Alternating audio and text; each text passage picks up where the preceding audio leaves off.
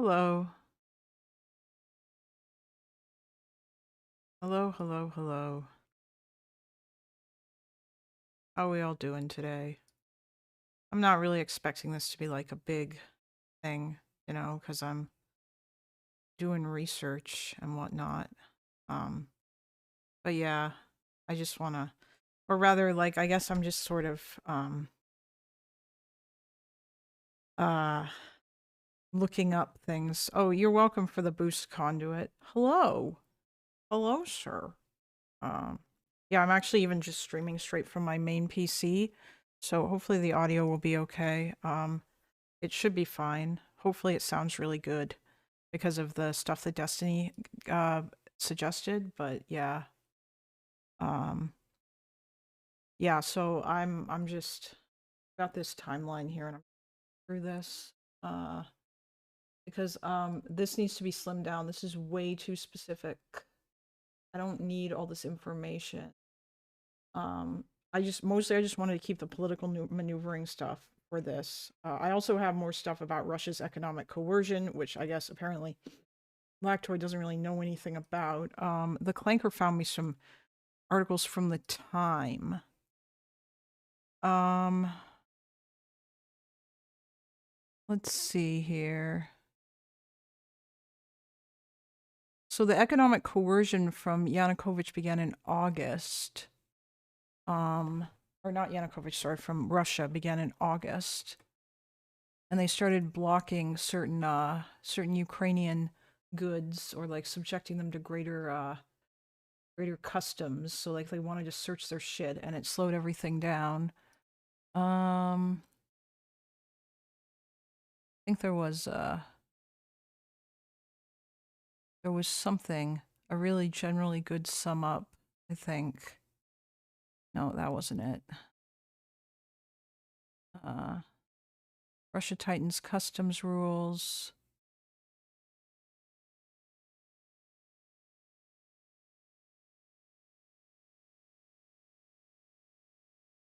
Where was it? I know that I have it here. I think maybe it might just be open in my regular browser here on this phone. Uh, there it is. Special report. Why Russia spurned the EU, or why Ukraine spurned the EU and embraced Russia. I'll just Google that. Reuters special report. Why Ukraine spurned the EU, embraced Russia. There it is.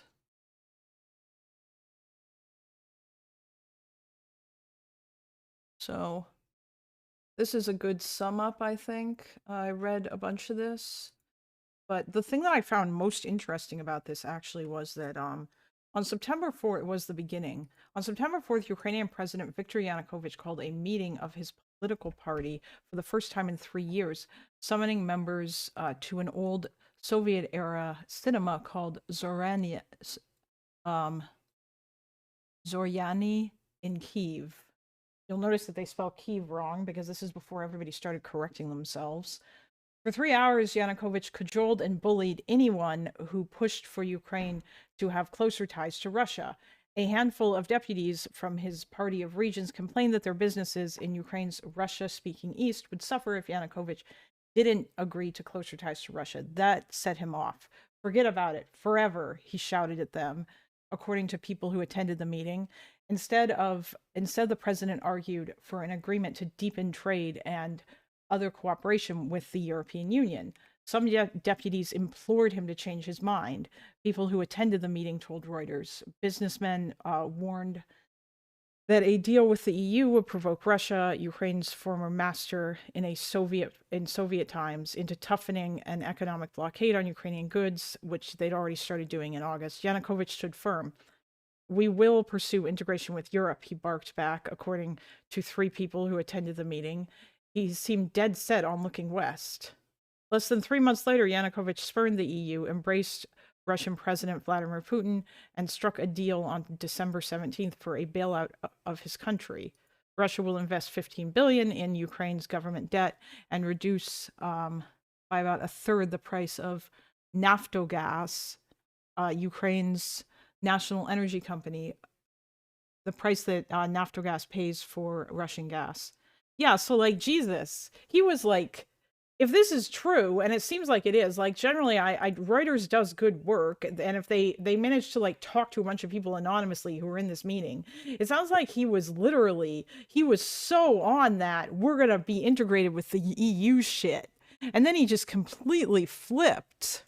Oh, thank you, Jordan, for the $5. Um, they barred Poroshenko's candy. Yeah. Um, oh, I have chat open. I'm just not checking it all the time because that I don't want to get distracted by you guys. You know, I'm glad the audio sounds great, Alex. But yeah, I'm just because it's important that I do this. I understand. Like I have I can explain to you what happened with Euromaidan. But what I want to be able to do is recall specific dates where certain important events occurred. Like right now, I can tell you that on November 30th, that was the night where the protest began on November 21st, and then on November 30th, the Berkut came into the square that night, and they beat people up in order to make them leave. And they did so with like I think they used like metal poles and whatnot. And there was a whole bunch of people injured, and they drove them out of the square. This was at like I think 1 a.m. or something. They did this in the middle of the night because people were literally camping out there. There was thousands of people there, and they used violence and like made them leave. And then they and then so like people ran away, and then I think they hid out inside of a cathedral the next day, and they were dealing with that. And I think a couple days later, shortly thereafter, a bunch of Maidan protesters marched over to the police station and they challenged the cops because they were angry. And like at that point, the whole thing escalated from peaceful, like as soon as November 20th or November 30th happened, the whole thing escalated from peaceful protests to like violent shit. And people realized they had to start defending themselves and whatnot. And it just kind of got worse from there as it ramped up and up. And the Berkut were like crazy, and the protesters fought back against them. And then later on, at some point in the future, like actually like army veterans got involved, you know, and they started building barricades, and there were numerous attempts by the cops to clear people out of Maidan, and they would always use the dumbest fucking excuses like we need to make the square clean for like the upcoming Christmas celebrations and all this other shit, yeah. And it just, but I need to, like, so I have like kind of the sort of greatest number of things or whatever. um but yeah, like it seemed for the most part the escalation happened because of like the Ukrainian, or yeah. By the way, you guys can mention me in chat at Kalinda Live if you actually want to get my attention, if there's something you want to tell me, or you can always like, I guess, try to message me on Discord and I will try to check that. But yeah, I'm not gonna like get distracted by random dumb shit that has nothing to do with this topic. Because this is what I am here to do today. I'm not going to be streaming tomorrow, probably, and tomorrow I'm going to be doing this too, so yeah. But if you have anything to contribute, obviously I know there's Ukrainians in the chat, and if you guys are, if you guys were there, or if you guys have stories or anything, that's great. Also, at some point later on, I'm going to be like hitting up Arthur and Octo, because I want more crazy memes about like weird election shit in Russia, because that, it would seem like the thesis Vladimir Putin is a dictator is generally pretty hard to prove. But yeah, like that would be the question I would be asking: is Vladimir Putin a dictator? And I can't believe that I'm even saying that seriously, but apparently Lactoid doesn't think that he is, which is fucking ridiculous. Also, I love this this split tab thing that Firefox has going on. This is very useful. Okay. Yeah, so on the 21st it started when Yanukovych rolled back the thing. Also, one of the EU's demands was Yulia Tymoshenko, who was Yanukovych's political opponent. He had her thrown in jail on corruption charges that I think a lot of people considered to be trumped up, and she needed to be released. There was worry, though. The opposition was saying, oh, he's not going to let her out because they know that because he knows he's going to lose to her in the next election, so he's scared of doing that. But yeah. Also, the cat is here with me. He's just chilling. I'll turn on the cat cam once my phone's battery is like more fully charged. Hi, baby. Okay. So I've got a bunch of stuff in here about the political stuff. Political. I'm probably going to leave this. Ukrainian government failed to pass the bills necessary to release the jailed opposition leader, Yulia Tymoshenko, which is one of the EU's stated requirements for the association agreement. The Ukrainian government said that they would start talking to Russia again. So this is from an Al Jazeera article that I had linked. This is around the time when the protests began. Yeah, the peaceful protests started with 2,000 protesters gathering in Kyiv's Independence Square. They organized it via social media. Opposition parties called for protests on social media. Protesters used hashtag Euromaidan on Twitter as well. And then, like, I just sort of have some stuff here. 22nd, 50,000 to 200,000. Putin says that signing the association agreement would be a major threat to the Russian economy. Tells EU leaders to lay off Ukraine for their decision to delay, as the EU president expressed strong disapproval. Yeah, the EU was like, bro, what the fuck? Stop fucking with them.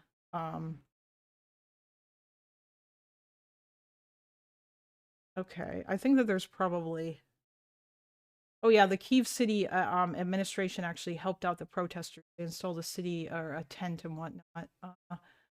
27th, Polish and Lithuanian government officials. Okay, it was reported that Kharkiv Polytechnical staff checked class attendance and threatened threatened truant students who attended pro-EU rallies with expulsion. Similar things happened in other cities. Yeah, I don't know if that's really relevant. A lot of this stuff is just taken from Wikipedia. Then the 30th is the big attack on the protest. Oh, it was at 4 a.m. Recruit special forces. Most protesters didn't fight back. They were unarmed. 35 people were injured initially. They went to St. Michael's Golden Dome Monastery. Okay, it was a monastery, not a cathedral. They got sanctuary. Then it was besieged at 9:30. The police justified their actions by claiming the protesters were interfering in Christmas decorations prep in Maidan, LOL Cope, and that they'd thrown rocks and burned logs. LOL sounds fake, but okay. Yeah, because I didn't see any evidence of that. Minister of Internal, and then they apologized later. There was a lot of this. There was a lot of like this weird sort of walking back where they went in hard and then they were like, lol, never mind, sorry, we apologize, we went too far, and it just kept going like this.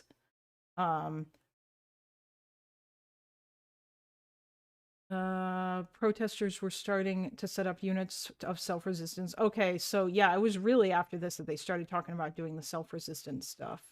That was November 30th, and then there were riots on the 1st of December. Opposition tries to pass a no confidence motion in the government. The Ukrainian Communist Party said they would do their own no confidence vote. Okay. Palm Day of protest, anti-Maidan protesters came out, pinching a tent near the Rada, blah, blah, blah. Yeah, I feel like this is getting way too detailed. Oh, this is kind of important though, because there was a meeting between Yanukovych and Putin. And apparently there was rumors, or there was like, I guess the Economist senior editor, Edward Lucas, citing his own diplomatic resources, later reported that Yanukovych allegedly signed a pact with Russia, which would include terms where Ukraine would receive $5 billion and a natural gas price reduction in exchange for an agreement to join their customs union at a later date. Yeah. They also, Ukraine and Russia had also been talking previously because they had a thing that they had like a free trade thing that they were potentially, or a free trade zone thing that they were potentially going to set up, that they had signed on to November 18th, 2011, but they hadn't actually done that. There were 10 Sunday in a row mass protests. Okay, and then this is a survey about the protesters. Actually, I'm going to make this be a heading. What's this? A heading for?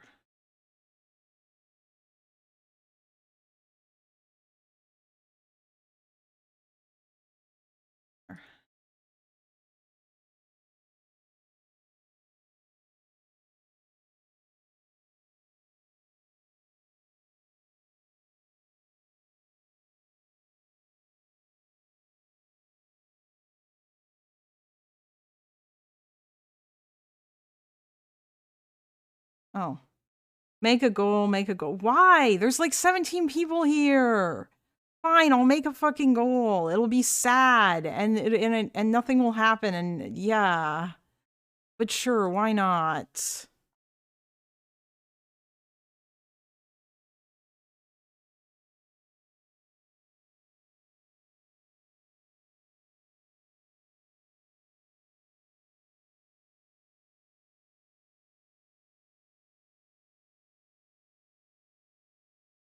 I bought easel that morning and decided that going there with easel would be stupid, but there were hundreds of people going to Maidan. Oh, you were there, Wasserman. You protested. Do you want this to be a job or not? Take it seriously, happy face. Thank you, Conduit. Thank you, as ever. Also, 22. Yeah, no, thank you. Thank you for your, thank you for, you know, yeah. I'm just saying because Destiny is live right now. Maybe this will become like more of an actual stream because there's a video from a channel called Pax Americana, I think it's called, or something. No, it's not called that. I don't know exactly what it's called. I can't remember. But there's a video from a channel like about Ukraine. That's apparently talking about the reasons behind the Russo-Ukraine war, which I'm sure is just going to be all the usual pro-Russia talking points. But then he also has another video talking about how the political or the situation in Ukraine is insane or whatever. And I'm sure that that's also going to be fucking stupid, but you know. Okay.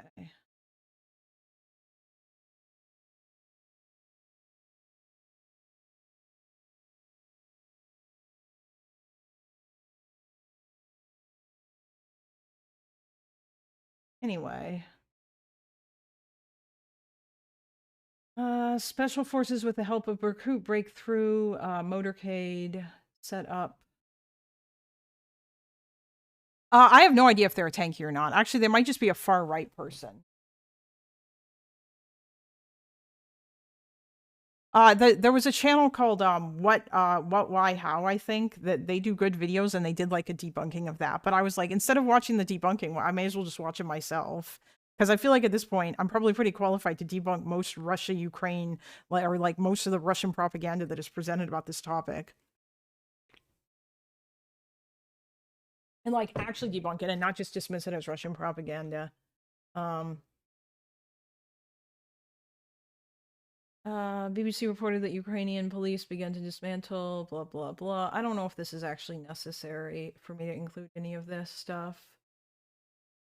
Oh, there was stuff here about intimidation, actually, that Yanukovych engaged in as well. Yatsenyuk's party, their website went offline. He was one of the opposition leaders.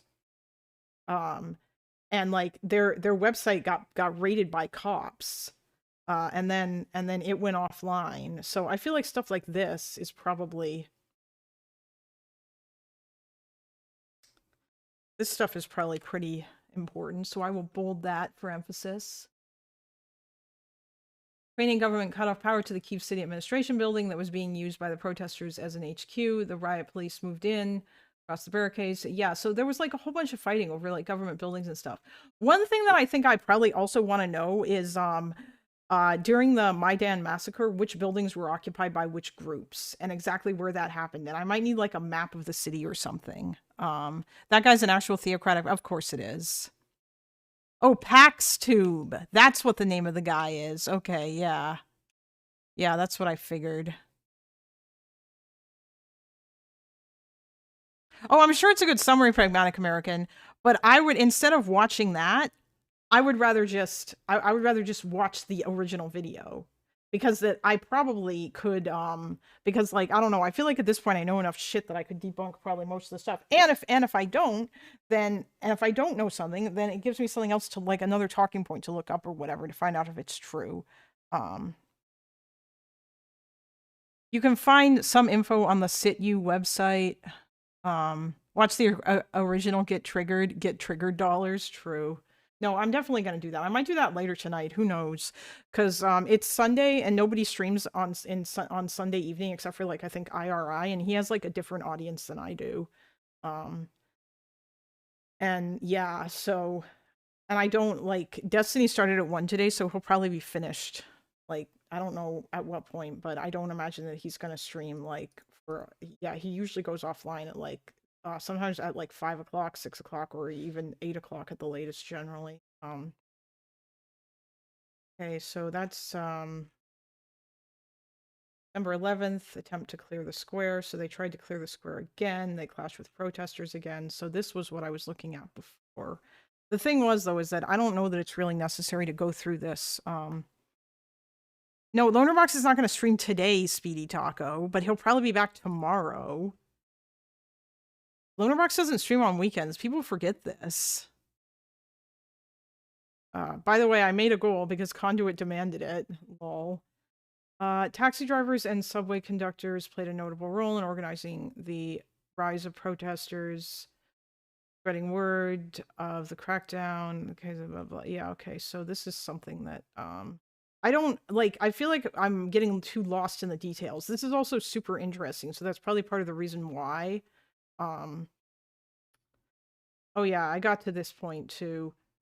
Activists formed self-defense groups to guard Kyiv City Hall. Police attempted to raid the building by mid-morning, which it swarmed with busloads of riot troops. Oh yeah, the demonstrators, they had like fire hoses. Look at them, in order to like spray on the cops to stop them from coming in. By the way, it was like incredibly cold outside, so this is kind of like one way to do it, you know? Yeah.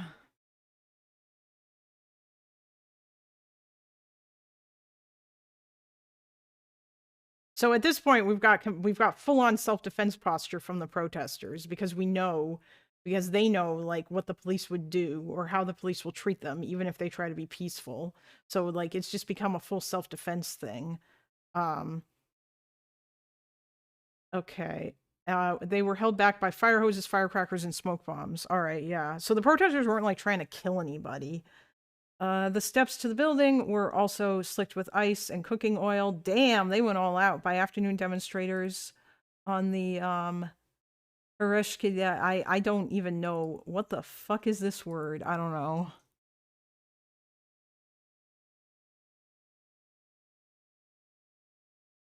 Oh yeah. Some people were hospitalized. Yes, there were injuries, but I'm saying that I don't think they weren't trying to like kill anybody. That didn't start happening until later, and I don't know that that was necessarily, yeah, like that was when the escalations really picked up because then people started using guns to shoot people. But yes, yeah, there were people that were hospitalized. Clashes during the raid and a standoff at City Hall sent 30 people to seek medical aid and 15 to hospital, including 9 police officials stated. Yeah, so 9 police got injured. Yeah, probably because of the cold water.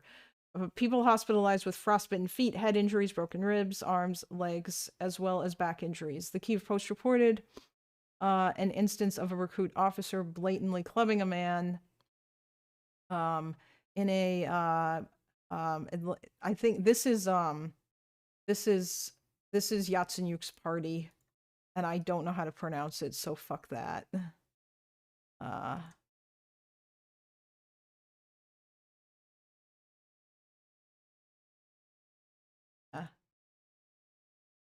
The All-Ukrainian Union Fatherland. It's the Fatherland Party. Can I just write it like that? Oh, these guys are center-left. And they're part of the center-left to center-right faction. Interesting. They have 25 seats in the Rada right now. Oh, this is Timoshenko's party. Okay. I thought this was Yatsenyuk's party, or is he also part of it? By the way, Timoshenko was never part of she was the prime minister. She was never the president, but I think she ran against Yanukovych to be president in 2010 and she lost. Oh, you don't like Timoshenko, Zangor? Yeah, I think she's probably pretty corrupt. But when Yanukovych threw her in prison, though, that was trumped up, was it not? That's what a lot of people thought. A lot of people felt like it was bullshit when he jailed her. Yeah, okay. So I think it had something to do with her management of the Ukrainian gas company. I don't blame you for not pronouncing that name. Why you guys got to do this? Why your name's got to be like this?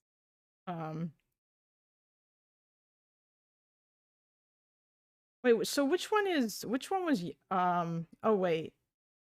The party was a member of the second Yatsenyuk government. Okay. Huh.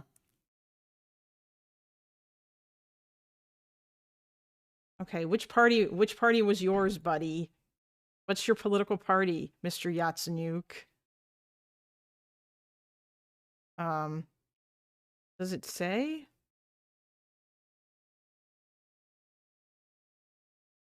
Or does it not work like that?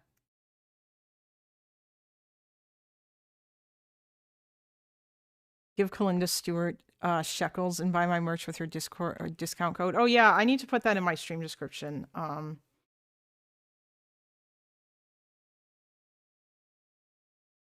This guy was the leader of the opposition, though. Oh, he was the prime minister too. I mean, I don't necessarily think that that matters too much about. Oh yeah, the second Yatsenyuk government. This was after the parliamentary elections. Okay. Yeah, but we're getting off track. So yes.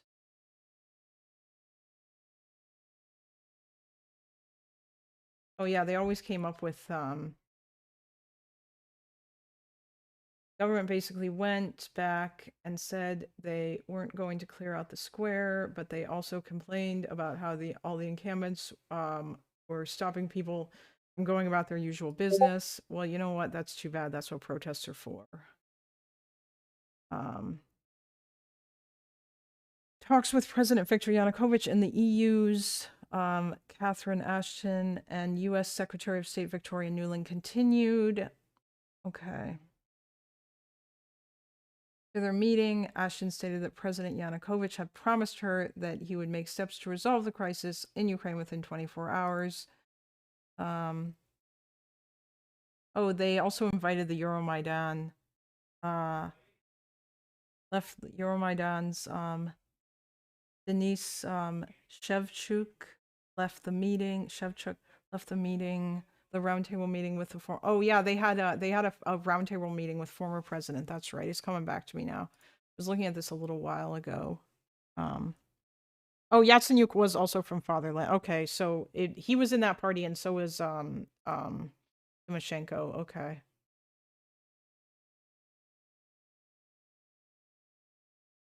Yeah. So was this on?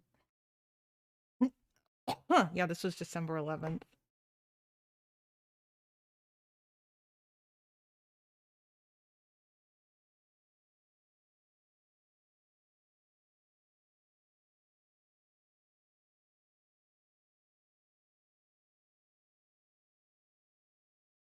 Let me just put this one thing up here.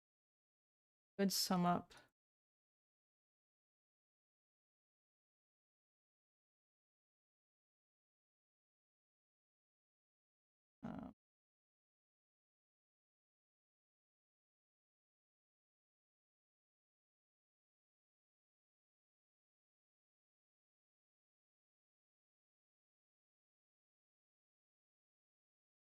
So there were talks. This is on December 11th.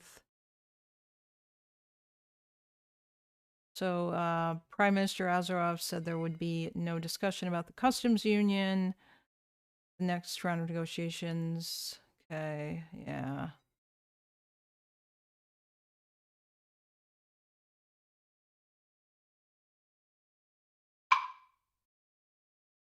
So, wait.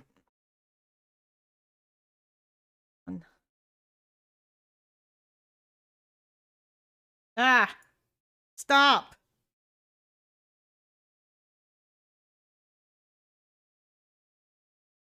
I guess I need to exit this and then, like, reopen it. It's been open for ages now and it's being dumb. What was that clank sound? That is my, that's my speech to text turning on. Yeah.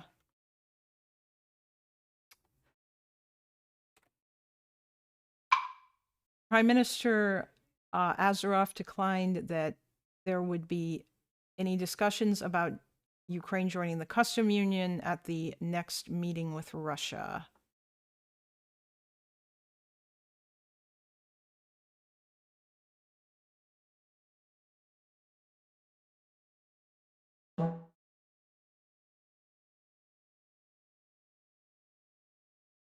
The clanker clank. Yeah, exactly. I think this does a really good job. It's because if I type too much, then my wrists are gonna hurt. So yeah. This is the best speech to text thing that I've ever used. And of course it is powered by ChatGPT's Whisper CPP. Like ChatGPT has really good speech to text like AI stuff. So, you know, and it's all offline, which means that it's not like recording any of my shit. Just pin it. I thought that I did, but okay. I mean, I did before, but yeah.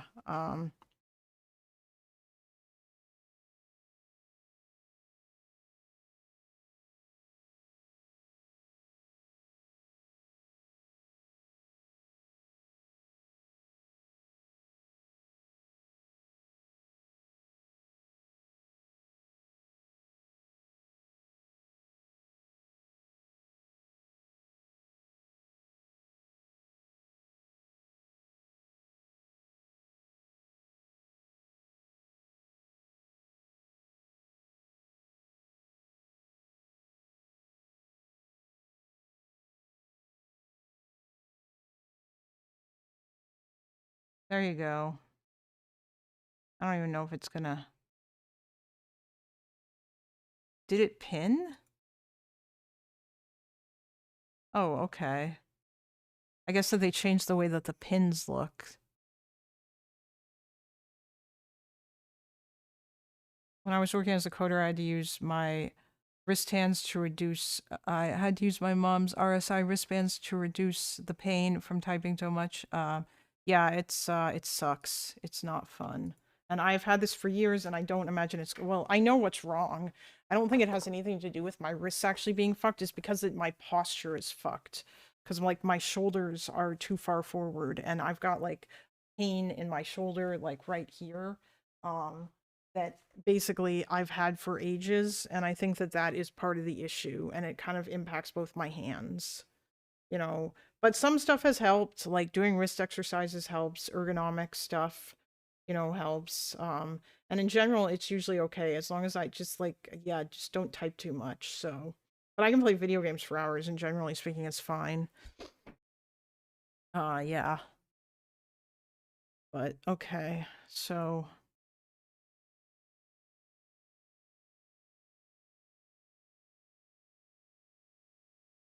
also requested, oh yeah. Yanukovych's government kept trying to get more money from the European Union as well, because they were obviously afraid that Russia was going to bankrupt them if they didn't go with the customs union.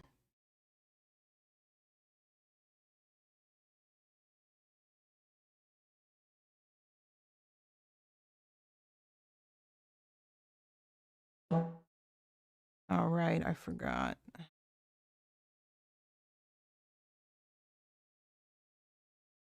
What the fuck is this? Playing render? I don't understand. What is render?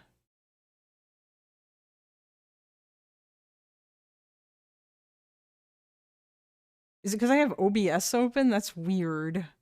But okay.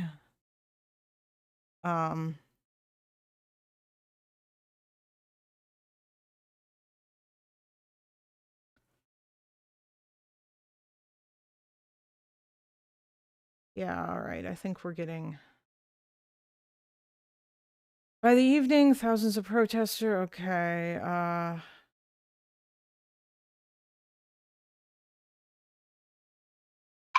there was also a roundtable with the Euromaidan leaders and some former presidents of Ukraine that went nowhere.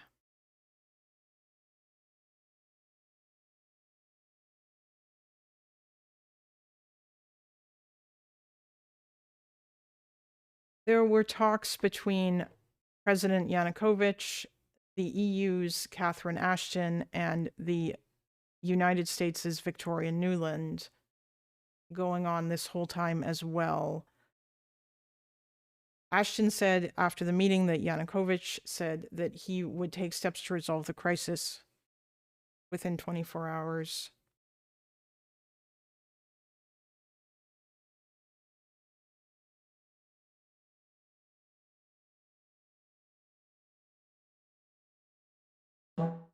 Only thing I don't like about this is sometimes it'll stop if you pause.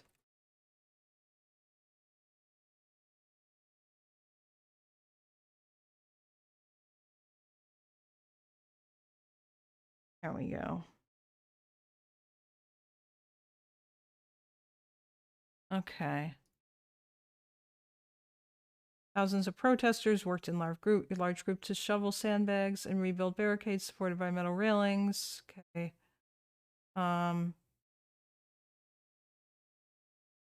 Meanwhile, the protesters dug in and reestablished their barricades. Okay.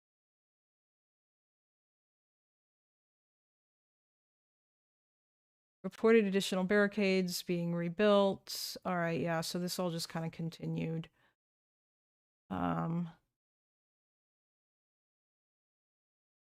Chief of Security Services of okay, so the SBU chief invited experts from the Russian Federation, from the Russian FSB to advise on how to disperse protests. What? I'm actually not shocked by this at all. I'm just joking. Okay, so this is from a Ukrainian news outlet.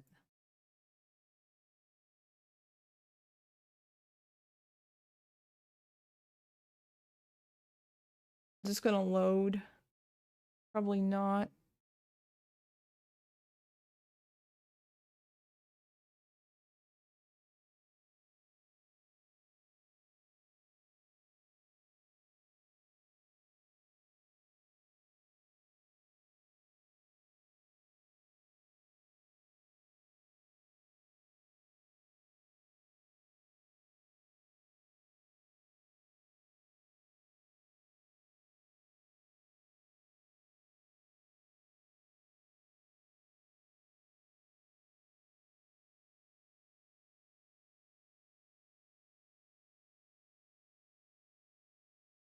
The fuck is this?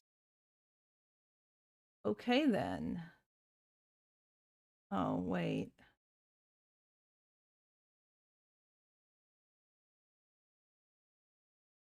This is the archive version.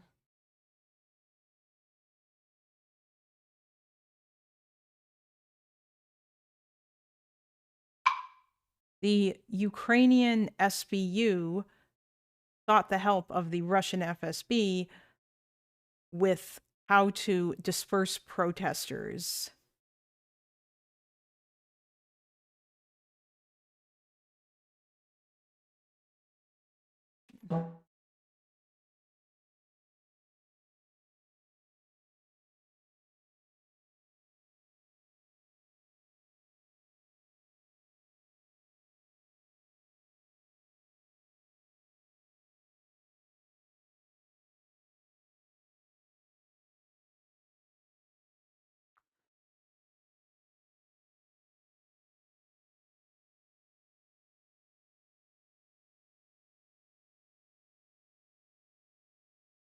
Deliberating gases and aerosols, and the recruit ended up using live ammo. Yeah, they did eventually. I don't know how much time it took before they started. Actually, I think that was something, when that happened, it shocked everybody. SB,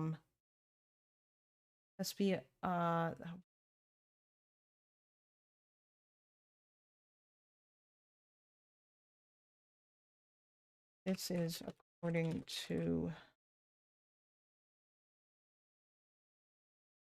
was deputy chairman of the SBU in 7. I don't know how he knew that, but oh, he had sources.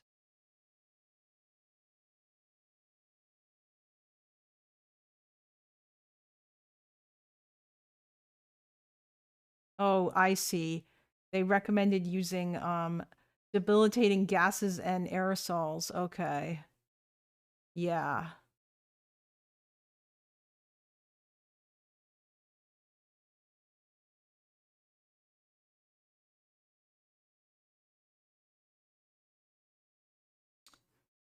Roundtable discussion was held on December 13th, involving the president, 3 years opposition, representatives of the government, blah, blah. There was no live broadcast on any national channel, and the live stream of 2 channels was disrupted when opposition leaders spoke. Hello, sir. Following the roundtable, former President Kravchuk blasted the blackout of the broadcast, saying, "I organized the roundtable. It is outrageous that they turned it off. It is outrageous when the left hand doesn't know what the right hand is doing." Controversially, it was uncovered that Dmytro Levin, who claimed to represent a student organization involved in Euromaidan, is actually a member of the Young Regions, the youth wing of the pro-presidential party of Regions. Ooh, I don't need to write. This is not relevant, but that's interesting anyway. The real student leaders of Euromaidan said they were not invited to take part in the discussion, and Levin's statements, which included claims of being used by opposition politicians, were said to be uncharacteristic of the real leaders of the student strikes.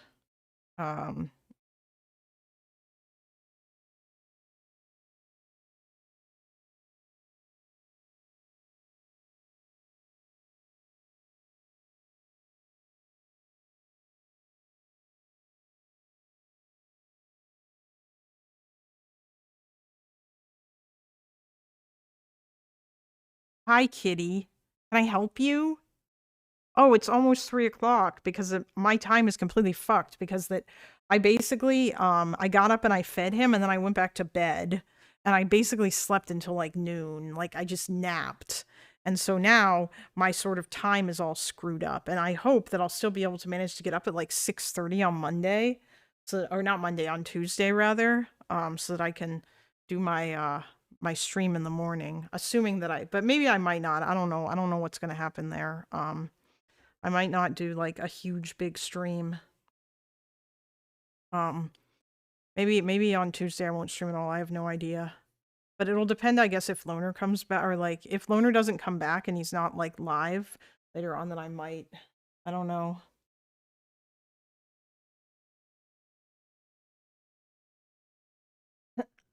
Huh.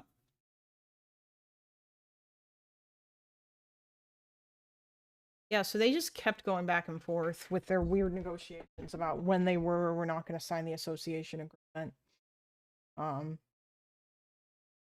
President Yanukovych suspended the head of Kyiv city administration during the National Defense Council's blah blah. Oh, Deputy Secretary of National Security Defense Council. Later that same day, the General Prosecutor of Ukraine's office handed a notification of suspicion of abuse of power when ordering the police actions on. Ooh, shit.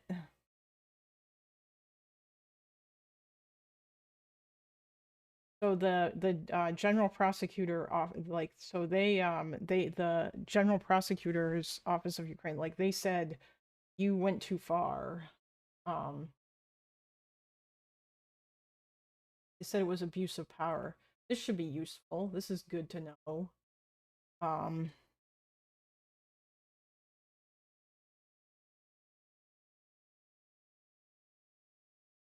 okay.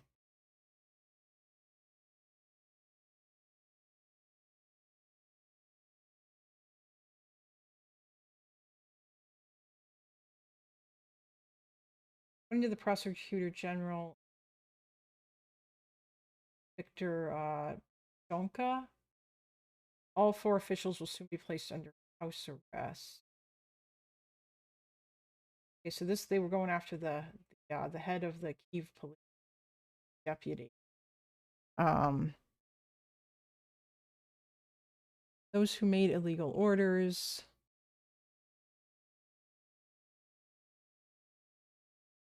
Hello.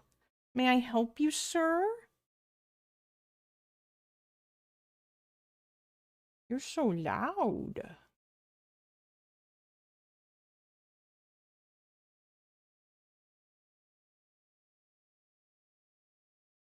Sir is in need of cuddles. Yes, we do. Yeah, we have daylight savings time, Alex. Yes. That's the thing that we have.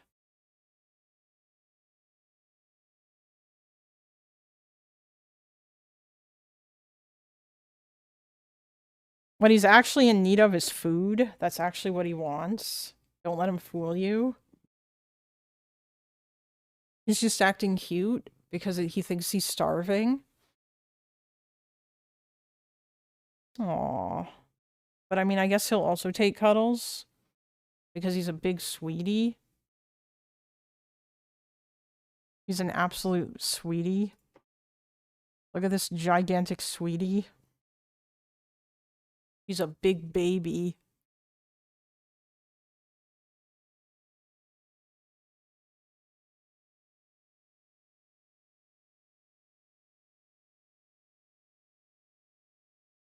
Aww. I love you, Stuart. He's like, okay, that's enough. Give me food, human. Yeah, alright.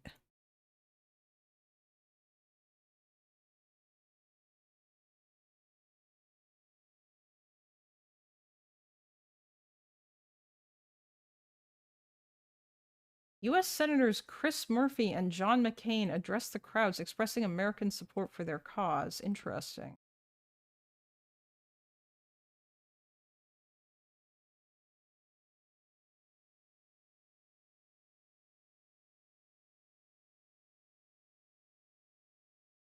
Previous day, opposition leader Yatsenyuk had stated during the roundtable discussion, those who made illegal orders and those who executed them must be held to account for the whole country to see.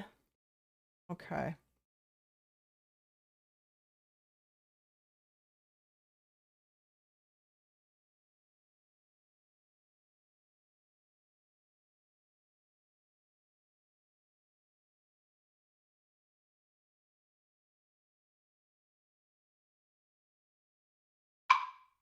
The general prosecutor of Ukraine handed out a notification of suspicion of the abuse of power in the police actions on November 30th, 2013, when they attacked the square and cleared out the protesters violently.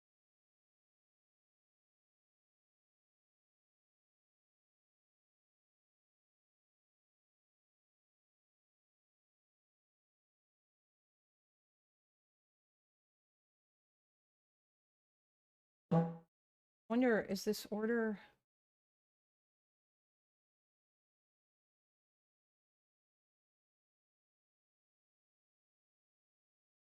Okay, this is from Interfax. Go with the archived. I'll be right back, you guys. I'm gonna feed him. BRB.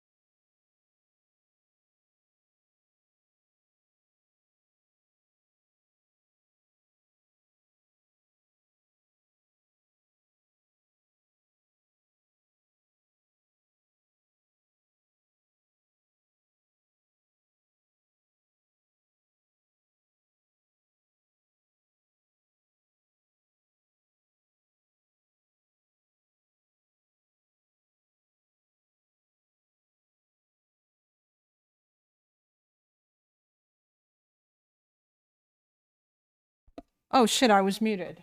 Rip. Yes, the mic was muted. I'm sorry, guys. You missed my oh hi Arthur. You are also here. Hello, sir. Um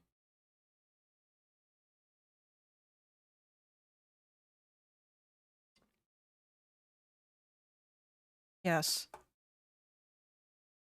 The protests are supposed to be happening today. I'm assuming that like it's going to be like 20 people and they're all going to get arrested like Roman said in his video. You want to ask me stuff, we're going to hop on VC? Yeah, well, I'll get to that in a second. I really want to kind of like go through the rest of this first. But maybe maybe a little bit later, I'm not sure. Mostly if there was stuff that I wanted to ask you about, it's going to be about the is Putin a dictator question. Because that I know that Lactoid essentially refused to say that in his discussions with Dylan and Loner, which I think was the most recent discussion that he had on this topic.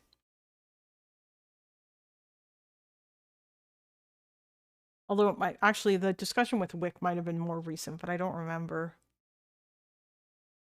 Linda just solved the IP conflict and we didn't get to hear it. Yes, absolutely. That's definitely a thing that I just did.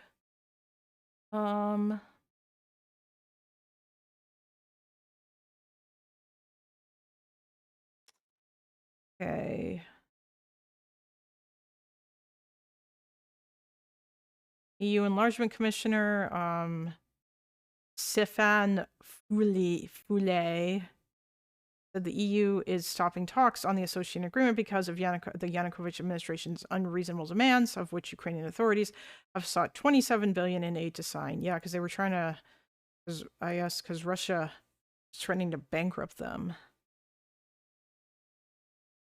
Oh, I need, Budapest memorandum.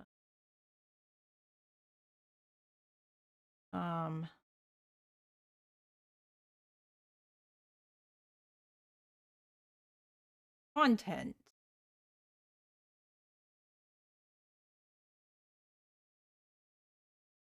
Oh, one other questions. Respect signatories' independence and sovereignty in the existing borders.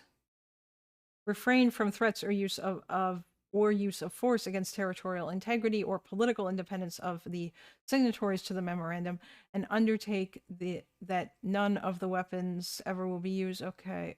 Refrain from economic coercion. Welp.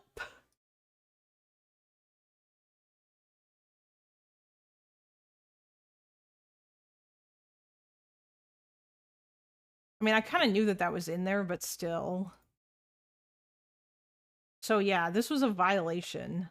Like Russia trying to economically coerce Ukraine was a violation of the Budapest Memorandum, or the Budapest Memorandum, designed to subordinate to their own interests the exercise by Ukraine, the Republic of Belarus, and Kazakhstan of the rights inherent to it in its sovereignty, and thus secure advantages of any kind. Yeah, yeah, I can tag you. Arthur, if there's something. Basically, I'm interested in hearing more about that stuff that you were talking about with like yesterday with like the voting on stumps thing and all of that, because I don't entirely know what the hell that was about. Or like other weird shit like that.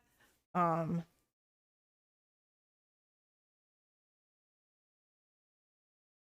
also I believe that there was some Russian guy who did like an analysis to work out that I think the most recent election had been rigged more so than any previous election in order to ensure that Putin would win. They like fucked with the numbers in some way or whatever, and basically it was like did it in some weird way that wasn't really like the results if anybody bothered looking into it. But yeah, that was something.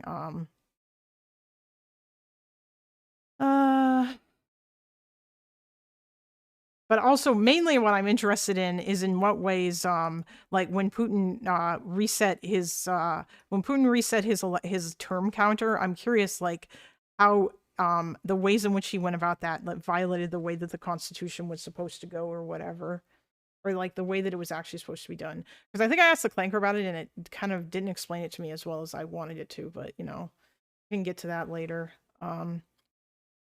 December 17th. Held the 6th interstate consultation where they signed the December 17th Ukrainian-Russian action plan. This consisted of the Russian National Wealth Fund buying 15 billion Ukrainian euro bonds, the cost of the Russian natural gas supply to Ukraine. Okay, yeah, so they got like a big discount.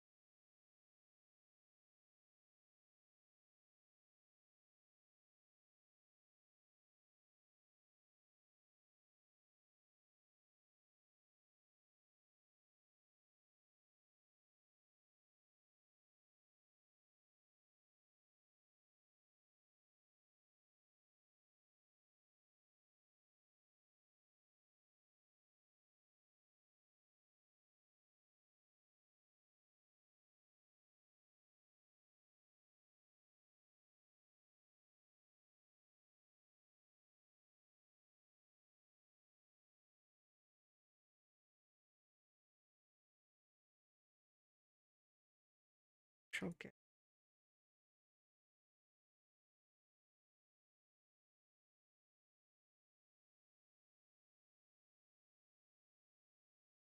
Oh, yeah. As part of this plan, Russia committed to do reforms so that they would stop messing with Ukraine's imports into their country.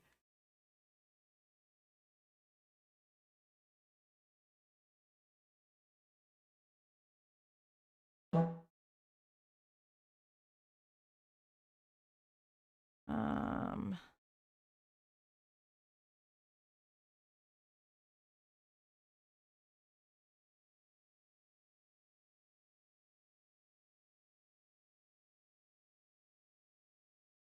okay. Opposition parties blocked parliament in order to defer its ratification since they quickly denounced the plan.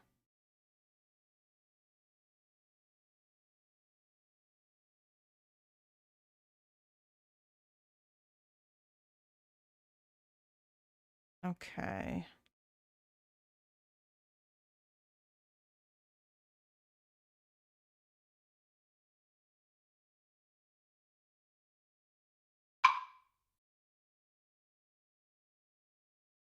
The opposition parties blocked the parliament to stop the ratification of the deal since they didn't want to sign it.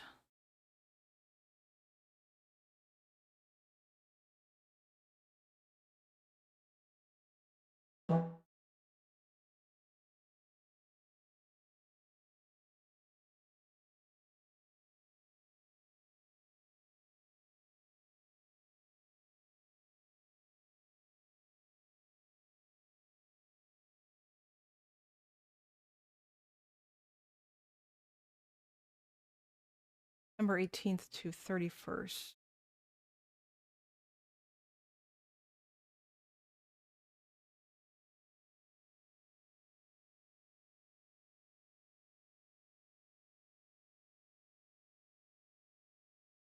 Prime Minister Azarov stated that without the deal with Russia, bankruptcy and social collapse would have awaited Ukraine. Oh, wait, hold on. Did they actually? Response to the agreement. The opposition leaders vowed to continue their protests if necessary. Stated their demands for the firing of the second Azarov government, early presidential and parliamentary elections. Also on the 17th, UDAR issued a statement regarding the alleged UDAR is Klitschko's party. Alleged attempt on Vitaly Klitschko's life, according to the party.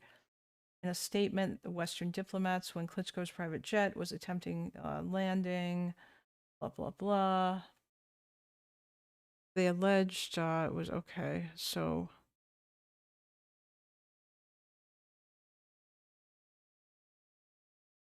they didn't want to ratify the plan. Huh.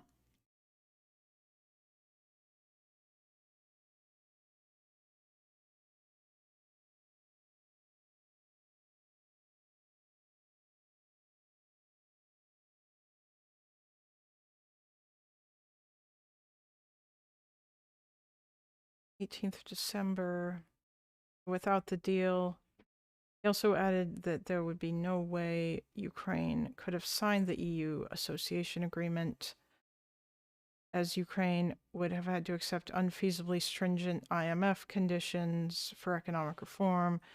The protest on Maidan continued on December 18th. Okay, yeah, so we're just worried about this stuff. They were pushing for it, and then they started backpedaling because of IMF stuff, and really it was because that Russia was squeezing them. Viktor Yanukovych stated, "We have decided to pause on the association agreement to work out what kinds of conditions." Oh boy, okay.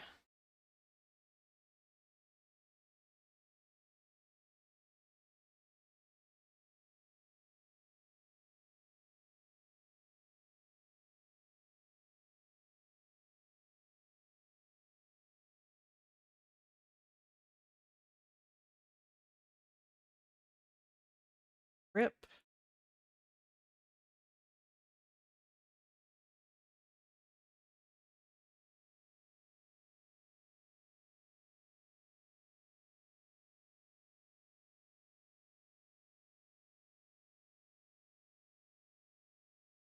Does this still work, I wonder? No, of course not, because none of the stuff from Euronews actually works.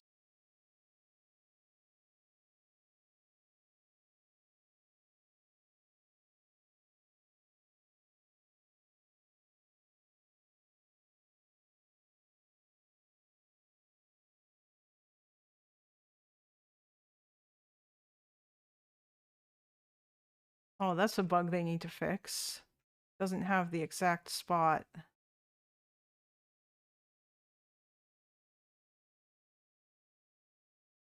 Yes, Vaniloven, it is a research stream. It is a boring, boring research stream about Russia and Ukraine. In which I seem like I'm dead. Because I kind of feel like I am a bit. I don't know. Ukraine's Yanukovych explains Russia and EU ties, status, criticizes Western politicians.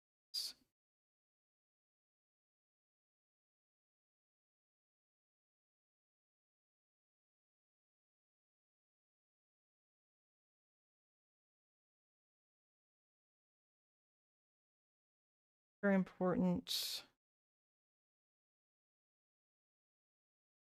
Don't die. Dying is bad for your health. The boringer, the better. What's the question we're trying to answer right now? Oh, I'm just laying out the general events in Euromaidan, mostly because that I am mostly because that I want to know all of the events, like from top to bottom, or maybe not from top to bottom, but I want to know them well enough that I will know like specific important events that occurred, particularly when it came to the kind of political maneuvering.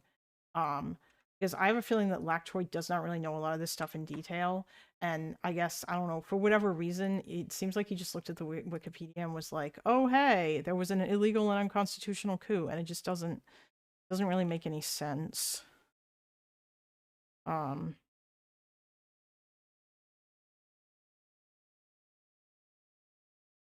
but yeah, whereas what I'm seeing here is the reason why they suspended the Euromaidan stuff, the Yanukovych's government did, was specifically because of they specifically did that because of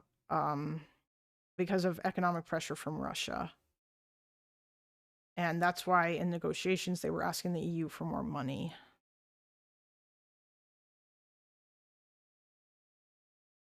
We've decided to pause the association agreement. Okay, so is this actually in here?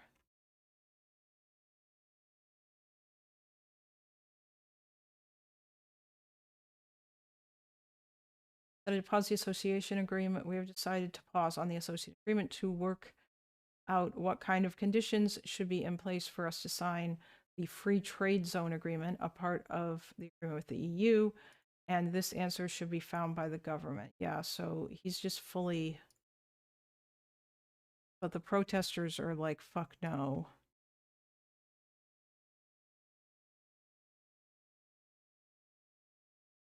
So yeah, Russia starts economically pressuring, and then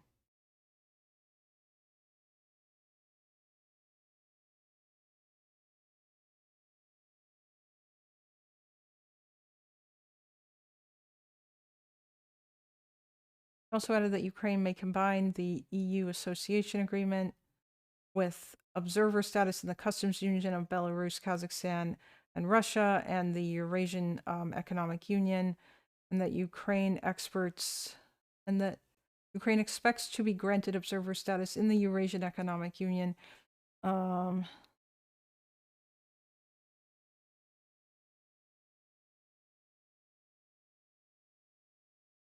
Okay.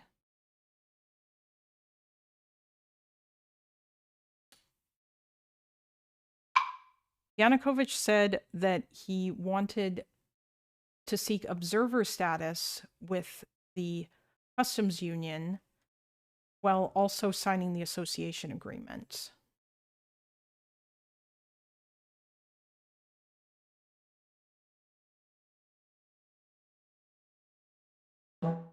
That's interesting. Could he even do that, I wonder? Polish foreign minister stated, I do not know any formal acts that should say it is impossible to sign the association agreement between Ukraine and the European Union.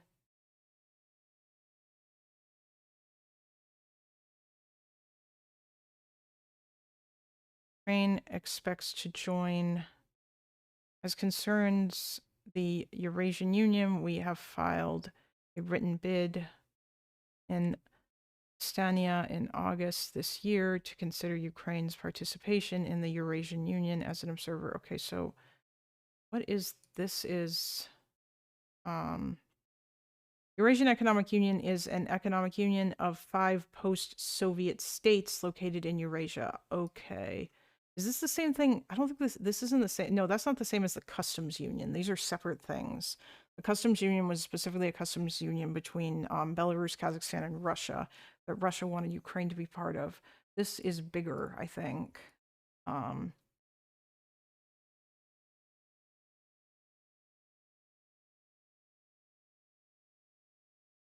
Belarus, Kazakhstan, Russia. Treaties aiming for Armenia and Kyrgyzstan's accession to the Eurasian Union were signed on October and December, respectively. Armenia's accession treaty. Why do they have two? Why do they have two? Why don't they just have one? Why do you need two fucking what? I don't understand.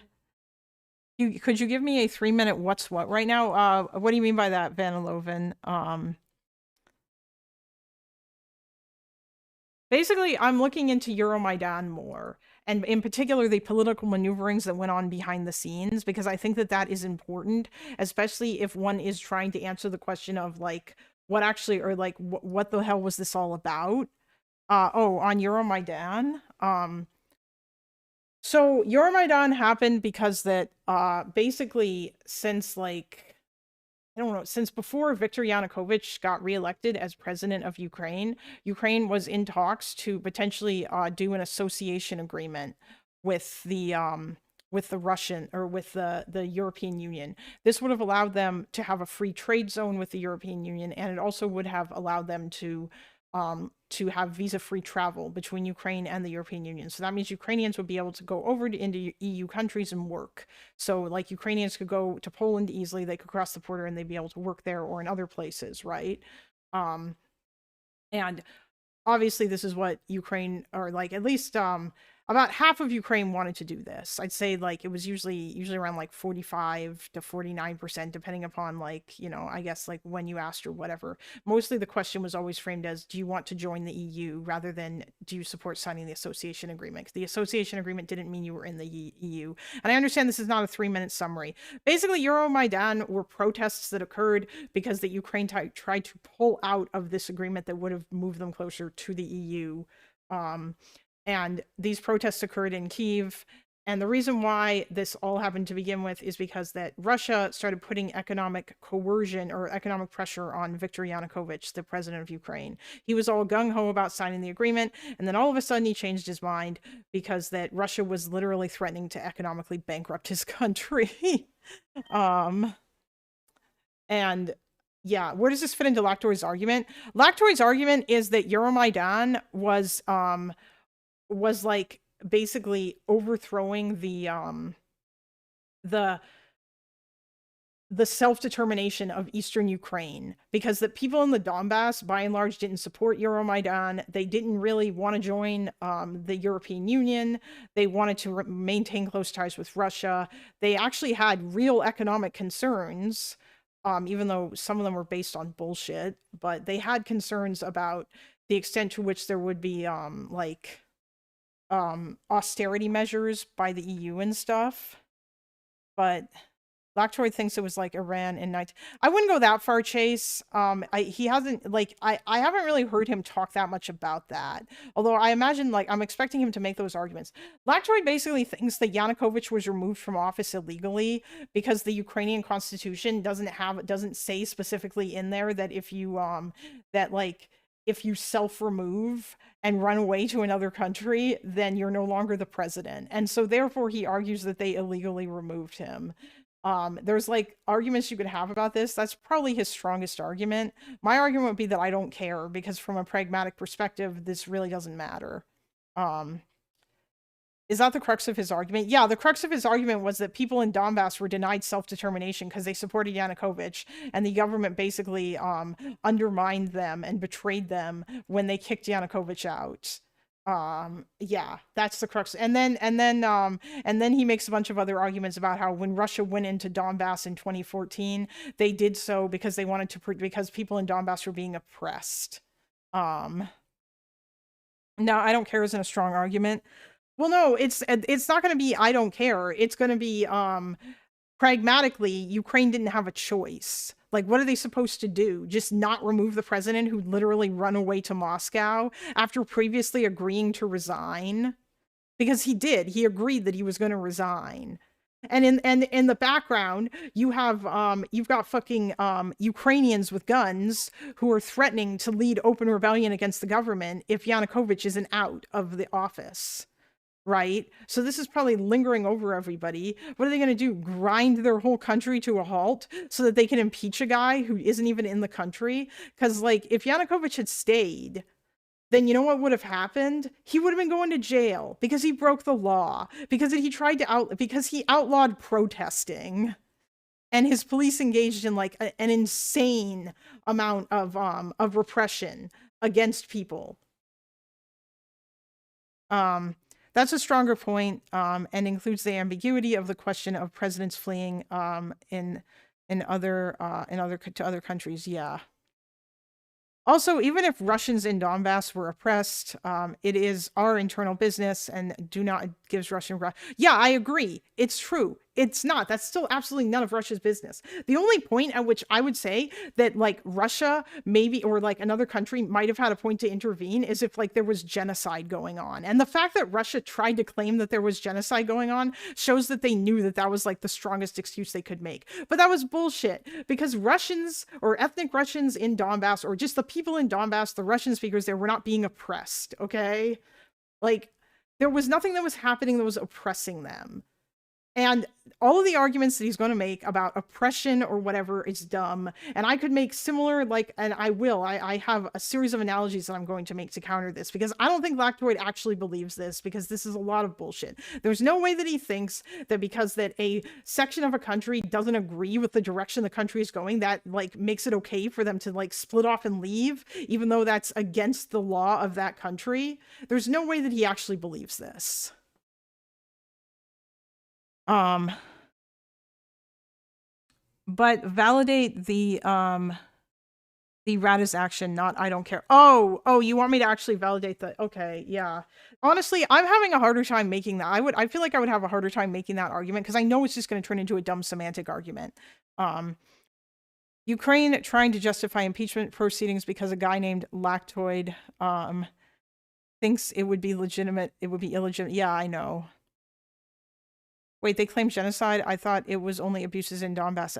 Yeah, no, Alex. Russia literally tried to claim that Ukraine was committing genocide against ethnic Ukrainians in Donbass, and they used this as a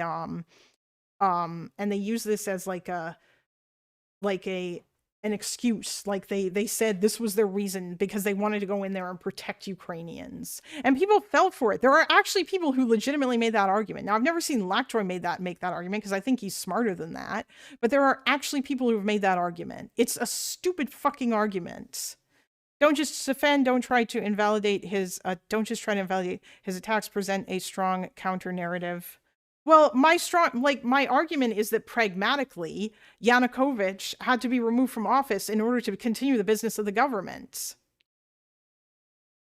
Do the separatist states in the Donbass even exist anymore, or have they just been replaced by Russian occupation? I mean, they kind of exist, but they exist as republics in Russia now, as far as I understand, because Russia annexed them. America is Batman. God damn it. That fucking Vegan Gains conversation last night, that was so fucking stupid. Jesus Christ. I don't know what the hell's up with that guy.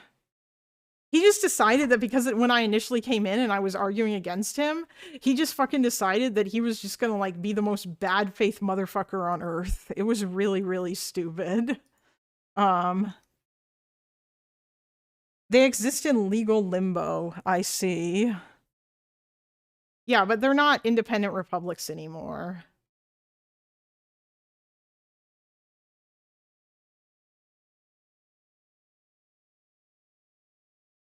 Yeah, Vegan Gain said some ridiculous shit in that conversation. Glad to catch you yesterday. Oh, thanks, thanks, Candy. Emphasize that, though, Yanukovych left Ukraine with a bad situation and they took the best option presented. Emphasize that, though. Yeah, exactly. That's exactly what happened. What the fuck else? What were they supposed to do? Ask him to come back? He wasn't going to leave, and he was supposed to leave as per the agreement that he and everybody else agreed to. And if he came back, like, he was supposed to resign, basically. And if they impeached him, that would have taken ages. But he didn't want to be impeached either, and that's also probably why he didn't come back. Like, I suspect that he knew that if he came back, he was going to end up in prison because he broke the law. Those anti-protest laws were insane, and he basically presided over, like, a ton of police abuses. So he was probably going to go to jail. And I'm sure that he was aware that that was likely what was going to happen, or at least he thought that it was. Or was the entire country supposed to be frozen, and, well, he made up his mind, possibly forever? Yeah, I know. Yeah, that's my argument. A country cannot operate like that. And especially not when you have a country that like has thousands of people out on the street protesting. And like, there are people who are threatening to lead an armed rebellion if Yanukovych isn't, like, ejected or doesn't resign. Yeah, they did. They did make the best decision. Oh, actually, Epic gave me a really good analogy where he said, like, what if something similar had happened with Joe Biden? Or, like, if Joe Biden had tried to outlaw, like, protesting or whatever after he did something really unpopular, and then, like, people were out in the street and he he hired, like, a bunch of thugs to go and, like, shoot people, or, like, he hired Antifa super soldiers to go beat up protesters in the streets. And then like, he came to an agreement with the Republicans, and instead of doing it, him and every Democrat and all the Democrats in Congress all ran away to China.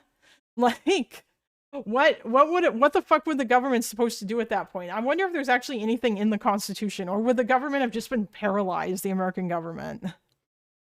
I would de-emphasize the threat of force. That delegitimizes things in the eyes of Americans. Constitution is not a perfect document that accounts for every possible situation, like how many amendments US 1 had. Oh yeah, that's also true, Zangor. Like, I would argue that maybe after all this is over, you guys will amend your Constitution to add in more possible scenarios for when, like, the president can be removed or whatever. But yeah, no, you just didn't think that was going to be a thing that was going to happen. You never figured, oh man, the president's going to, like, fucking, he's just going to leave. He's just going to run away in order to avoid his thing. The other thing that's really stupid and annoying, though, is that Lactoid doesn't actually care about this, because he like supports these regions seceding and leaving Ukraine, and he supported Crimea doing it in the 90s too, even though this is all explicitly against the Ukrainian constitution. So I don't know why he would be in favor of this, or like he's not, like he doesn't care. This is just a dumb argument that he could make. That's why I'm saying, like, I don't think that he actually believes any of this. Or rather, the Constitution only matters when he says it does, when it's so much that he can use it to prop up his argument. The question is whether or not American states could secede wasn't settled until after the Civil War, I think. Yes, that is correct. But yeah, like, that's not, I'm just saying, like, if I put a question, actually, I think probably my best analogy is going to be like the one about the, what if the Rust Belt states all decided that they weren't being represented when the U.S. signed NAFTA? Would it have been okay for them to secede because they had economic concerns? You know?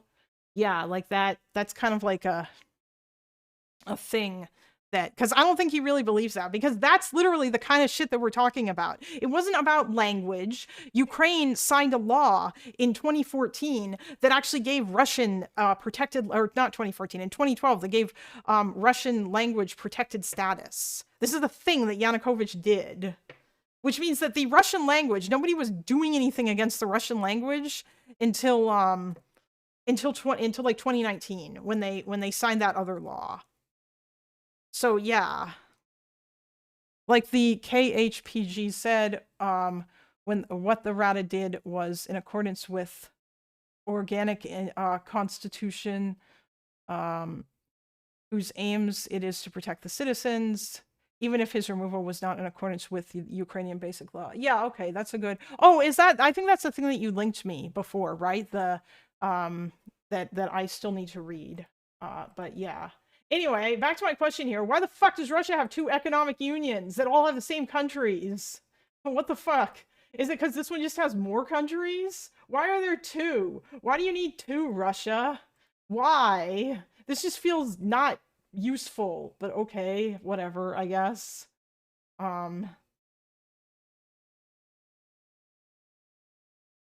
Okay, yeah, no, I'll definitely look that over too, because I think that the whole thing about the Constitution is a complicated question, right? That obviously people have debated.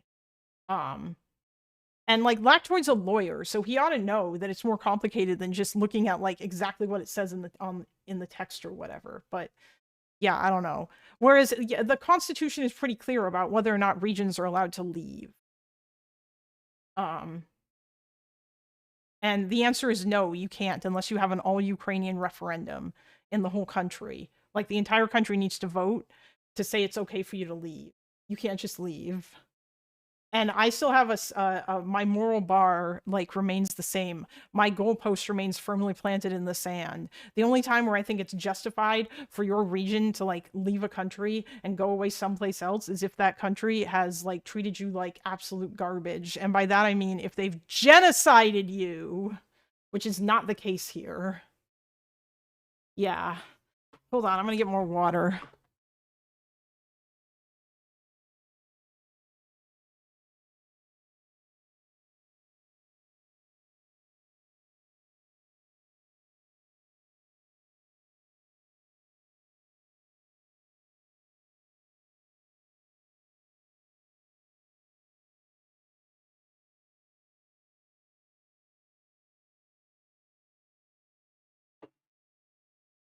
Okay.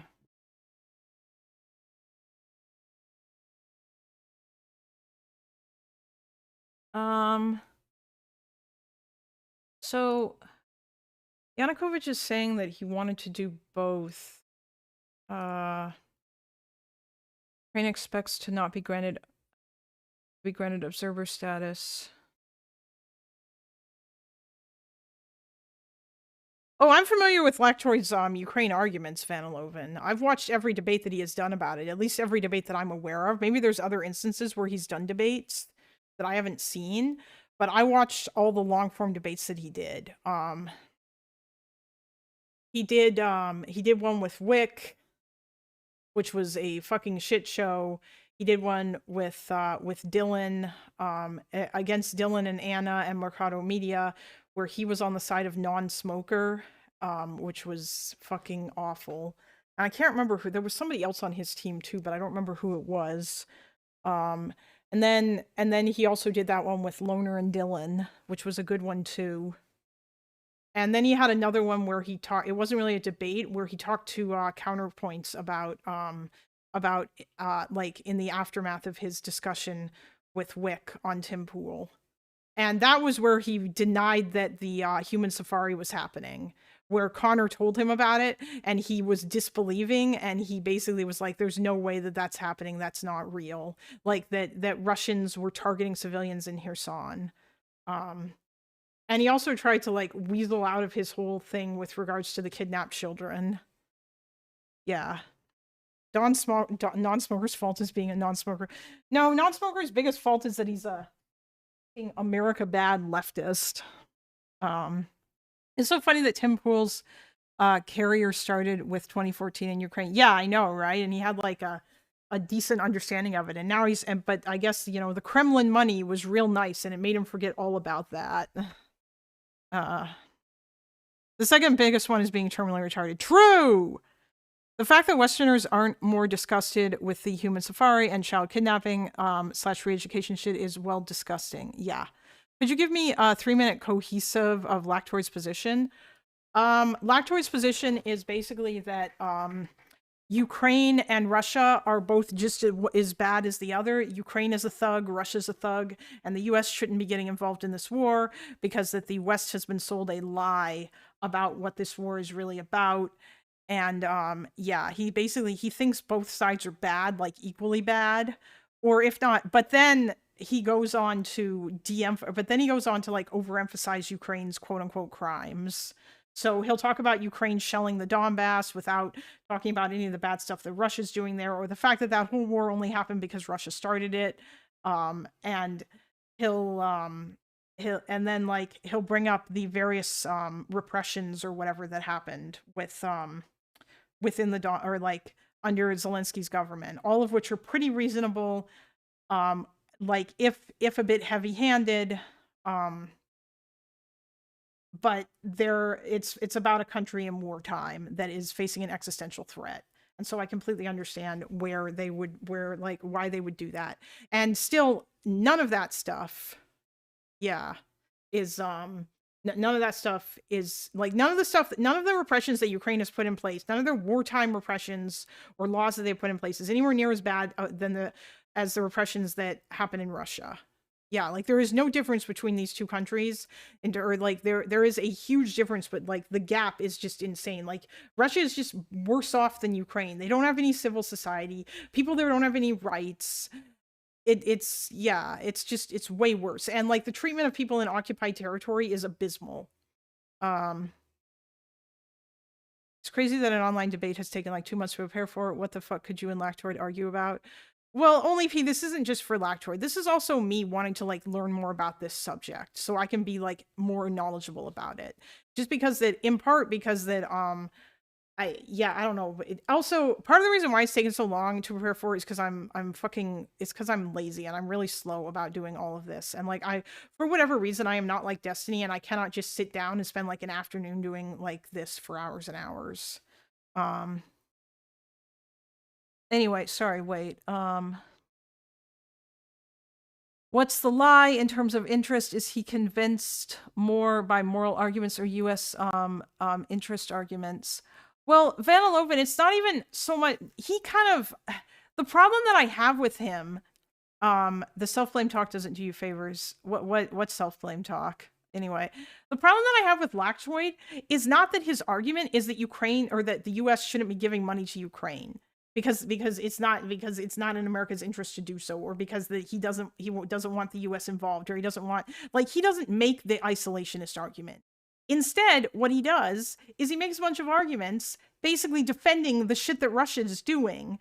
And like, he justifies Russia's involvement, and then like he tells a bunch of lies about Euromaidan, and he makes all these ridiculous claims where essentially he just repeats Russian propaganda. He denies Russian war crimes, or he downplays them. And yeah, so like that's really my beef with him. And also the fact that anybody who has argued with him about this hasn't really been able to stand up against him, because that he looks like he knows way more about this than he probably actually does. And the more that I dig into this, I feel like now that I have a level of knowledge on this probably greater than like he does.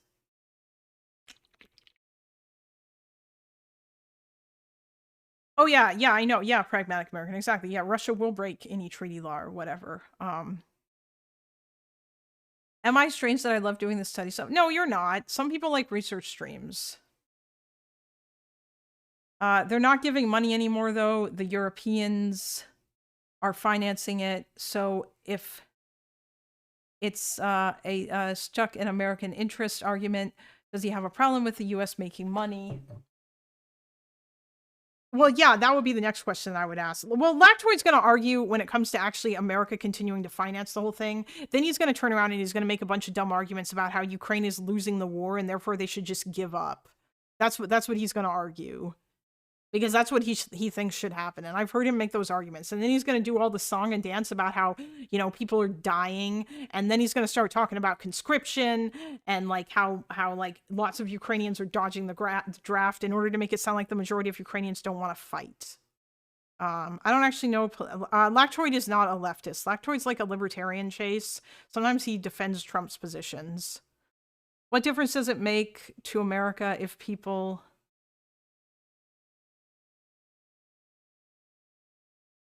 are dying but Americans get jobs?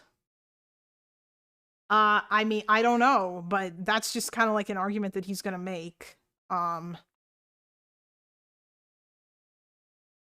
Like, I have no idea. Chase, I don't think I would say he's a Mesos Institute guy. I legitimately don't know what he like, but he's right wing, okay? And sometimes he'll defend Trump, kind of in ways that I find kind of ridiculous. Like maybe later we can look up some of his debates with Destiny, because I'm pretty sure that he defended January 6th or like something. I don't know. He's just said, like, I think there's a reason why Destiny hates him, and I'm curious about that. I'm pretty sure he's got socially conservative positions too, but I could be wrong. All I know is that like I heard him argue this and I just got really triggered and annoyed because it felt like nobody could sufficiently like, I guess, demolish the arguments that he was presenting. Because that he or like the annoying part was that also the other problem too was that there were two cases where in like at least a couple of these instances where like where he was having these discussions, it was on Wick's platform, and Wick would basically cuck the discussion and move it back to like the prompt, and he wouldn't allow it to continue. And I think in some ways, some of these people were probably okay with that, because the problem with Lactoid is that every single discussion that is had about Ukraine, it always turns into him wanting to talk about Euromaidan. And so that's why I was just like, all right, fuck it. We're going to argue about Euromaidan. I originally wanted the prompt for the debate to be Russia's invasion of Ukraine was unjustified. And Lactoid was like, no, it needs to be the same one that I argued with Wick on Tim Pool, which was that America shouldn't help Ukraine. I don't know why he wants it to be that, because he's basically just going to start making arguments about how Russia's invasion of Ukraine was justified. So I don't know why he wouldn't just like accept that that's what he actually wants to have an argument about. I remember crashing out because nobody could refute his really simple points about Georgia. Yeah, that's what I mean. And I think that's just because that like Dylan and Loner didn't do like shitloads of like research on that. Now, I don't know if I want to do shitloads of research on Georgia in order to refute those points. I'm probably just not going to bring any of that up because I don't think it matters. Like, I feel like I have enough ammo. There is so much stuff, and I just don't know if he, like, knows any of this, or if he's even actually done that much research into this. Apparently, he claims that he has, so I guess we'll find out. But more than likely, what this discussion is going to be, I can already see it. It's gonna turn into, like, a fucking stupid semantics argument about, either about the Constitution. It's going to be like, first thing it's going to be is an argument over the constitutional stuff, and then the next thing it's going to be is it's going to turn into some sort of an argument about like when regions and countries have a right to secede. But I don't think he's going to have an answer to the question, how were Crimeans and people in the Donbass being oppressed? Because he thinks they're being oppressed. Just don't let him steer the conversation towards that. So how to cut the semantics short? I actually don't know the extent to it. I'm just saying that, like, it's going to turn into... I feel like it's just going to turn into a philosophical conversation about when countries have a right to secede. Actually, that's something that I'm worried about. I'm worried that he's going to start, like, wait, does he even do that? He's not Fabian Liberty. Fabian Liberty's like the weirdo who's like an actual full-on libertarian who will turn in, who will like, if the conversation goes there, he'll turn it into some weirdo discussion about fucking, about like, how states shouldn't exist or whatever.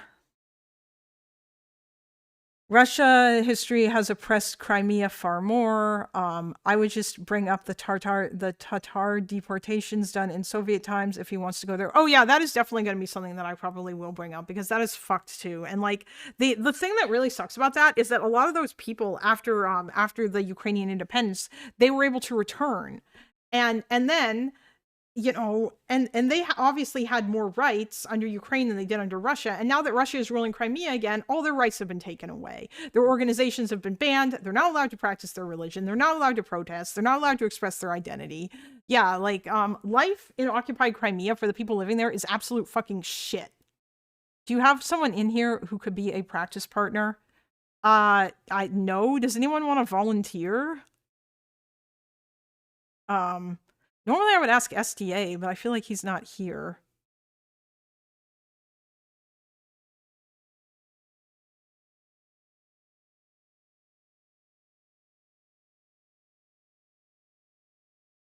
But, or no, he's not here. And he also, yeah.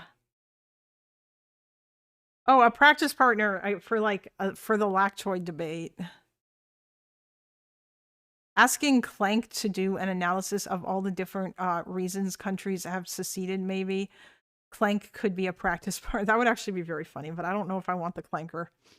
Like someone who can roleplay Lactoid. Yeah, I understand what you mean, Vanaloven. I don't know if is there anybody in here who has like watched enough Lactoid to be able to do that? I will not steal man pro Russia talking points.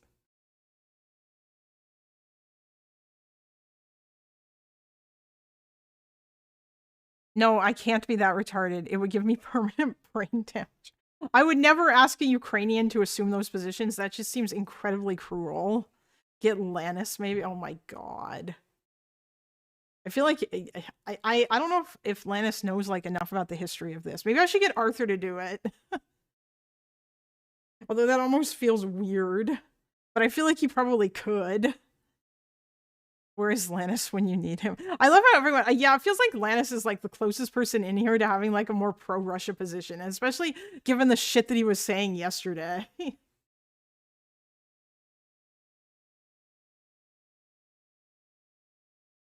Yeah.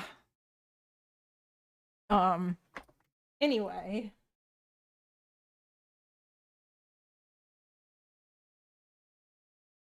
What did he say yesterday? Oh, I mean, he was arguing with Arthur about whether or not like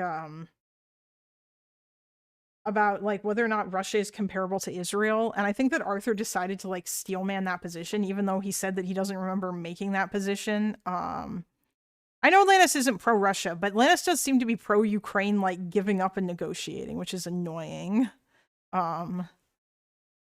Or like he has like a far more bleak outlook of that than he does, which is funny because of his weird optimism for the Iran war. But he said a bunch of stuff yesterday about like how he said like, yeah, but Ukraine and Russia are very similar to each other or whatever, and like and it I don't know, it was just stuff that came off as kind of yikesy. And before he said it, he preloaded it with like, this is gonna piss off the Ukrainians in the chat, you know, yeah.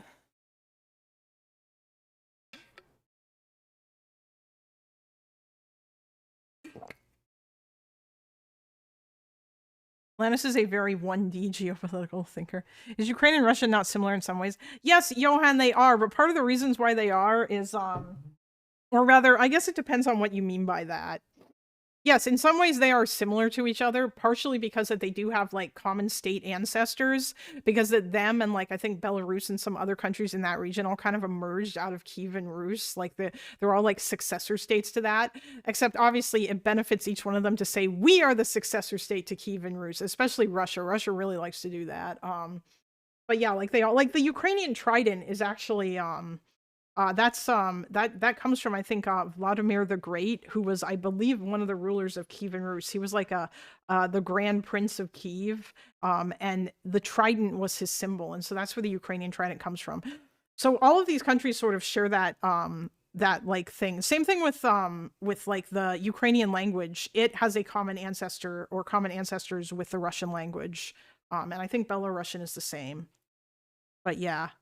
Yeah, he downplayed the similarities between Jews and Arabs at the same time. Yeah, which was funny because like you guys literally live together in a country. Like there are fucking 2 million Palestinians who live in Israel with citizenship and they're chill. So it's kind of hilarious. In some ways actually him downplaying that is actually kind of weird because that I would argue that at this point Israelis are basically just Middle Easterners. Like there's not that much difference between you and like other Middle Easterners.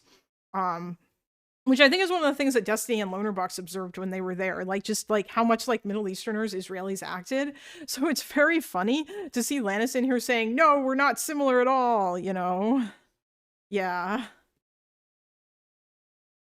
It's kind of wild how Putin and Zelensky are named after the same guy. Yeah. Yeah, that was the other half of his analogy. Yeah, basically. Like he was just trying to say, yeah, well, Israelis and Palestinians aren't alike at all. Yeah, maybe like, you know, back in 1948 when like the Israelis were all like European refugees, with like a smaller number of them being like Jews who lived in the Middle East. But at this point, Israeli society is way more than that. Okay, there's like fucking there's lots of Middle Eastern Jews and Israelis have been living there for a very long time now. A majority of Israelis were born in Israel. Like, yeah, at this point, they're just Middle Eastern. They're just another country in the Middle East. They are Middle Easterners. They eat like similar foods as other parts of the Middle East. You guys are all fucking Middle Easterners. Yeah.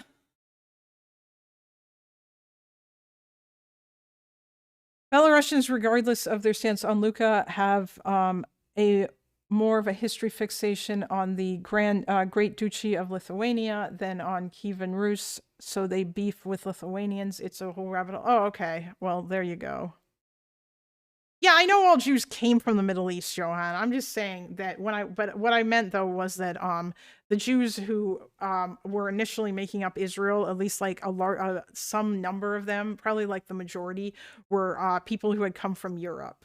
That doesn't mean anything. It's just a thing, you know. Like that's true. That's not like to you know, and also I don't even care about that. I don't like the idea of saying that like, oh, you know, they were European, therefore they don't belong there or whatever the fuck. All I care about the people who live there now. I don't really care that much about oh my god, they were here 3,000 years ago and then they got kicked out and therefore they have a right to come back and say, yeah, I don't think that's a good argument. And so I don't make arguments like that.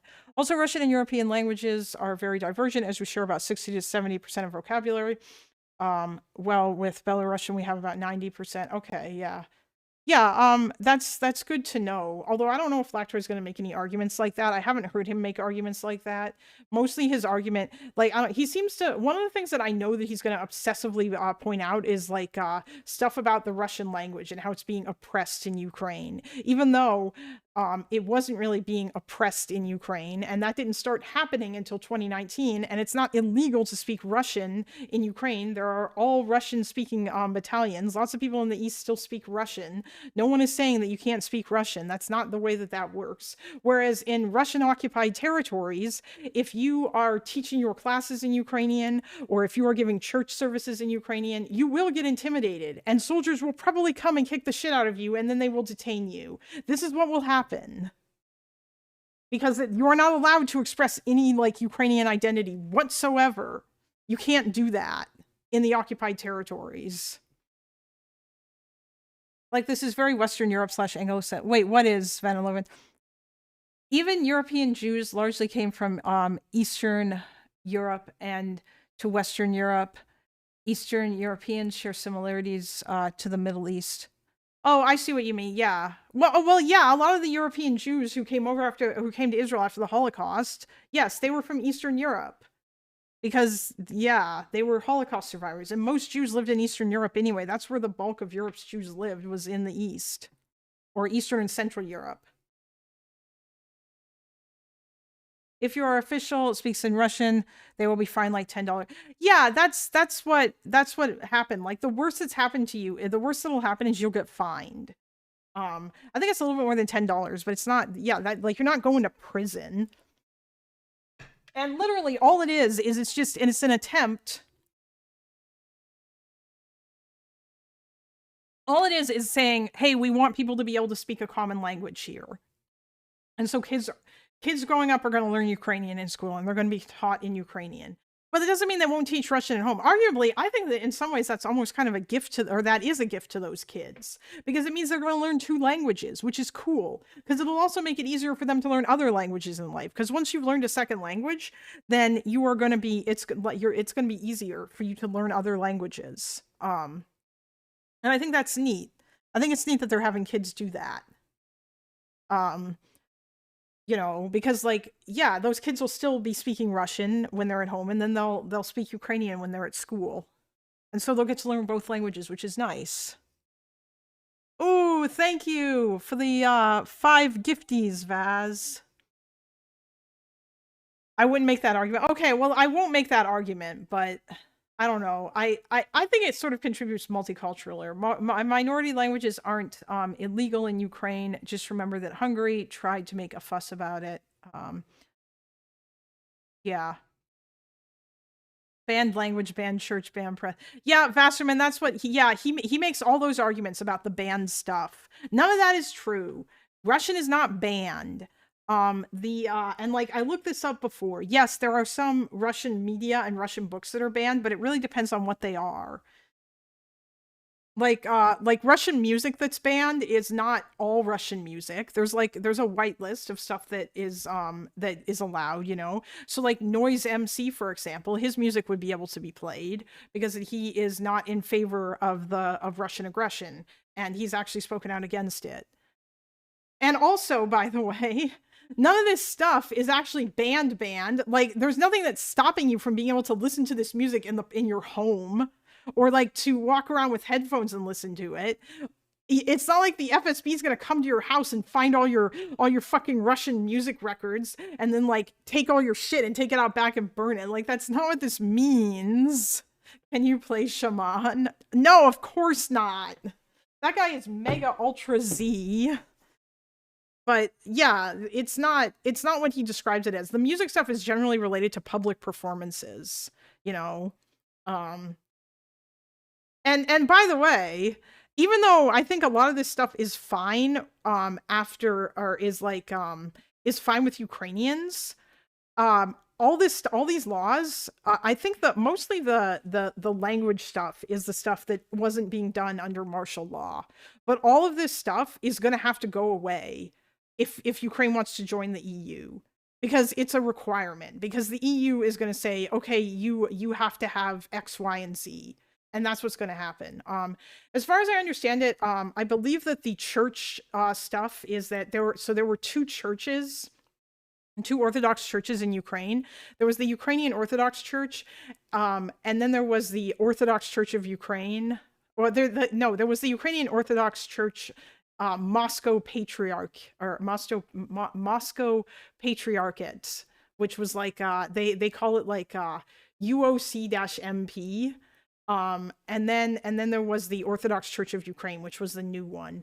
And basically the Ukrainian Orthodox Church that had ties to Moscow, that's the one that Ukraine cracked down on. And they wanted all the churches to basically be registered with the with the non-Moscow one, and that was a thing that was happening. And I think that, like I said, there's some instances of this where, like, obviously, yeah, that was probably too heavy-handed, or like the European Union criticized it as being heavy-handed or whatever.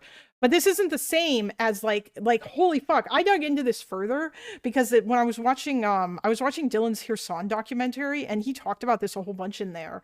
the repression that Russia is using against like Christians in the occupied territory is insane. Actually, not just Christians, basically any religious group that is not like their religious group. So if you're not like Orthodox, um, they especially they've gone after like Baptists and evangelicals or anything that they think is like American or whatever, and said, "Oh, you're an American spy." Like you're not allowed to do that. And it's just like the repression levels are absolutely insane. Whereas if you compare that to Ukraine, Ukraine is actually really good on religion. Generally, like for the most part, I think the main criticisms that they've gotten have been these new laws that they have during the war. But otherwise, Ukraine has actually been described as like one of the best Eastern European countries when it comes to freedom of religion, according to the stuff that I've seen. So it's actually fucking insane for him to sit here and say all this crap when Russia is out here literally murdering Christian pastors or like arresting and torturing them. You know, yeah, it's fucking insane. Have you seen pictures of that new cathedral built in Moscow, like heavy militaristic, with current live people to check? No, I haven't seen pictures of that. Yeah, no, they hate Baptists. The UOC MP has to go as they are just spies. Yeah, that's what I mean. Like there was, because they have ties to Moscow's Russian Orthodox Church with fucking Kirill out here, that like corrupt motherfucker with his fucking hat, so he could get into his expensive Rolls Royce car. He had like the hat with the folding down cross. Shout out, by the way, to like Arthur for showing me that. I think it was him and Octo that told me about that. I'm sorry, what is this thing about persecuting evangelicals? Am I suddenly pro Putin? Yes, yeah, they were persecuting evangelicals, Vanilovan. Yeah, they like basically Russia was being really bad. As they buy properties suspiciously close to Bill bases. Yeah, they're not like Kirill was saying shit about how like if you kill Ukrainians, if you enlist in the war and kill Ukrainians, you'll go to heaven or whatever. Yeah, like the Russian Orthodox Church is like insanely, is like they're super pro-war, they're super pro-Putin, they're very, very political. And it's ridiculous, you know. And yeah, so obviously this is like a huge problem too with all of this, is there's like a level of which that Russia has sunk its claws into certain aspects of Ukrainian culture, particularly in places like Crimea, and to a lesser extent, but still to enough of an extent, in Donbass, where like it's Russian media that people were watching, and like Russia is the language that everyone speaks, and so there's an amount of susceptibility to Russian propaganda that goes on there. But yeah.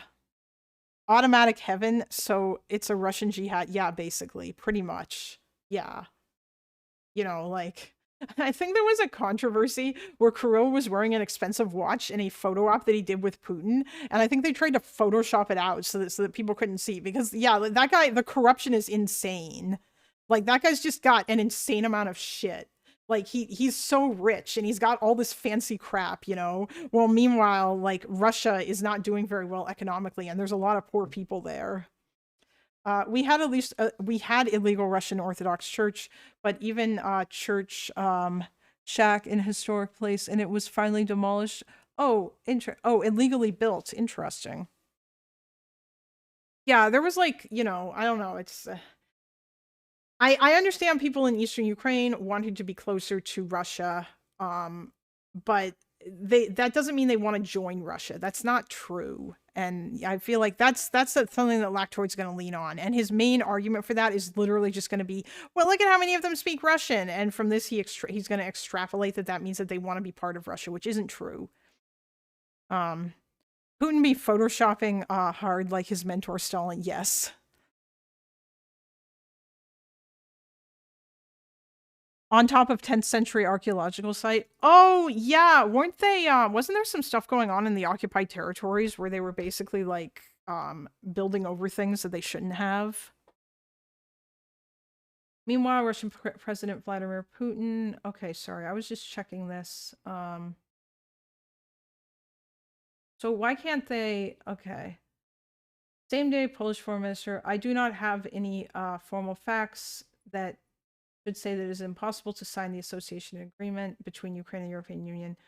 Russian President Vladimir Putin commented on December 17th deal between Russia and Ukraine, which he described as an act of brotherly love. Oh, God, it's so fucking gross. This is not at all linked to protests at Maidan, nor with the EU talks that Ukraine leads. We're just seeing that Ukraine is in dire straits and we should support her. Yeah, because of you. Because of you. Because you did it. Because you made this happen. You created those dire straits. It was you. Russia creates problem, then swoops in to say that they're there to support you and fix it. The Russian economy feels like it's going to implode soon. People have been saying that for a long time. I don't know when that's going to happen or if. Them destroying archaeological sites in Kherson, we don't even talk about it anymore. They yassify the... Oh, I should look that up, actually. Oh.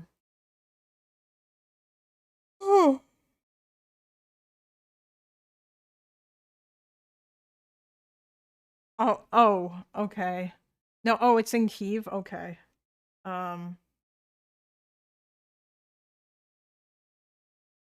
You know what? I'm gonna ask the Clanker about this instead of continuing to read. I'm genuinely curious, so... Just because that this is taking way longer than it should have. I want to know more about this, because it seemed like... It's interesting, because when I was looking up the polls, there was at least some number of Ukrainians who said, like, who were saying things like, why not both for the customs union and the EU? Except that's not possible, because you can't do that. Because the two unions are not compatible with each other, but,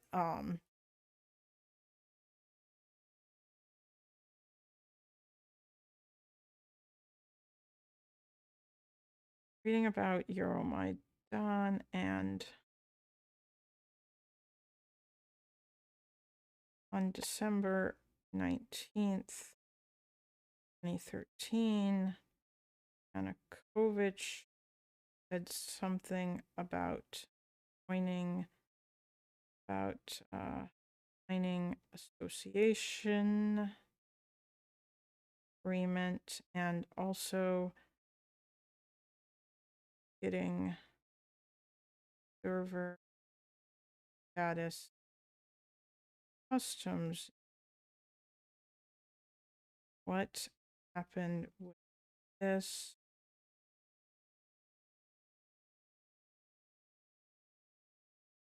Seems like Yanukovych really just wanted to have it both ways.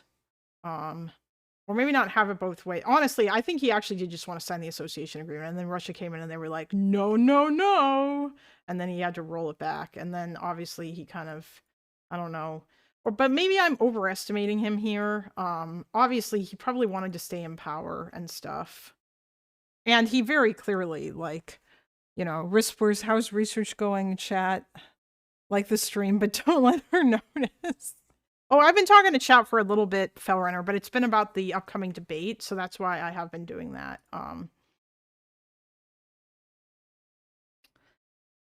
Okay. On December 20th, high-ranking EU officials state that the EU is still ready to sign the association agreement as soon as possible, that this agreement was also beneficial for Russia, and the EU is totally not concerned about the fact that Ukraine is signing agreements with Russia. Okay, so the EU is chill with Ukraine continuing to maintain ties with Russia. December 20th.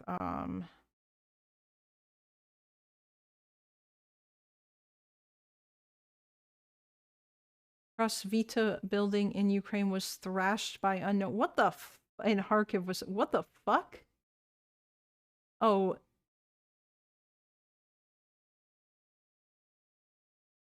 What is this?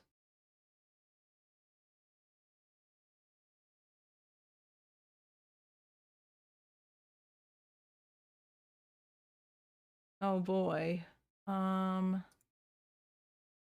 Translate, please.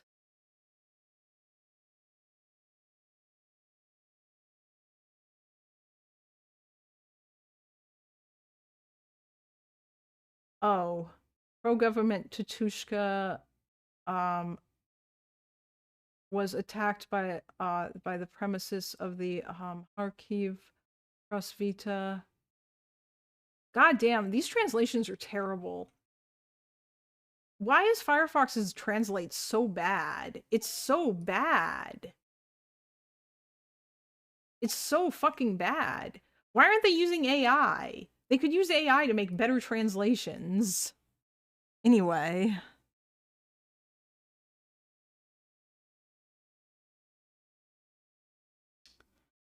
Early morning of December 25th. Okay. December 24th, an armed assault was conducted in downtown Kharkiv by co-organizer of protest in Kharkiv. He received 12 stab. Holy shit. Co-organizer, okay.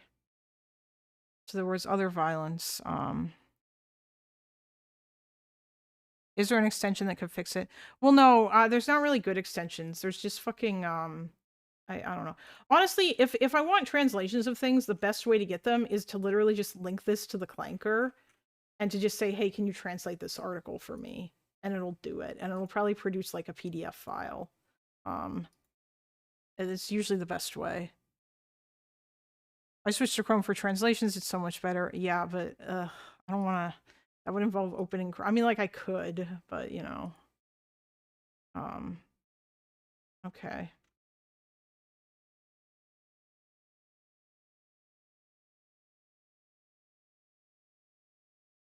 Yeah.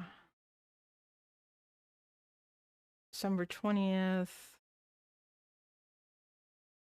December 21st.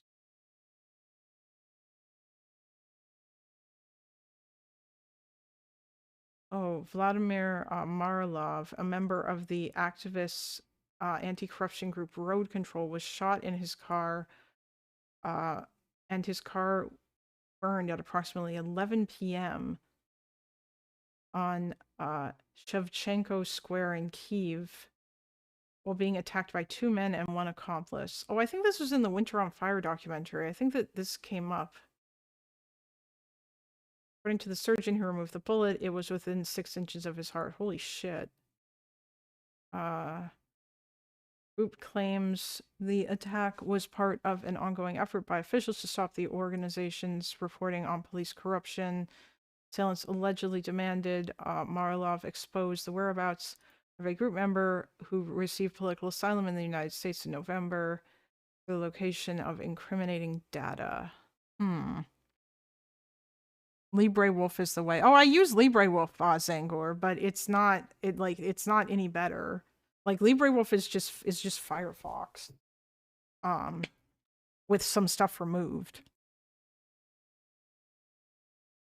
We use 8 gigabytes of RAM on a browser over here. Come to the Chrome side. Fuck no. Also, Firefox, listen, in terms of being RAM pigs, all web browsers are RAM pigs, okay? I have yet to see a web browser that is not a RAM pig. All right? Like, I have 64 gigabytes of RAM on this computer for a reason, okay? And part of it is legitimately so that I can have 2 billion tabs open and not have to care.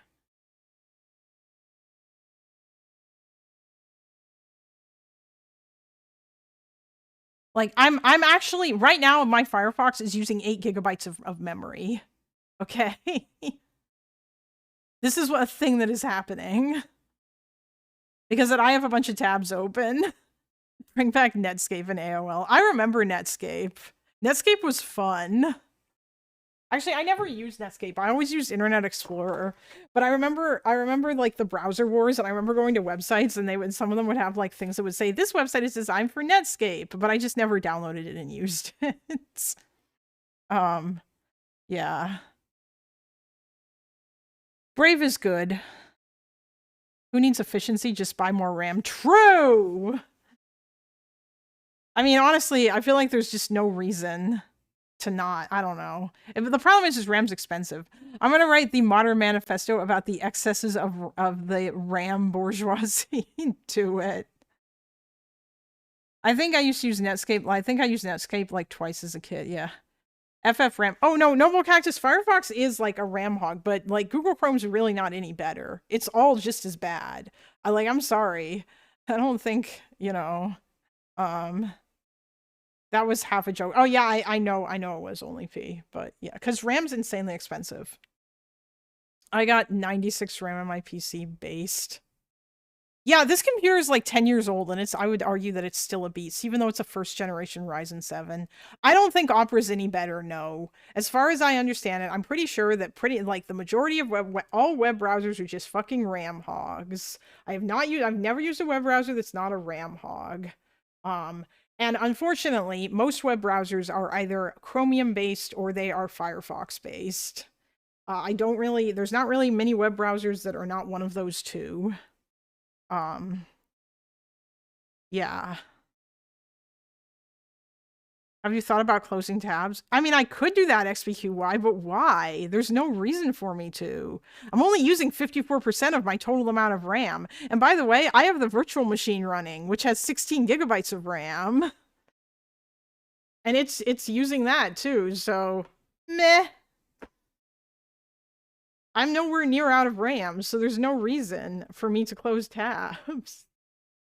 The tabs will get closed later.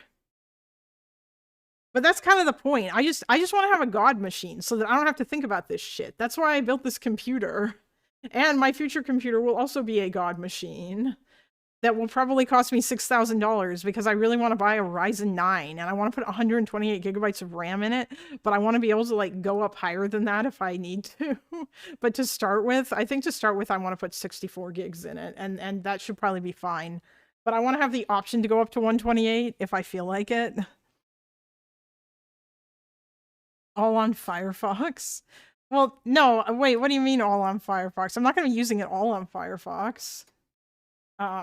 If I close the virtual machine right now, I think generally speaking, I'm probably using about like 24% of my RAM. Remember, I got 64 gigabytes in here. What, why would you want that RAM? And if you had that money, why not? Vanilloven, the reason why is because that I want to be able to I'm gonna want to run my virtual machine.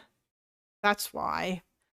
The reason why is because virtual machines and because I want an insanely powerful CPU so that I can stream from the same computer that I'm playing video games on. And so that I can do the 2 computers in 1 strat where I'm playing a game in the virtual machine like Call of Duty and I'm able to stream it from the virtual machine using NDI onto the main onto like the Linux half of my computer. Yeah, it's because that I just want to be able to do all of it in a single machine, okay? I don't want to be doing this 2 PC bullshit.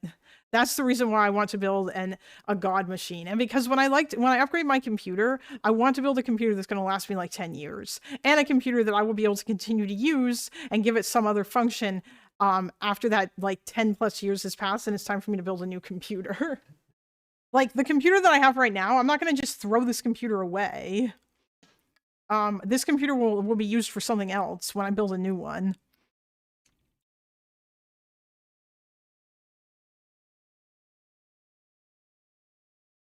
But yeah. If you have that money, why not put it in the GPU? I already have two GPUs in here. I've got a NVIDIA 2070 Super, which I'm using for the virtual machine, and I've got an AMD Radeon 9060 XT, which is a good card. Yeah. And I can, like, this computer is already good enough for me to do segment editing and stuff. Oh, there's actually 3 GPUs in here. I've also got another NVIDIA one, which is what I'm using to encode my streams, or my stream right now. Yeah.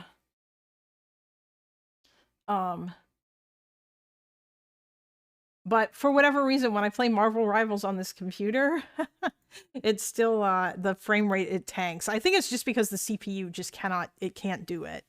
Because the CPU that's in here is old. Really, like, the main bottleneck in this computer at this point now is my CPU. You know? So, yeah.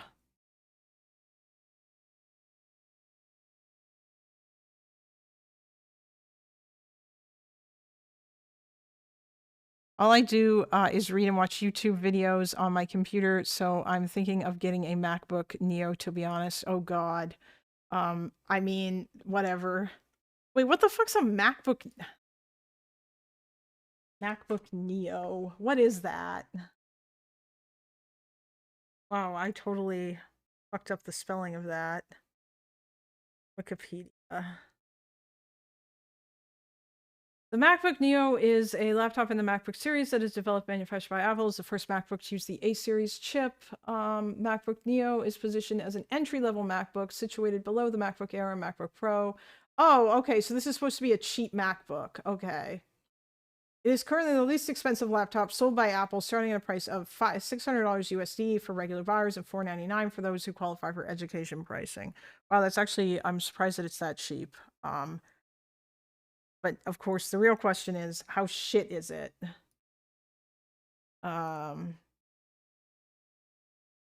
Basic info.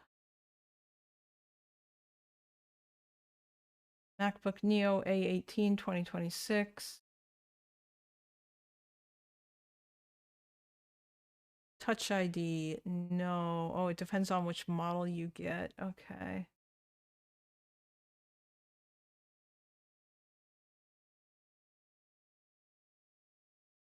Resolution, aspect ratio, 16:10. Vertical, horizontal, display, backlight. I don't care about this. Resolution, hertz. Yeah, okay.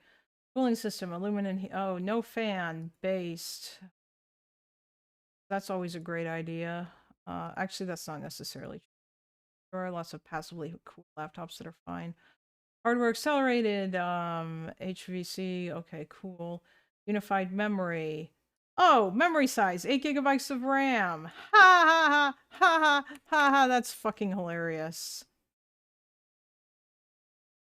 Hey, Kalinda, weren't you supposed to be prepping for a debate? Yeah, I was, and then I got distracted by you motherfuckers. Listen, whoever it was in chat who was talking about buying a MacBook Neo, don't buy a MacBook unless you've used one before and you're used to it. Because if Windows is all you've ever used, you're gonna fucking hate it and you're gonna be annoyed and it's gonna bother you because it's not the same. I understand if all you do is read and watch YouTube videos, that's fine. Although I will tell you that you could probably get a Windows PC for less money than that MacBook Neo. You could probably get a fuck, what is it called? The God damn it, tip of my tongue. And there's a laptop by Acer that's really good. That's like $400. It's like, and by the way, this is like $400 or like I think $500, and this is $500 Canadian, by the way. So it's gonna be cheaper for you. Fuck, what's it called? It's called the Acer.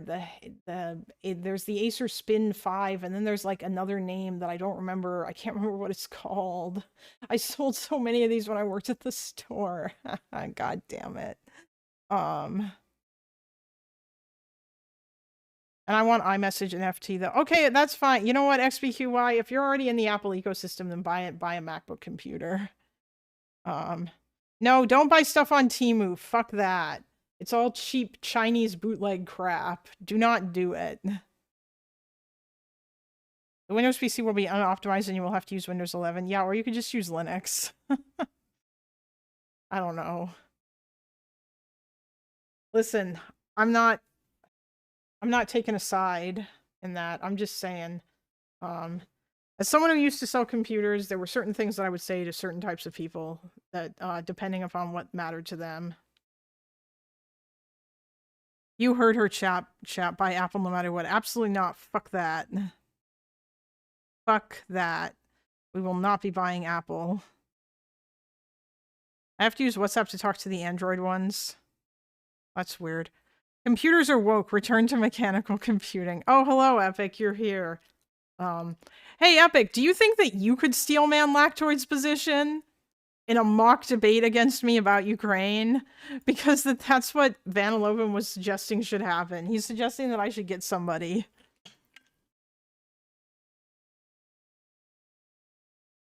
to be a steelman. Probably, but I'd feel retarded. God damn it, it's not retarded to be able to correctly steelman your opponent's position. Can we not? Epic made me sad about my country last stream. Listen, XBQY, I'm very sorry about your country's like sad naval you're about like the sad state of your country's Navy and Air Force, okay? I am actually sorry about that. It actually does suck, given your proud history of defending yourself against like Nazi Germany in the Battle of Britain, and then like your long history of like, you know, your navy literally ruling the seas, like rule Britannia and all of that stuff. Yes, I know. Now you are a shadow of your former self, and this does make you very sad. Labor might get better. I have faith and hope. I hope so. I hope that they do. I feel like, Jesus, they have like, I really hope that they do. Even in the Battle of Britain, they relied on decent bit on foreigners. Well, I know that there were like volunteers who would help them, and I think that America was like giving them stuff. Spoiler, they won't. Yeah, probably not, sadly. Which sucks because I think Reform actually has like, they have a lot of seats. They could potentially pass like a whole bunch of shit that people would probably like. But I guess Keir Starmer's really worried about people liking him. Mind you, most of this is stuff that I guess comes from Lonerbox and whatnot that he's been saying, which sounds right to me. I don't know. But right now, everyone's obsessed with like immigration or whatever. And yeah, it seems like Reform might win the next election, but goddamn, let's hope that doesn't happen. Britain's issues are also to do with a generally failing economy. Yeah, you know, because leaving the EU, you know, was never really a great idea.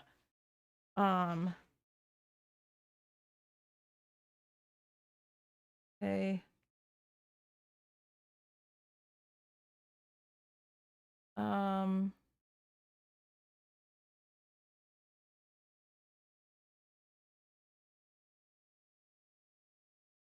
EU officials said they're fine with Russia and Ukraine signing agreements to negotiations to do.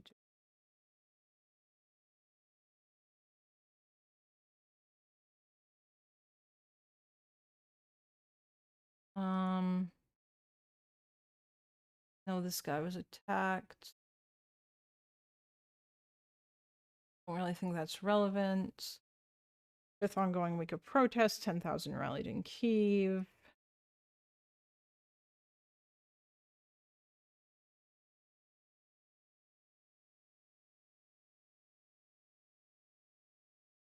What's that about mock debate? Oh, I need somebody to I need someone to steelman Lactoid's positions or like to argue with me. Like I guess with do you know what Lactoid's positions are though, Arthur? Because it sounds like you would be the perfect person to do a mock debate. You probably make smarter arguments than him though. Although I know that Epic knows a lot of these as well. I do not know his positions. Oh. Lactoid's position is that Ukraine and Russia are both just as bad as the other, and therefore America shouldn't help.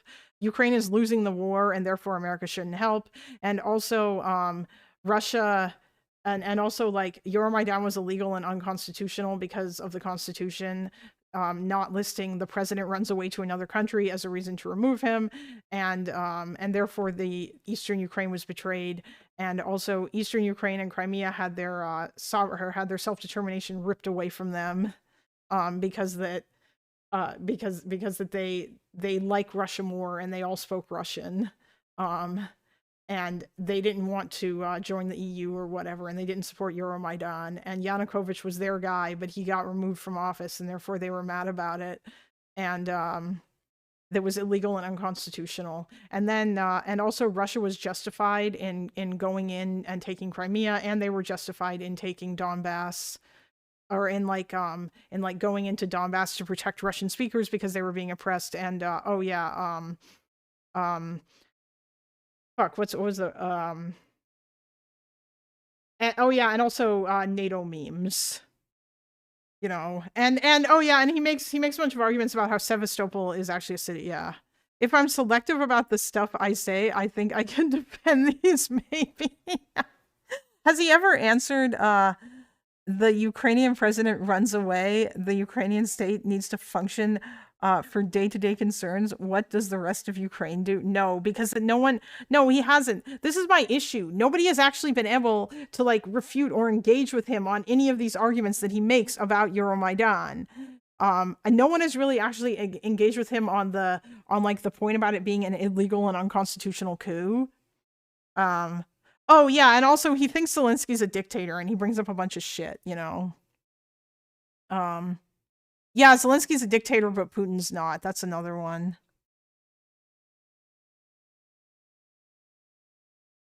I don't think he believes a lot of this stuff. Just lower your IQ by a lot, and you can do it. Well, I'm in the waiting room if you need me.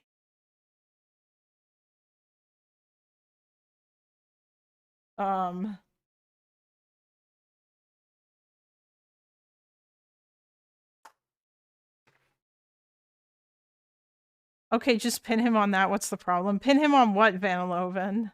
By the way, Vaniloven, if you want to come in and like say stuff, you are free to do so.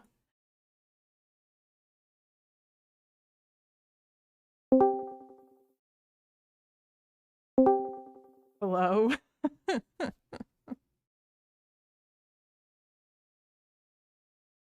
Oh shit, hold on.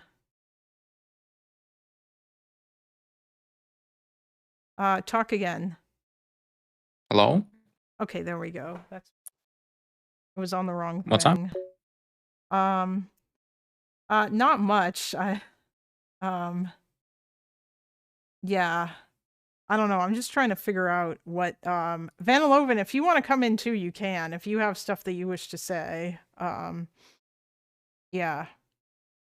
I linked a very quick meme that Vasserman no. suggested I link. Hold on. It's in stream suggestions. It is a. This is the kind of stuff the religious right, I feel like, would kill for. Let's put it that way. Okay, wait, what's this?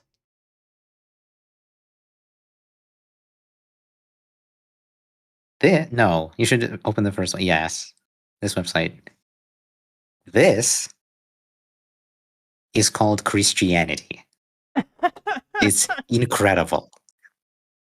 Like this, I feel like this is pretty much the perfect distillation of the Russian state's relationship with society, like in a poetic way.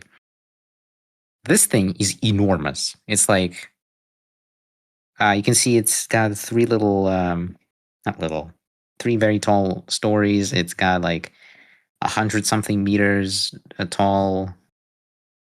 If you go through the thing, and this is how. Symbol of military glory? Oh, Jesus. Okay. Yeah. Holy shit. 75 meters? Oh my god. Yeah. This is just to give you a little bit of insight into how the Russian church works. Assuming my internet hasn't died, which it could have. No, I can still hear you. Okay, good. There was just a power blink across like a district.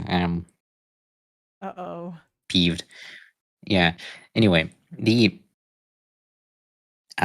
Russian church, like that thing, is a centralized like organization that just gives money to builders to build churches in different places, as opposed to how it normally works in the U.S., for example, where like a congregation comes together or like a village is like, hey, we should build a church, and they raise money from the community and build like a small thing on their own money, and it's like a horizontal organization basically. Yeah. Right? Here you have a giant fuck off Omega church that like sends money to build chapels or cathedrals or whatever it might be in different places. And they're all pretty big, and they're all like good buildings in that sense. Because if you've seen like movies American movies. Those are small, generally low down, cheap materials ish, like wood, right? Here it's gonna be ornate red brick or some shit. There's a little There's a church. video. Oh my god, this is actually Jesus. This is super impressive, but kind of crazy. Um, I wonder how much this costs. Did the government pay for this? This specific thing, I think, is like directly from the Russian state, Oh from the no. military budget, because this is Park Patriot, which is Uber propaganda place. Huh. When was this built? Is this old? 2020. Oh, okay. This was before the You can see how war. huge this place is, right? Yeah. Yeah, These are this is people down there. Jesus. Actually here. Hold on. Just to make it so that you're not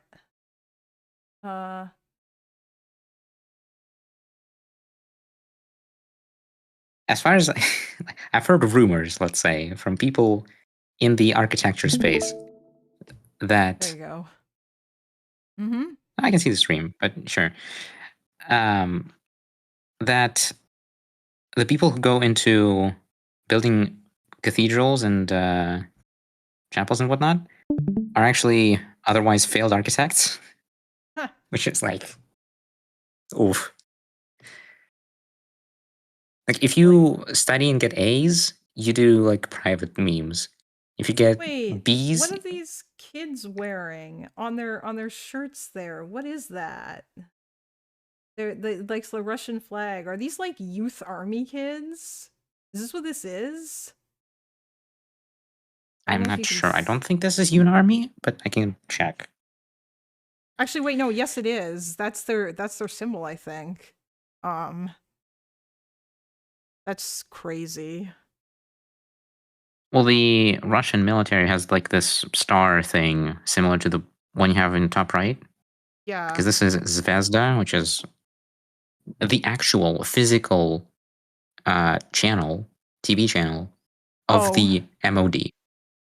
Like, I'm not even kidding. The vehicles that TV crews from these people ride in, rather, belong to the Ministry of Defense. They've got like special black military license plates. Wait, the Ministry of Defense has its own TV channel? Oh no. Yes. Okay. This isn't like a Fox News is a Republican propaganda machine. This is no, they are on the asset list of or the balance sheet of the Ministry of Defense. Oh my It's god. kind of oh yeah. Also, I checked this is UNARMY thingy thing. I was wrong. Yeah, that's their symbol, yeah. Oh my god. Okay.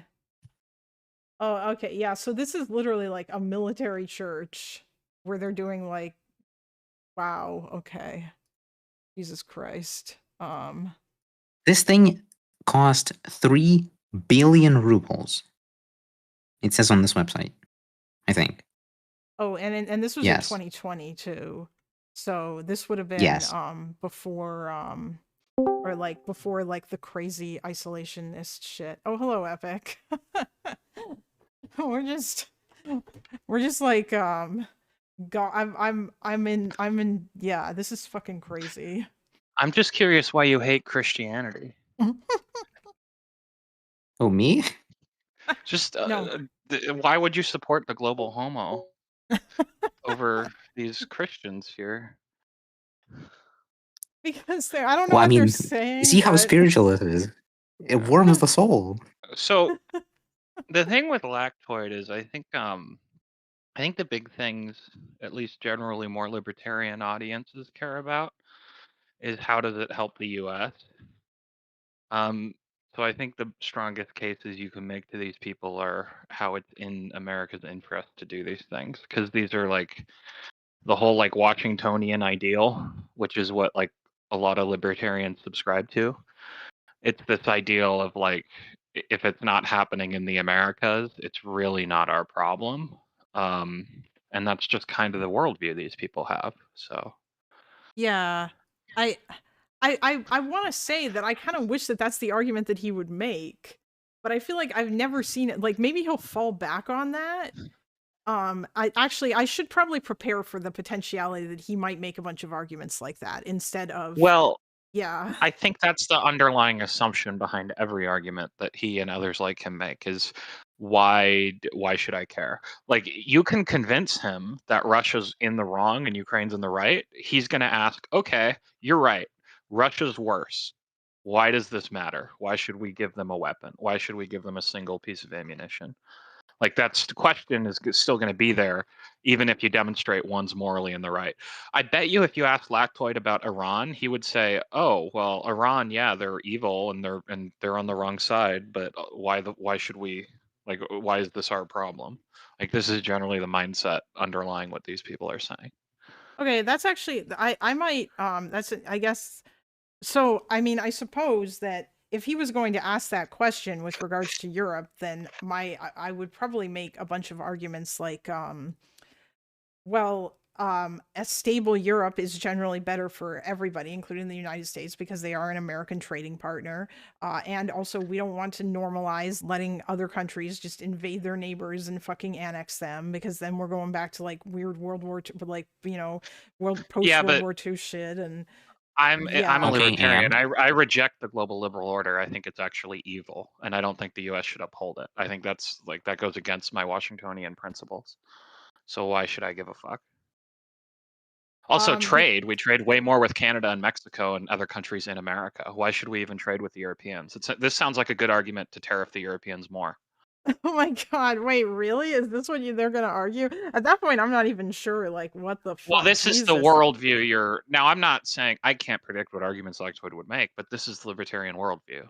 This is what these people believe. Yeah, I feel like if I would, do you know who Fabian Liberty is? I've Have heard you of him. I think I've seen like some clips or something, but Yeah, that guy is like actually a libertarian. I don't know how much of a libertarian Lactoid is. Fabian Liberty is a legitimate libertarian. yeah. If I had a debate with him, and we started talking about anything related to like secession or whatever, it would turn into him talking about how much he thinks that states are bullshit and how he doesn't want them to exist because they're authoritarian or whatever yeah, like he would like any argument with him, it would actually turn into that. I don't know if Lactoid's going to go there when we start having secession discussions, but I guess like so what you were just saying now, I mean, you reject the liberal world order. Like well then I guess like I would have to check how much Yeah, does that's a Europe neoliberal thing. This isn't something that the order that Reagan and Thatcher built. Do you think libertarians like this, or that they're in any way neoliberal, or that this is how they see the world? Yeah, that's true. No, they're not. Yeah. But So libertarians, when Reagan was president, were calling him a leftist and were like car bombing places. oh Like the Jesus. was it the Unabomber? The guy who he went and fucked off to a forest and they found him in some cabin after he blew up a car bomb somewhere, killed Ted like 80 Kaczynski, people. Unabomber, yeah. Yeah, that guy. Yeah, he literally like he wrote papers about like how Reagan is a leftist and he's bringing like this neoliberal global system that's going to ruin like humanity. Like there's like these beliefs have decades of history, but the point I'm making, maybe not maybe Lactoid's just a grifter, I don't know, but a lot of his audience, these are going to be like libertarians that like have a libertarian worldview, and Yeah. you're not going to be very convincing if you say like, oh, if you appeal to liberalism, because these aren't liberals, these are actually illiberal Okay, people. hold on.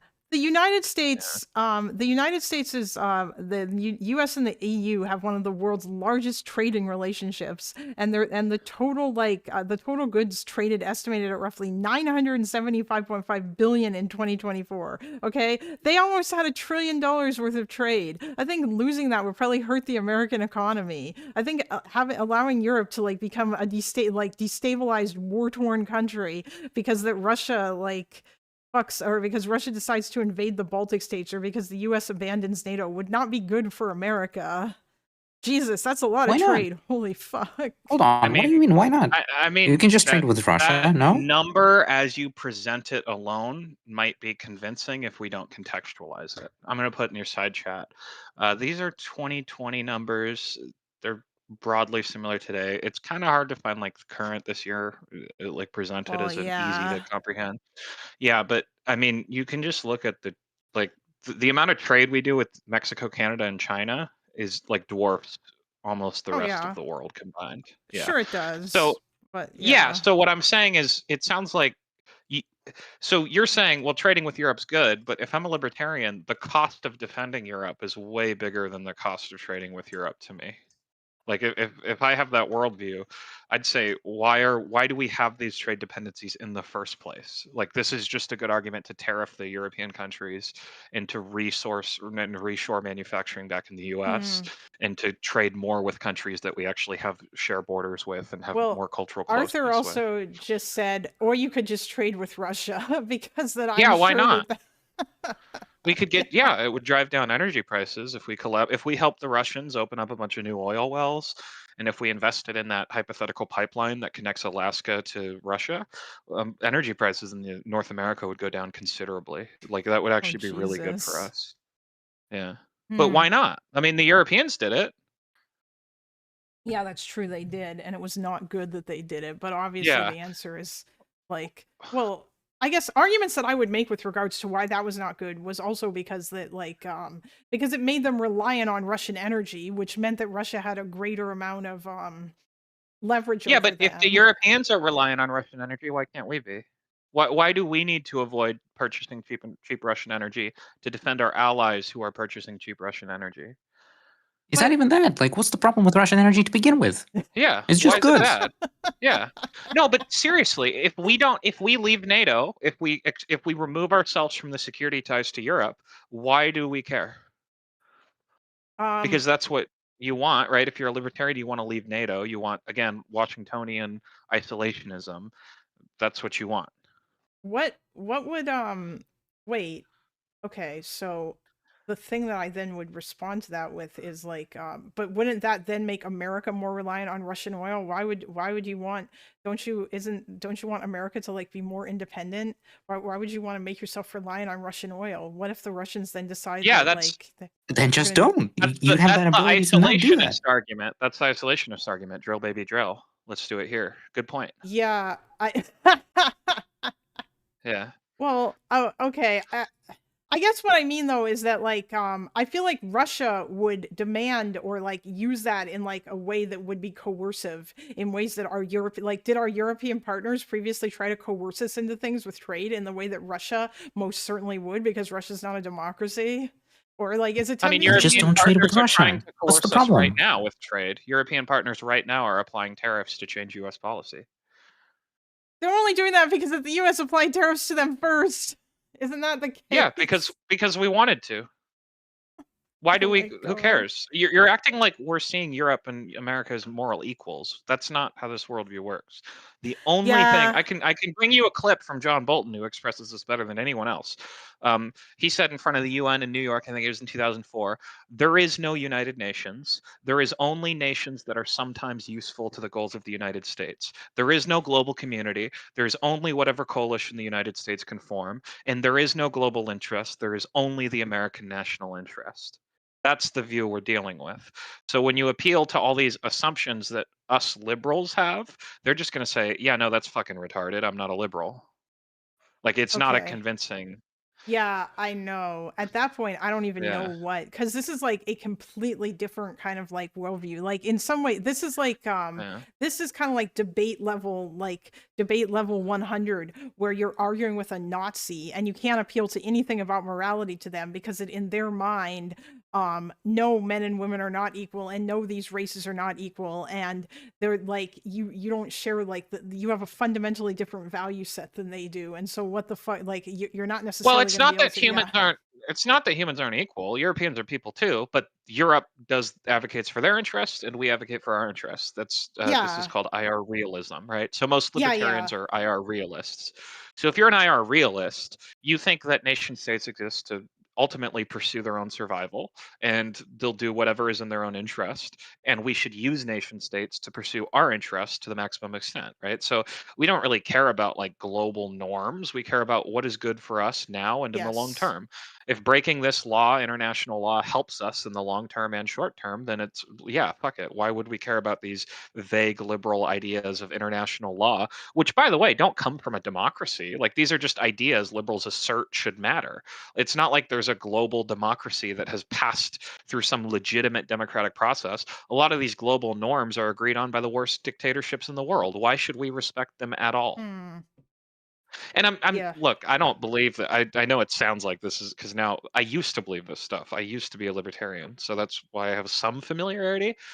This was when I was like in high school, though. I mean, I went to college. I learned economics. I'm not a libertarian anymore. Yeah. But anyways, I also, my morality changed. I don't believe that. I'm not a realist.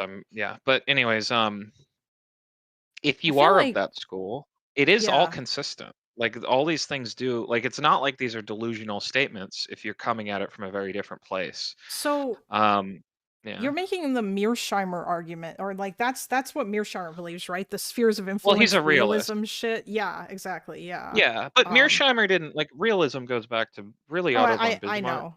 Yeah, Yeah. it's like a Yeah, but whole, yeah. that's something that, like, I guess my biggest problem with that, but again, like, this is just going to be rejected because it doesn't matter. My biggest problem with that whole realism thing is that all the smaller countries get fucked. Like, in Mearsheimer's worldview, Ukraine has no, like, autonomy. They don't matter. They're just a pawn that gets tossed back and forth either by the United States or Russia. And in order to I guess make friends with Russia to team up against China, the United States needs to let Russia have their sphere of influence, and Ukraine basically just gets fucked because that doesn't matter, you know. And So I don't, yeah. I personally think that's a weak argument. And I think that's a weak argument because it relies on assuming realism is making moral projections, when a realist would say, I'm just descriptively describing Yeah, I reality and know. we can either Yeah. acknowledge or not. So for me, a better argument would be to explain why realism doesn't actually advance America's national interest, right? So, for example, when it comes to NATO expansion in Europe, a realist would look at this as provoking the Russians, but Mm-hmm. a lot of realists are wrong. And there's actually realists that have better understandings of Russian politics that don't agree with this, even though they're realists. And I would point to the fact that Russia had set its eyes on restoring a lot of its lost territories from the Soviet collapse before NATO expansion even occurred, Oh, right? That yeah. Russia's inherent Yeah. interests in these. So to me, that's a much more powerful argument because, again, if you just go like, well, you should be a liberal like me, the libertarian's going to be like, Oh, okay, yeah. no. I Yeah, mean, I'm But definitely, if yeah. Lactoid will make the NATO argument, but I'm aware that the NATO argument is wrong because, like, we've talked about this before. Also, Yeah, and it's from an not. economic standpoint, again, just talking about America's interests, um, it is the case that we have a lot of forces in Europe, and defending those forces is easier when Europe is unified under an alliance to defend Yeah. itself. And, you know, when we talk about defending America, even a realist can appreciate this if they're like a serious person, which Lactoid is not, but there are like academic IR realists that would agree with what I'm about to say. For example, if we want in a world where America has the power to defend her interests at a global scale, to, for example, fly bombers from the homeland to strike targets in Iran, we need bases to land at in the United Kingdom, right? If we want to be able to threaten Iran with a marine amphibious invasion, any casualties generated will be flown back to the closest US hospital hub, which is Ramstein Air Force Base in Germany, which also happens to be the logistics hub for US operations from an airlift standpoint in that hemisphere of the globe. Like, generally, the two big hubs are Ramstein in Europe and Travis Air Force Base in Northern California. That's where like all the big super heavy cargo planes fly and land at to move shit like from one side of the world to the other to support our global reach. So just from a purely realist IR standpoint, there are very strong arguments you can make about US having inherent interests in Ukraine winning and maintaining security partnerships with Europe.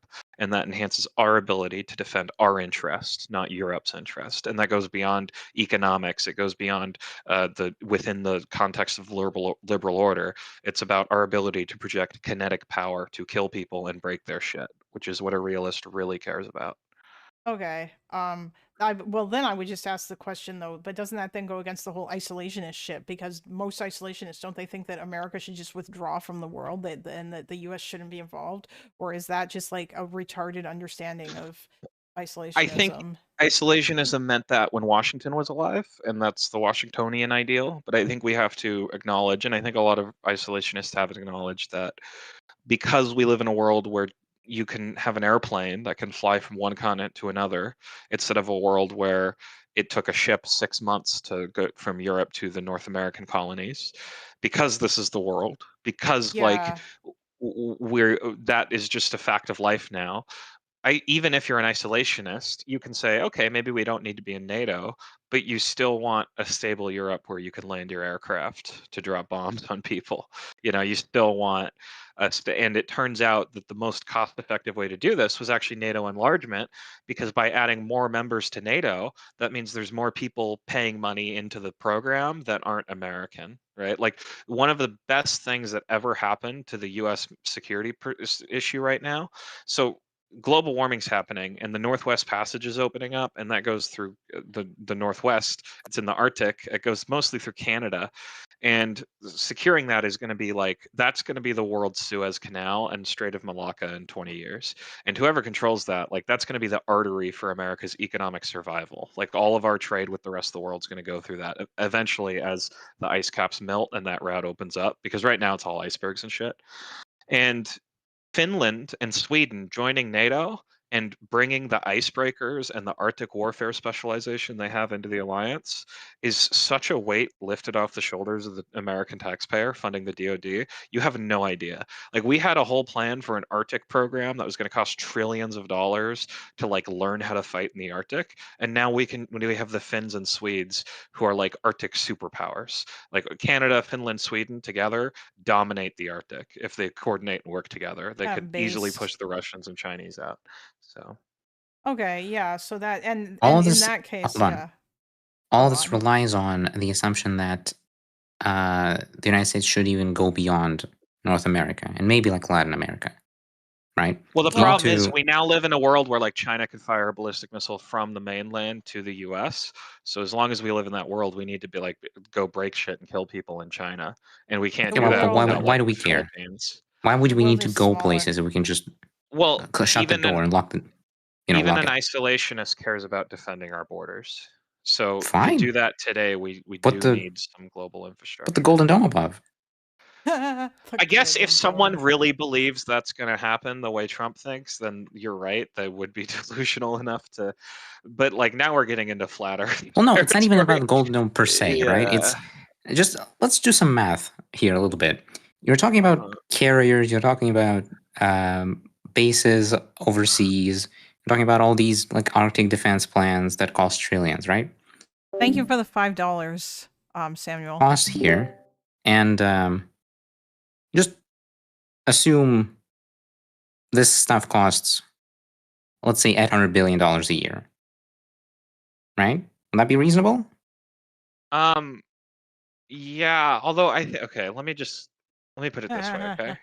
Just Do you check think the that side it's chat. impossible? Are you telling me it's impossible to defend the continental United States plus Canada Yes. plus Mexico, I suppose, for $800 billion a year from Yes. ballistic missiles? Is that what you're telling me? Yes. It's not And what you're you're. telling me that there are people I'm telling you just yes. stepping out of character here for a second. Okay. There's a difference between threats and risks, right? And I think Yeah. not many people appreciate that difference. So I'm going to make a wrong argument, but in character. Well, Are you telling me that China would want to throw ballistic missiles at the United States? Why? Yes. Yeah, but can we just open the map I linked in the side chat real quick? Oh, hold on. Yeah, I will I open cannot, by that the way. map. No, that's Okay. okay. I'll open it on I'll open it on my Yeah. stream, Arthur, and you'll be able to see it because that I'm sharing. Hold on a sec. Is it the SVG one? Just the most recent link. Yeah. NOAA.gov. Okay, hold on.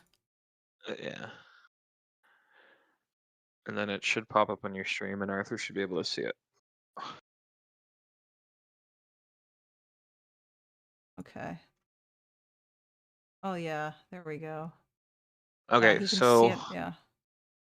yeah, okay, so in order for the US to shoot down ballistic missiles launched at us by places like Russia that are going over the Arctic Circle, we need radar facilities in Greenland, which is Denmark, and northern Canada. And that's why we have alliances with Denmark and treaties with Denmark to put Space Force bases that monitor ballistic missiles in northern Greenland. And also Canada, we have something called the North American Aerospace Defense Command, or NORAD, where there's Americans manning radar stations all along the northern tip of Canada and Alaska. And if we retreat from these commitments, we literally don't have the physical ability to see missiles coming towards the US. We would know they're coming towards us when they hit the ground. Why would they be coming anyway? Well, yeah, that's the question that he's asking. Is that I So, guess but what I'm saying is, I understand, but you're misunderstanding the isolationist position in the US. Isolationists still want a strong military that can deter threats. Like, yeah. absolute. That's I I still mean, think part of their I've worldview. I think I've seen enough people confuse the risk versus threat thing. Maybe but I don't know. Like, I agree that can happen, but now you're just talking to someone who's kind of delusional. So I don't like, this is beyond my ability to. I don't know what to do there. I don't have. well, I yeah, wouldn't argue with there's Lactoid because I don't think that you can. I don't think Lactoid like is. I think it's like the vegan gains. I don't know if there's any like Oh, well, room for reason, but the reason yeah. why I'm doing it is not because that I want to have this argument with him. It's because that he's not like, if he was making this argument, then okay, that's an argument that you can make, like where he has like a completely different worldview from me or whatever. But that's not the argument that he makes when he argues about why the US shouldn't help Ukraine. Instead, he makes a bunch of other bullshit arguments that involves basically defending Russia's invasion of Ukraine. And I Yeah. feel like no one has sufficiently like taken these apart, because that none of the instances where I've seen him discuss it, no one's been able to really engage with it, or when people have tried, they've kind of been shut down from doing so. Or like, I think Dylan's basically just tired of having the Euromaidan argument, but I'm not. And yeah, so I'll do it because Yeah. yeah, Well, that's so really, yeah. my perception is that Lactoid is being like a lot of Americans. There's an active effort by the Russians and also some of our other adversaries, China, India, and also or Iran, also neutral countries like India and Qatar both influence heavily American politics online. There's like this effort to kind of push a lot of Russian misinformation that does filter to a lot of conservatives, like what they see on their social media feeds and stuff. Yeah. Um, and by the way, they do it to lefties too. It's just to lefties, they're more pushing narratives about infighting between the U.S. Like, I can assure you, the FSB, not the FSB, the IRA and other institutions that actually were designed to do that, they were definitely amplifying narratives about the U.S. being about to invade Greenland, right? That was also, But Oh yeah. anyways, and I think Lactoid definitely believed a lot of that crap, but I don't know if that's like what's driving his worldview behind this. Well, Like, I feel like you Duckbringer. could debunk all of these things he believes, and he would still not support Ukraine. I don't know. Oh, I'm I not think trying to he would, convince yeah, him to support Ukraine. I just want like, I'm hoping maybe like to, I guess, have like a good argument and to show, like, I guess, to arm people maybe with some more information about this. And really, like, I'm just challenging myself. Also, this is, I will admit, to a vehicle. I'm hoping that I will get react, like, I'm hoping I will be able to do well in this discussion, and then Destiny and Dylan Burns will react to it, and I will grow my channel as a result of that. Like, this is, at least in part for me, an attempt to, yeah, like, this is a business thing that I am doing because yeah. I'm trying to, I'm hoping that it will be the thing that gets me over the 1K sub hurdle and the 100 concurrent viewers hurdle, basically. So That's if I part of were it. to, Hmm. well, then I guess if you're interested in debunking that stuff, unless like his worldview, if I were to say like, like what about the shellings Ukrainians were doing against Russian civilians? Like, what would your what would you have to say? Because obviously that's something is going to scream, right? Yeah, it is. My response to that would be that none of that would be happening if Russia had not started the war, and also that is more complicated than one thinks it is. And the DPR and LPR people are hanging out and had positioned themselves in civilian areas. And you can't just say that because Ukraine used Grad rockets, that automatically means that it's a war crime, because war is more complicated than that. And they may have had to make a choice that would have ensured that less people would die if they shelled those areas to kill those soldiers than if not. And yeah, collateral damage in war is unfortunate, but they were not trying to like murder people on purpose. And also anything that Ukraine is doing that you can point to in terms of like war crimes in the Donbass, and especially after 2022, Russia's also been doing a lot of the same things. And in many cases, they've been doing it worse. Yeah.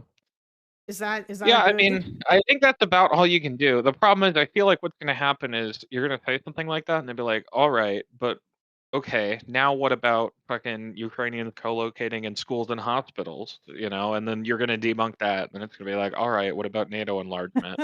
And then there's going to be like 2 hours of this, and then he'll be like, okay, that was a good talk. And then Well, but yeah. I guess that's all you can do if that's all you can do. So, Yeah, well, it's probably going to be like, really, it's going to be about, it's mostly probably just going to be about arguing about Euromaidan, because that's what because he's obsessed with making that argument about the illegal and unconstitutional coup shit. And he's going to be doing a lot of both sides in garbage about saying that like Ukraine and Russia are exactly the same, and that's why America shouldn't bother. And oh yeah, and then he's going to say Ukraine is losing. I hope that like if he still thinks that, that's very funny. I don't know how you could say that. It's a stalemate, is it not? It looks like it's a what are fucking his more?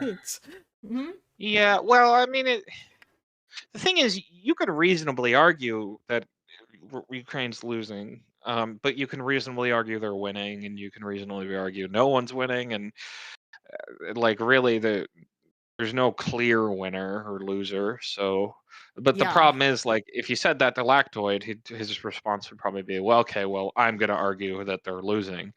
And, you know, you could argue that. Like, you could argue that, like, you know, Ukraine is losing territory and they're on a trajectory where they're not getting much support anymore. And Russia has a bunch of Chinese support, North Korean support. Like, you could make these arguments, like, but they're all just kind of based on assumptions. Like, really, again, there's no clear, like, nobody's clearly got the upper hand here.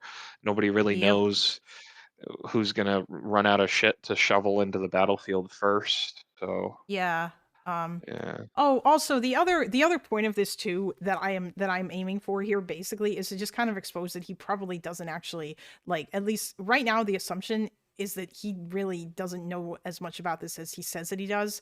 But the only reason why it looks like he knows so much is because no one's really been able to engage with his Euromaidan related arguments, and so it looks like he knows a whole bunch of shit. But like at this point, I feel like I have read more stuff and dug into it further. Like I've got polling data, I have papers, I can explain why people in Donbass were actually like the driving force behind the things that actually made them upset and why they weren't in favor of joining the custom or in the EU, like what their economic reasons were. And like, no, at the top of the list, or nowhere near the top of the list, was that, oh my God, I'm being oppressed because I can't speak Russian, because that's not a thing that they were really as worried about. So wait, doesn't Lactoid support making English the official language federally in the US? That's actually a good question. I wonder if he does support that. And doesn't he support like ICE going around discriminating against people based on whether or not they speak Spanish in a country where there are more Spanish speaking Americans than there are Spanish speaking Mexicans? Whatever you're gonna say, this is gonna run aground if he just says, well, Ukrainian's a fake language. Good luck. I would hope that he wouldn't say that. I'm like, I know, I'm just saying, I'm pretty sure he actually supports like discriminating against people for their language in the US. So that's an interesting. Okay. I'm gonna need to. Are you gonna enforce the like Tolkien Elven being made a state language of the US? Like, why? Doesn't that seem like ridiculous? And like, obviously, Ukrainian being fake and all, why would that just randomly be forced But upon does he think Russian-speaking Ukrainians citizens, right? Like, fake? come on. I didn't know. I thought it was more that he just was saying it's like not like it's anti-free speech and he's a free speech warrior, unless Um, it's the I don't Republicans know if censoring I've never speech. heard him. So I haven't heard him make any of the more like, I guess I'm just gonna say retarded or like ultra uber Z crazy propaganda argument, like pro Russia arguments. For example, he's never argued there's a genocide in the Donbass. He's never argued that Ukraine's not a real country, or that Ukraine or that Ukraine is or Ukrainian's a fake language or anything.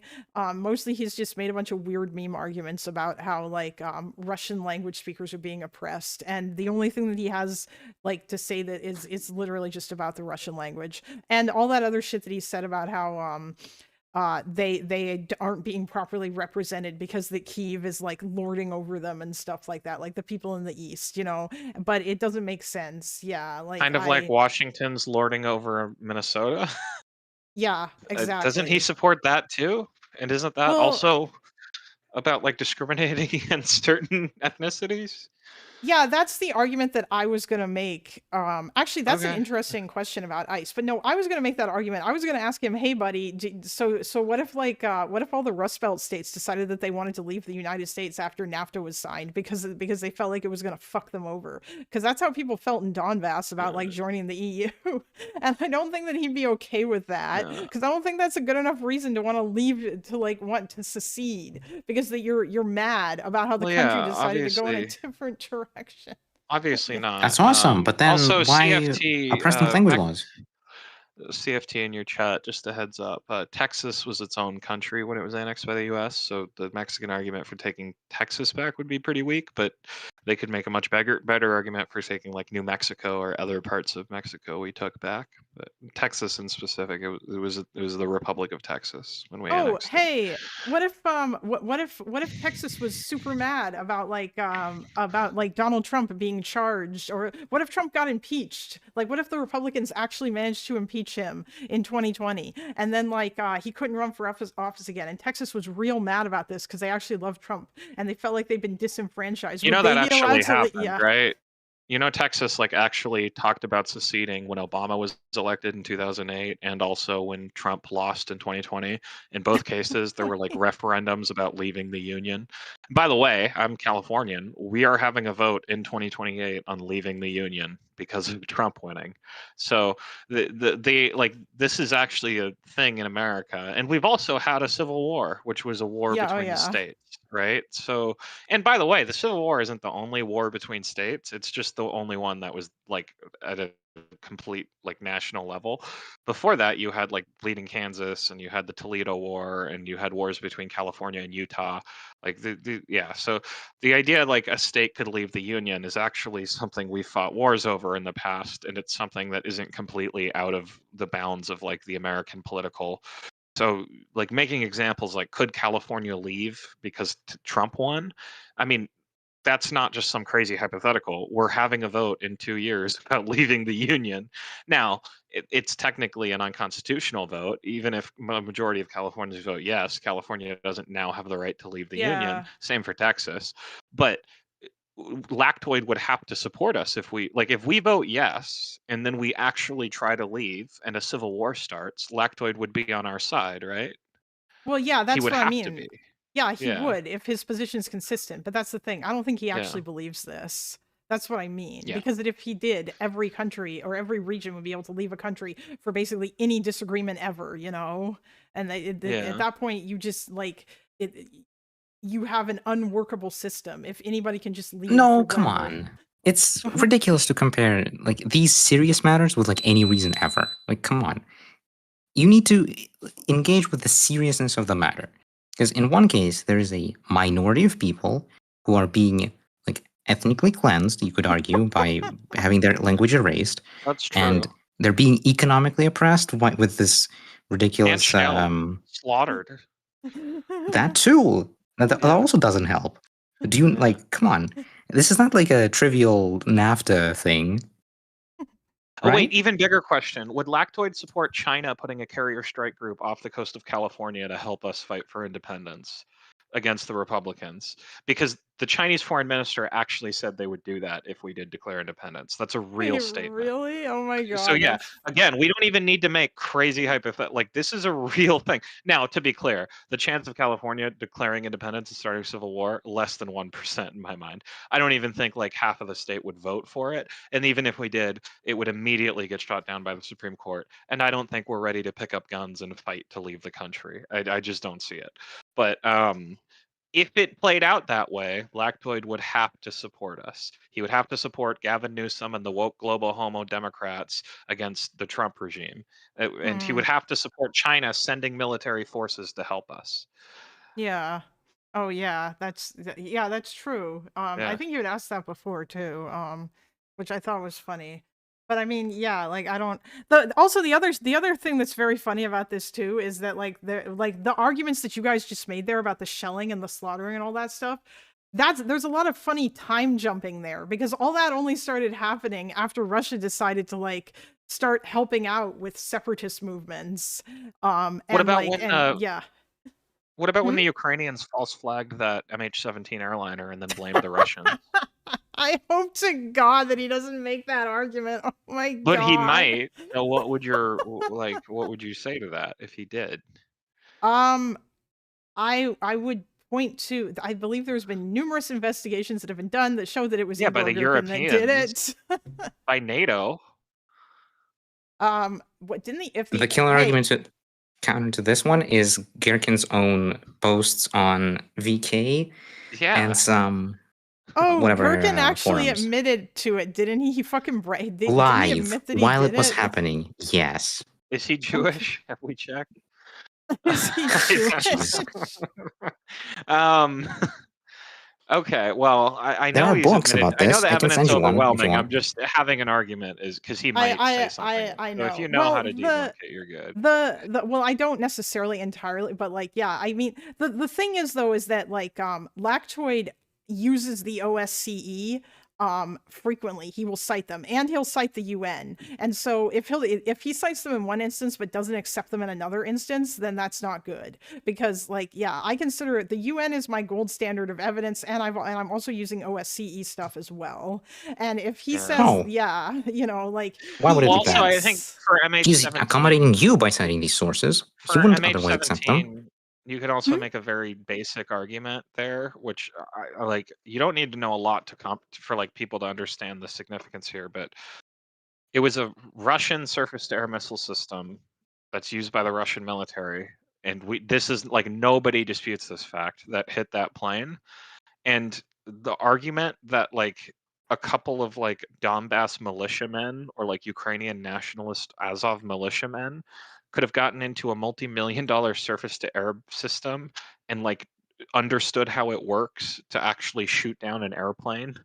Like, these are not Call of Duty. It's not like press E to enter and then right click on the target. These are systems that take years to train these operators. They were obviously crewed by Russians. Just there's no, it's not possible. Like, there is no other explanation. Who told you that it was the Russian Sam again? Well, no, even the Russians, the Russians acknowledge it was a Russian-made. No, they don't. No, they said it was.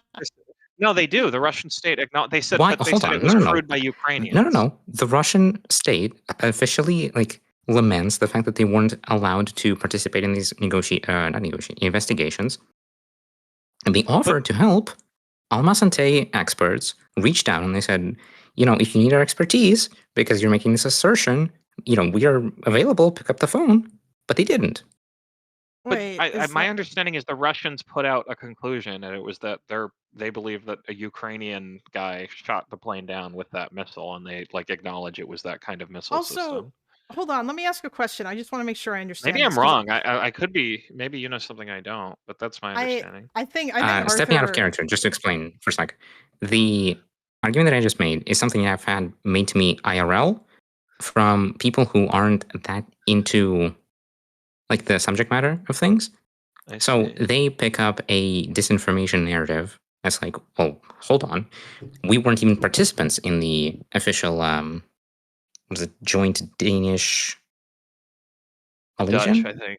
I think it was Dutch. Dutch, Yeah, Malaysia, Dutch. the Danish. And that stuff is supposedly not incorporating Russia's stuff. And so the fact of the Buk missile is not even established to those people.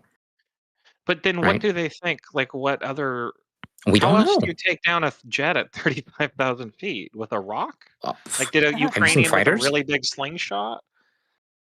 Fighters? Explosives on board? Yeah, but we know it was a missile that hit it. Like, no one disputes this. Okay. I The didn't Russian even know there was this the Russian crazy... propaganda sometimes does. Other times it doesn't. Okay, I see. I That's- didn't This is even know a that. Okay. Wait, I have a question about this. I'm just curious. So, because I know that this is a thing. I'm guessing that all of Ukraine's military stuff that they would have had in 2014 would have been all old Soviet stuff, and that whatever was used to shoot down this missile was a newer Russian system that Ukraine didn't have access to. Is that correct? Or the Ukrainian Well, didn't the have it? Ukrainians have a couple of the similar systems, but like the specific missile that was fired from the specific vehicle, it was a Russian military vehicle. The Ukrainian stuff, a lot of it is just like it was when it was built in the 80s, whereas the Russian stuff, for like the last 50 years, they've been doing software updates and hardware updates. So like a Ukrainian MiG-29 has a very different like ability than a Russian MiG-29, because the Russian MiG-29 is firing like way more modern missiles. It has a newer radar. The engines have been replaced, whereas the Ukrainian MiG-29 is still just like it was when the Soviet Union built it in the 80s. Okay, that's why they have to run away when they run across Russian planes, because they're not carrying payloads that can actually like shoot them down, and they don't want to get Yeah, shot down. well, sort of to oversimplify, but get the point across, there's like 3 types of missiles that we fire at airplanes from another airplane that you'll hear in like movies: Fox 1, Fox 2, Fox 3. There's active radar guided, so there's a radar in the head of the missile, and you can shoot it, and then you can do what you just, it's fire and forget. And then there's infrared guided, which is the exact same concept, but instead of a radar, it's an infrared seeker, so it's looking for heat and radiation instead of radar emissions. And then the third one is called semi-active, which is you have an antenna in the missile, but the radar is on your fighter. So you have to point your fighter at the enemy until the missile hits, because your plane's beaming the radiation, and then the reflections are hitting the antenna on the missile. And this is semi-active. Now, semi-active missiles used to be like the way you did long-range air-to-air combat, because radar is powerful enough to see far. They weren't miniaturized yet. You had to put them on planes. But now, modern missiles, they're active guidance. They have their own radars. So a Russian plane and a Ukrainian plane in an engagement, the Ukrainian only has old semi-active missiles, so he has to keep pointing at the Russian and chasing him until the missile hits, whereas the Russian can fire his active guided missile and then turn around and run away.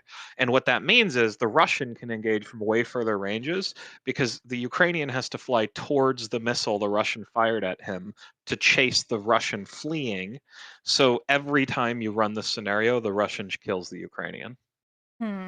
Yeah, okay. And like even with the F-16s, they just don't have, I guess, newer shit to take him down, or to take down the with Russian, F-16s they because- do. The F-16, It's just not enough. But these are F-16s. They're MLUs, which means midlife update. They're from the Danish and Netherlands militaries, mostly air forces.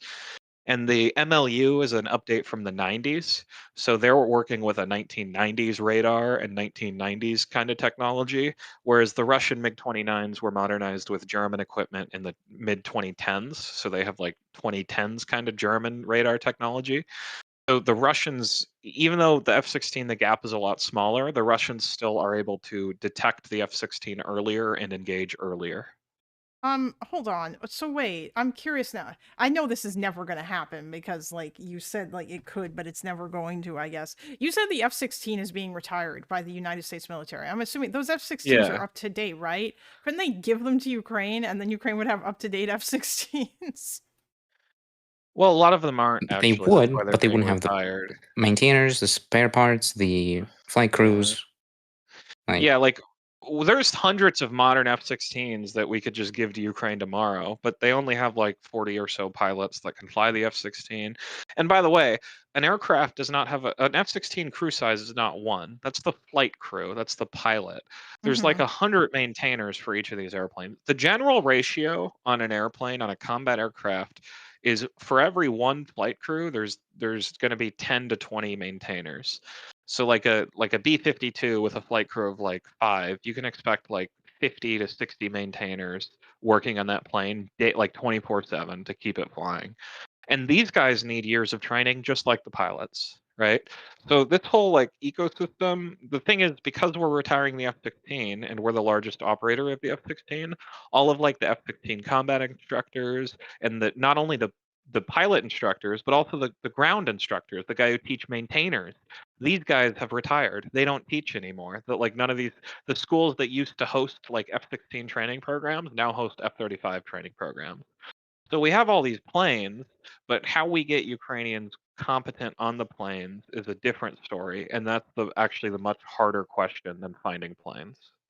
Oh yeah, you mentioned that last time, so that Yeah. then just becomes like a difficult sort of problem, and it's Yeah. like, okay, well, what the fuck? Also, the Yeah. most modern F-16s, those are called the F-16V Block 70, and those planes are going to Taiwan right now. That's where they're ending up.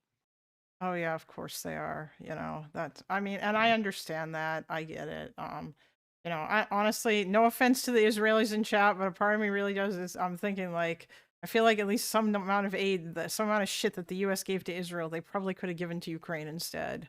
Just because Israel's already got a lot of shit. But yeah, I don't know. I don't really I don't I don't necessarily mean planes, but other stuff. You know. Yeah. But Well, the French are helping out a lot with the training, and that's why you see Ukrainians flying Rafales and stuff.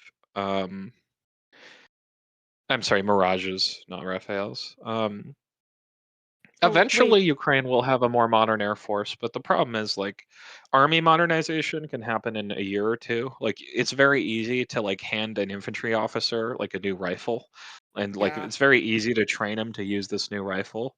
It's more complicated, but still compared to an aircraft, easy to like swap from one tank to another. Like it might take a few months to train the crews, but it's doable.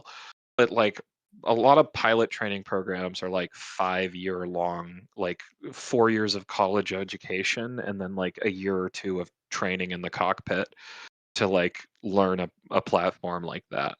And it's Hmm. just this, you just can't really do this overnight.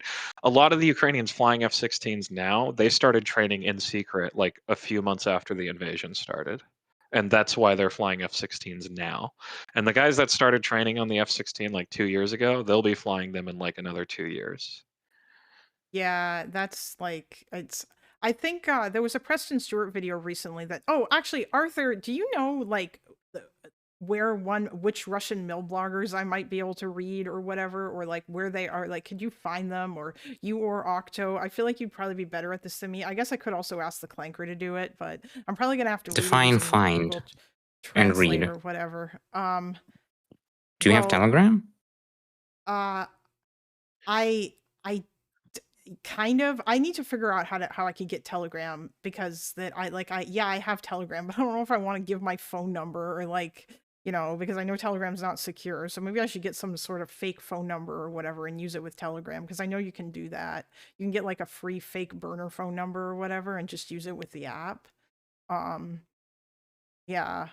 But I mean, if you have a Telegram account, number one, and if you want to click on a post and like translate them, yeah, sure, I can okay. pull a list together. Are these guys all Or if you in, want to pay a subscription, they will live translate. What's going on? are these guys all in are they all on Telegram? Is there nowhere else? I'm guessing. Yes, I'm trying to think of an exception, and I can't really. I would need to like. Yeah. Maybe Because the Tsargrad Russian has something, but I don't know. the Russian mill bloggers are interesting. I think there was a Preston Stewart looks at them often, and I feel like that's where he gets a lot of his stuff from. And I believe that it seems like I don't want to say that it feels like if you want like I guess an honest assessment from the Russian perspective of how things are going, there's at least some of those mill bloggers that maybe might be that might be a good place to get it from, because those guys are I don't know, it seems like they're kind of dejected a lot of the time, at least based on my little bit of exposure that you have to them. But I think like there was an assessment by one of them that said that basically It's going to take us 5 years to take the rest of, I think it was Donetsk, which is a territory that Russia holds most of now. But it's going to take them 5 years to take the rest of it, apparently, which is kind of insane that it will take them that long to do that. But apparently they're winning, I guess. I don't know. Does does Lactoid believe that Russia's like clearly winning, or is his argument like they're kind of just barely scraping on top? Because clearly winning is something you can debunk, but like doing slightly better is a reasonable conclusion, depending on which assumptions you make. I don't know if I don't know if he has kept up with Okay. you know, Speaking of keeping up, by the way, just to interject here, you Mhm. should really look into the updates on this kind of stuff, because my loose understanding is that Ukraine has been gaining territory and holding it in the past 2 months. Yes. Yeah, I don't know how much that really says, but it's But true. there's other parts of the front where, like, there's still, like, Pokrovsk it's not lost yet. We thought that it was, but it's not. But they're not. Things aren't looking so great there. It really depends. Unfortunately, Ukraine or Russia is closing in on like the Konstantinivka, and I think from there they will then be able to push on towards Kramatorsk, which is what then they'll be like, if they take that, they'll be within striking distance of it. And Kramatorsk is like I think Dylan once described it as a fortress, like from the last time that he went there. And that's like a very well defended Ukrainian city. But if the Russians are able to get within shelling distance of it, they're going to start hitting it. And then like that could be bad. So there are parts of the front, like in the Zaporizhia area, Ukraine was able to take back. They basically discovered a lot of Russian gains were imaginary, because it was basically like one guy, like they had like one guy in a house, and then they said they claimed all the territory Yeah. between more of their men. And yeah. Well, that's the thing, is that's also a lot of Ukrainian gains, and it's not even Yes, like there's that that too, necessarily anyone's yes. misleading anyone. It's just that like some of these lines of contact, like you might have 80 kilometers of front line where like every maybe 2,500 meters there's like two guys in a hole with a machine gun, and like one of them's an RPA or sorry, you guys say FPV pilot. Yes. So one of like that technically is Ukraine controlling, but like all like we need to do to imagine the zone of control shifting and this huge part of the map moving that you're looking at online is like 8 dudes dying, right? And now like 5 kilometers of front line has technically shifted hands on paper, I guess. Yeah. So that's I part think, of yeah. the like, yeah. There's been a lot. The drone stuff is kind of a heavy thing. Also, fuck, there was a video that I saw a part of, and I guess like I'll ask about this because I'm curious. It mentioned that when Ukraine or when North Korea went into battle against Ukrainians, apparently it was North Korean special forces that got sent to Ukraine, and they proved ineffective against like in drone warfare because it wasn't something they had been prepared for at all. And I guess because Initially, they yes, but basically then later on they changed. Yeah, did they they learned. okay. Yeah. All right. I So wasn't like sure we if they see this with all conflicts. So like the things you include in your training exercises, it gives your officers and your NCOs a good understanding of like if you have drones in all your exercises, your officers and NCOs, they're going to understand what a drone is, what it can do, what the kind of standard operating procedures should be when you're under drone attack. And North Korea they don't do this because they don't like this is the kind of stuff you get from like talking to allies. Like the reason like the US has been able to include drones in its exercises is because of decades of experience like watching other people use them and kind of like coming up with ways to replicate that in our own field exercises. Not just Ukraine, by the way, like most of our drone experiences come from Turkey, watching them kill Kurds. But yeah. Oh, okay. So, yeah, because I guess everybody makes it out like no one's prepared for the FPV drone that's zipping around that's coming in to Oh kill you, yeah. and you can't shoot it So down because it's scary. going super fast, and like it's hard to hit a target that's moving that quickly, and then it comes in and it blows you up after it like impact. Yeah, Yeah. I mean, one of the methods of air defense the Russians are using against FPV drones is 12 gauge shotguns. Yeah, I which know, you should c- tell you all yeah. you need to know. Is it, try using a 12 gauge against an F-16, see what happens. Like Ukraine's it's I don't know. doing Ukraine's doing the same thing, by the way. That is also their defense Yeah. against Russian FPV drones is a shotgun. Yeah. Yeah. I saw So- someone promoting a anti-drone net thrower. Yeah, They're that's just the kind of Marines based. have those now. Yeah. Or also just like there's different types of camouflage patterns you can use that can really reduce the effectiveness of FPV drones quickly finding targets. There's electronic warfare, electronic countermeasures, directed energy weapons like lasers or microwave radiation weapons. Oh, There's yeah. obviously beyond shotguns, there's things like CRAM, counter rocket artillery mortar, the 20 millimeter, 30 millimeter Gatling guns you see around American embassies. Navy warships have this on board. It's called CWIS for close-in weapon system. There's anti-aircraft artillery, right? There's like 40 millimeter auto cannons. There's surface-to-air missiles. Like there is a wide network of ways to counter drones, and counter drone warfare is, as a concept, in the Western militaries really dates back to the 1960s when we started to see drones just like what you have today in Ukraine emerging on the battlefield. I've talked about it on your Discord, but like the Shahed is a clone of an Israeli drone from the 90s, and that Israeli drone is a clone of a West German drone from the 70s. Like the Shahed, the thing that we all think of as this new scary threat that nobody knows how to deal with, it's again like the West Germans had the same thing in the 70s, and like NATO exercises by the mid 80s, like you already had people training to counter drones because they existed back then. Yeah, there's To Steelman okay. the drone side here a little bit. There's might no be the case- man. Just Retarded. give me a sec. Let him To be retarded. it might be the case that the technological solutions do exist. Fine, that's true. However, drone defense is not just about having a weapon be able to destroy a slow flying, relatively large, but also not that dangerous thing in the sky. It's more about creating an area defense and like not letting a large number of these things hit all over the place. So like you might have a CWIS on a ship. That's great around the ship, but if your ship isn't in the right location, then you're stuffed. Or Yeah, if you point defense is point defense, but we do have drone area defense too. and that part hasn't been properly implemented. Yes, it So- has. It's been part of like SOPs since the 80s again.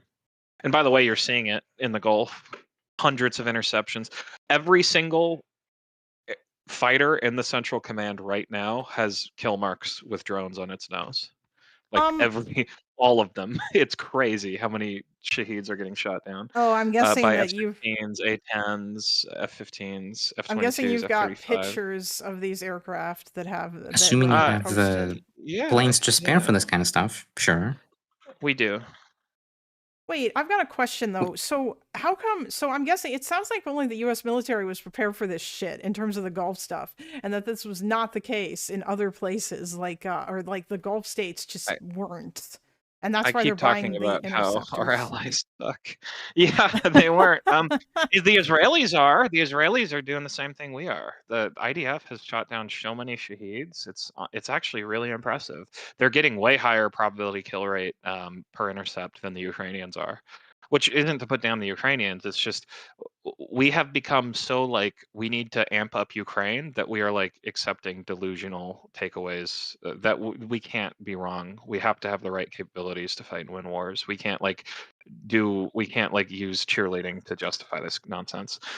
There's a picture in the chat that's an F-15E in the Central Command, and just to decode what you're seeing that they've shot down 3 cruise missiles with those 3 winged marks, and then you're also seeing APKWS, Advanced Precision Kill Weapon System kill marks, which are those round tubes that represents the rocket pod, and each rocket carries each pod carries 7 weapons. So each red dot is 1 kill they've gotten against a Shaheed with APKWS rockets.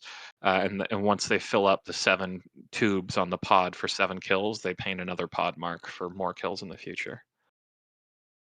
Every plane in the Central Command looks like this right now. They're all flying they're all flying around with tons of kill marks for Shaheeds because they're shooting down tons of Shaheeds. The idea that we don't know how to do this at cost and scale is completely fucking delusional. To Yeah, step okay. It's actually just to step out of the Steelman and to ask a genuine question, Yeah. does that hold true for nations that are not the U.S.? So Yeah, just Ukraine to head is off the doing this. Ukrainian F-16s are using those rockets to get kills. This is a cheap, low-cost method. An F-16 per flight hour is about $20,000, which sounds like a lot, but that's for an hour of area defense over a huge area that it can cover. That's actually really cost-effective. And those APKWS rockets are less than $5,000 every time you pull the trigger, and their probability kill is 99% in real-world combat. So an F-16 can carry 6 APKWS pods, which can each carry 7 munitions, which each have a 99% intercept probability. Okay. What if I'm Morocco and You have Algiers? F-16s in Morocco, I think, or maybe they have older MiG-21s. I don't know. You can put these on anything. The Central Command is using A-10s to shoot down drones right now. They're putting these rocket pods on fucking A-10s. You can put it on a crop duster. You can literally take APKWS and put it on a civilian Cessna 172, and it's fast enough to run down a Shaheed because the Shaheed is so terrible. The Shaheed's flight speed is like 100 knots. Okay, a Cessna 172 can do like 150 knots. You can literally shoot down Shaheeds with a Cessna 172, and they'll also fly twice as high as a Shaheed. So altitude's not a problem, speed's not a problem, and you can put these rocket pods on Cessnas. There are Latin American countries that have counter drone capabilities that are propeller driven planes with these rocket pods. Again, the idea we don't know how to deal with this stuff is it only exists in the minds of influencers and people on Reddit. This is like real militaries have been doing this for decades. Okay. Maybe I'll chat with you about this in Discord chat or in text at some point. okay. But Oh, to me, it seems like a little bit of a economics problem, Ooh. a little bit maybe. But These are very cheap rockets. We made these rockets in the Vietnam War to shoot at tanks. We built hundreds of thousands of them and put them in warehouses. And now we're just realizing that actually we can shoot them at drones too. And now they're obsolete for the tank busting mission because now you don't want to get that close to a tank. You want to drop something from like 50 miles away that'll glide and kill the tank. You don't want to have your plane anywhere near the front line like that. So we had all these useless rockets that will cost nothing, hundreds of thousands of them just in warehouses all over America, and we're shooting wait. them at drones. I was gonna say, couldn't Yeah. the Ukrainians use those? But I'm guessing that they aren't. We're short giving them on. tons. Oh, No, we're giving okay. them They so also many. have. Yeah, a lot Okay. of Ukraine's intercepts are with APKWS. It is a proven capability. It is low cost. This is a very cheap way to shoot down drones. so is It's way better than if we're Yeah. comparing the per intercept cost of APKWS, it's so much better than those Ukrainian drone interceptors. It's unbelievable. So Yeah. wait, Vasserman is saying in chat that nobody is sending one Shaheed; they fly dozens for effectiveness. I'm guessing that the Ukrainians must be Yeah, they fly like hundreds sometimes, like 900 in one of their attacks. But what you're looking at on the screen right here, that's an F-15E Strike Eagle, and it's carrying 6 pods for APKWS, right? So that's 42 rockets. So that's the ability for one aircraft right there to shoot down 42 Shaheeds. And then it's got that F-15 has a 20 millimeter cannon with around 800 rounds of ammunition, which is enough to shoot down another 10 Shaheeds. And then it can go land and rearm and then do it again.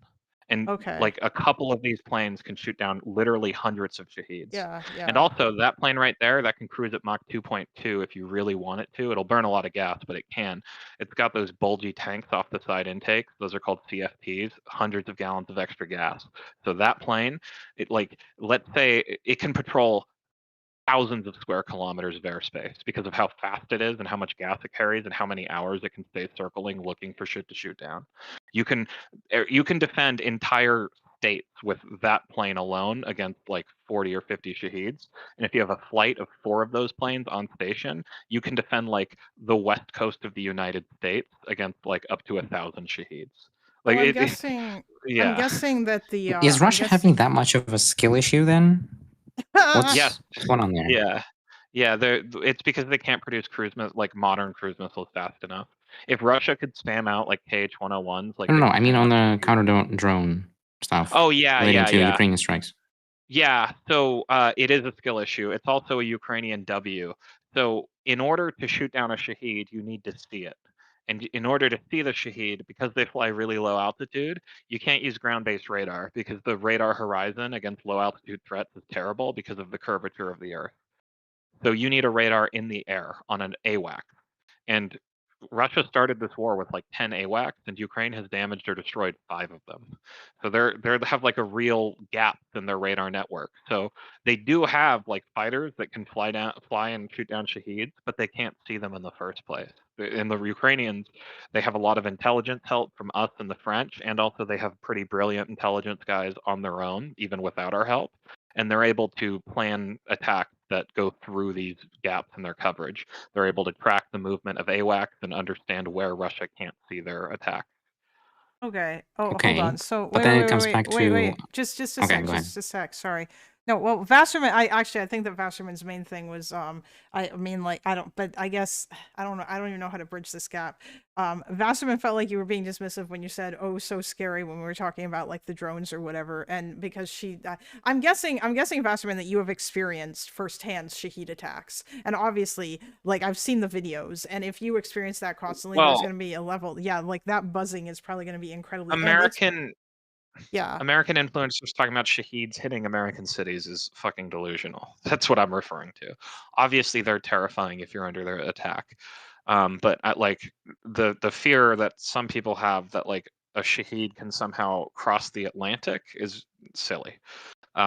Or for that matter, that like again, FPV drones, if you're a Ukrainian soldier being attacked by one, it's horrifying.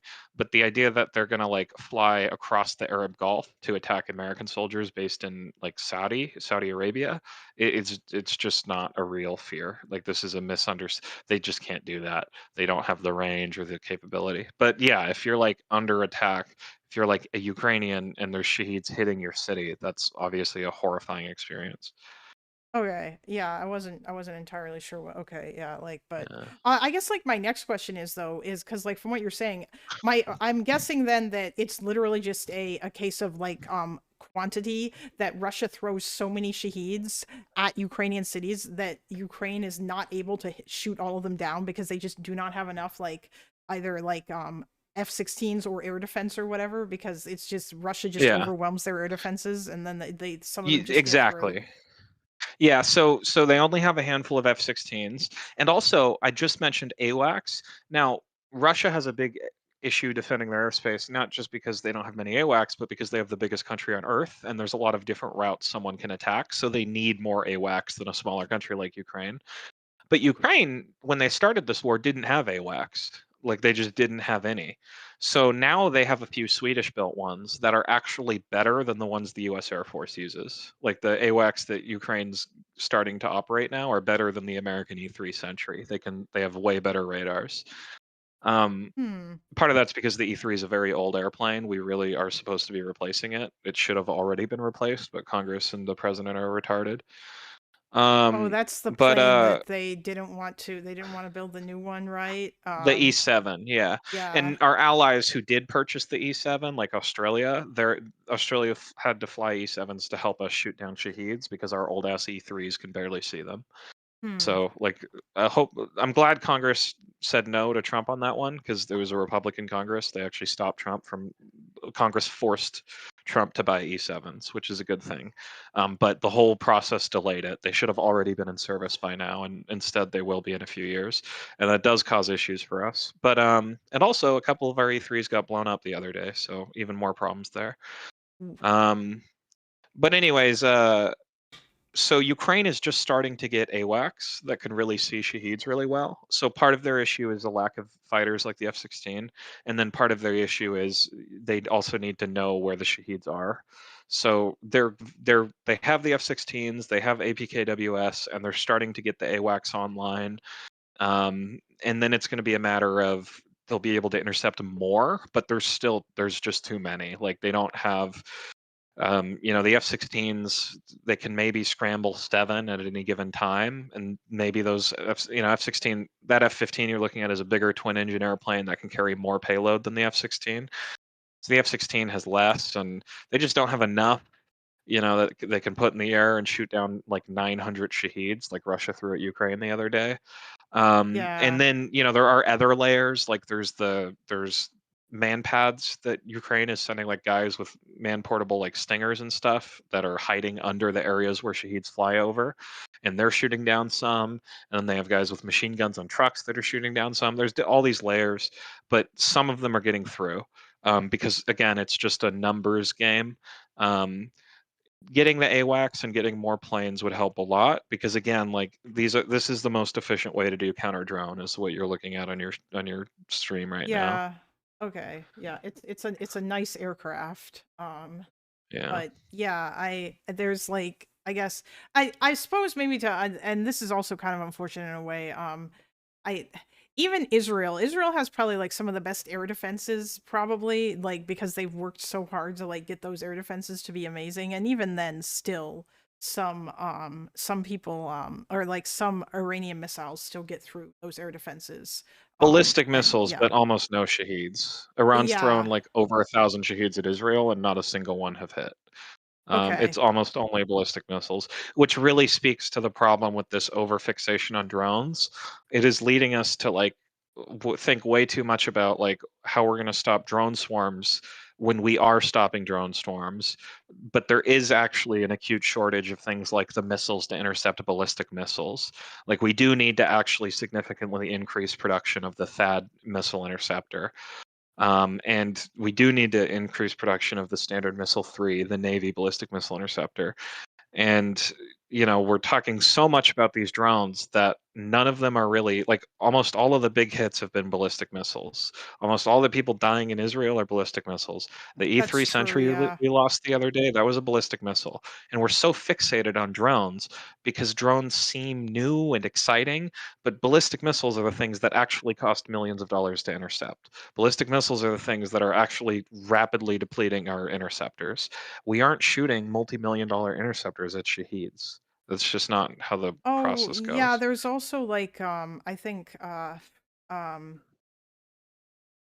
yeah, like, okay, so Ukraine could presumably maybe eventually get to a point where like the Shaheeds aren't really useful against them, and then it's back Yeah. to, you know, Russia's going to be throwing ballistic, like Russia does like throw ballistic missiles at them, just not as often. And I'm guessing that goes back to what Yeah. Arthur was saying, that they just don't, do they just not have enough of them? Is this just a Russian L because they just Yeah. don't? That's it. Yeah. Okay. Yeah, it's not. Yeah. And I think Ukraine One recently built brief their own missile. Go question on. that is unrelated to Ukraine. You say that the critical component of fighters being cost effective to shoot down Shaheeds. Fine, I understand. But then, yeah, AWACS are not available everywhere. So Morocco, Algeria, Algiers or Algeria, whatever it is, that place I don't think has any AWACS. So a threat with drones would be in theaters that are less financially like loaded. Would be rather novel. No. Well, yes and no. So more so in the past, that's true. Especially in the 80s and 90s, in the Navy they called this the tyranny of the cruise missile. But like there was a long period of time. And by the way, make no mistake, a Shaheed is a cruise missile. Like a drone is just a way Yes. we like Yeah, I understand. like play semantics games. But yeah. Like in the 80s and 90s, it used to be the case that like if you fired a cruise missile, it's hitting what it's aimed at. Like almost like the intercept rates were like 1%. Like it was like, you know, you had point defense, but that like man, it really wasn't expected to actually do the job. And that is, if you lack a lot of these more modern air defense tools, you're right in a way. But there's also a shift that started like 10 years ago that we're now mostly on the other end of, which is the democratization of a lot of these assets. So, like, high quality radar has gotten a lot cheaper and a lot more miniaturized, and you don't need to put it on like a big wide body commercial jet airframe. There are AWACS now that are like twin engine propeller airframes with like pretty small I've seen that radars stuff, that yeah. do the job that are actually like not any more expensive than a fighter. And you do see like Pakistan now has a bunch of AWACS, and they didn't 10 years ago. So you're right for an era, but I think that era is kind of, I think sensors technology has just gotten so much cheaper and smaller, and you can put it everywhere now. Okay. Oh. Fair enough. Okay. Yeah. To bring us back, I linked a yes. thing in stream suggestions about MH17 that covers Russian propaganda about it. Oh. Though that is not a stream. I was gonna say friendly, but like this is a subtitles video. Although it's got Oh. pretty graphics and stuff, you should watch it on your own time. Oh, it's another thing from Maxim Katz. Okay, yeah.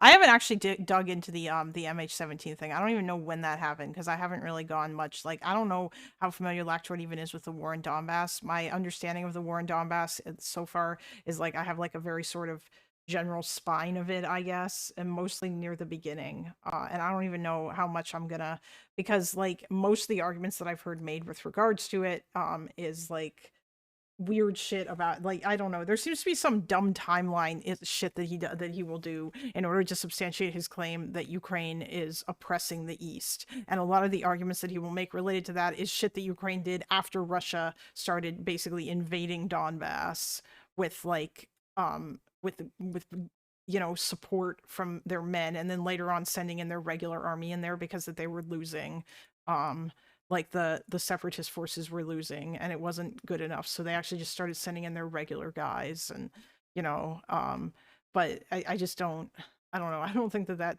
although I do want to learn more about it because I think it would be good to have that information, and I can try, but I've got like a week. Okay. And there's been a whole bunch of stuff here, and then there's also the war itself. I think that actually, you know what, hold on, Epic, I'm gonna send you something. Okay. Actually, I was afraid, I guess saying this doesn't even fucking matter. Lactoid posted a bunch of stuff in his Discord about like where he got, or about like the kinds of information that he had or whatever. So, and this is public, so I was kind of afraid of saying anything about this because it felt like cheating that I was looking at his notes, but even though he publicly made them available, or like, it's probably not all of his notes, he has an Obsidian document, but he posted some of it in his Discord. And somebody sent me it as a PDF. Let me just find it, and then I'll just give it to you. Let me just DM it to you, and I'll DM it to you too, Arthur, if you are. Yeah, hang on. Where are you? Oh, there you are. I just need to find it. Talk amongst yourselves.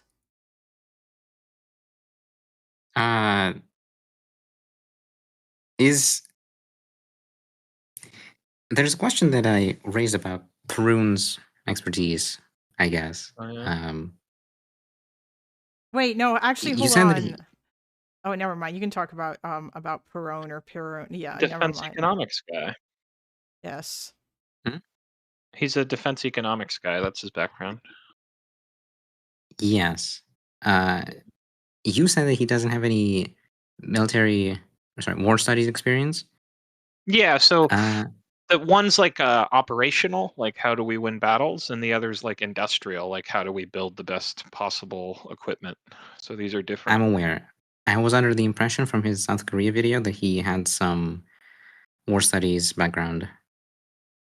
Yeah, my understanding from what he's represented about himself is that he's like an industrial analysis for like defense economics, and that he works with the Australian government.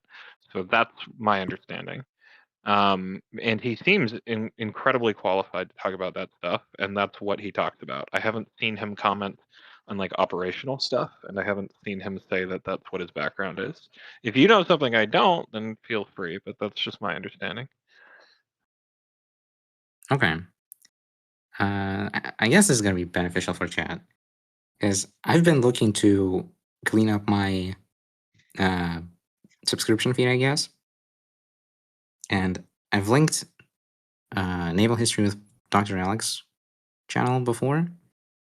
Yeah. And he seems like a qualified, competent person, both on like the merit of his arguments, the like perceived depth of his understanding, and his like credentials, who else falls in like this Perun Dr. Alex category that like exists in a I don't think consumable, I digestible form? watched those Dr. Alex videos, and I don't know if I don't know. I mean, Perun's pretty good. I don't know that many. I mean, I've mentioned a couple times. What's his name? Ward Carroll. He graduated from the Naval Academy at Annapolis, and he was an officer in the Navy, and he flew the F-14 Tomcat, and he has a channel. And one of the cool things about his channel is he doesn't just talk about his subject matter expertise with flying and Tomcats and naval aviation, but he actually has other veterans who also were officers who graduated from the service academies, some of whom were like former commander-in-chief of like the Pacific Fleet. And like he's had on there and interviewed and talked about like current events or like the war in Ukraine. So that channel has, in my opinion, an incredible wealth of knowledge. Also, I sent you guys Chieftain? the thing. Oh yeah, the Chieftain. He's he's an Tanker? I think he was an NCO. No, was he an officer? He was either an NCO or an officer, but he commanded an Abrams tank for decades. I think he's like one of the most qualified people. I think he literally like taught like tactics in the Abrams at the War College. Like I would, if he's talking about tanks, he like the guy Chieftain's probably the best person on the internet to go ask about tanks because he's like one of the best people in the world to talk about tanks, not just on YouTube. As far as I don't I'm know aware, if at least. I don't know if War on the Rocks has a YouTube channel per se. They They have a good seem to journal. exist, but it's like super inconsistent ish. Yeah, unfortunately, all of the defense media is super inconsistent. Like, War on the Rocks has some really good stuff and really bad stuff. A lot of it's opinion, right? So it's like the opinion section on like I don't know, The Atlantic. Like there's some really good stuff and there's some really bad stuff there. Defense Express is like that, and what's another one? The National Interest has a lot of crap, but like every once in a while there's an opinion piece on there that's really good. So to me, like there's like the brand, but then there's also like each individual work. Okay. So I guess Chad can pick up some stuff from that question mark. Yeah, if Chat I'll wants to. I'm I'll sorry. clean up my Reuters own is stuff. great. Yeah. And the Associated Press. I like Reuters. Yeah, I've been using. I've got quite a few Reuters articles linked. I don't know if I have any AP articles, but that's just.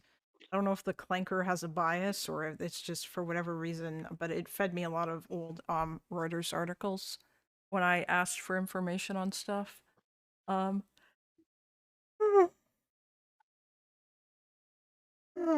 the notes.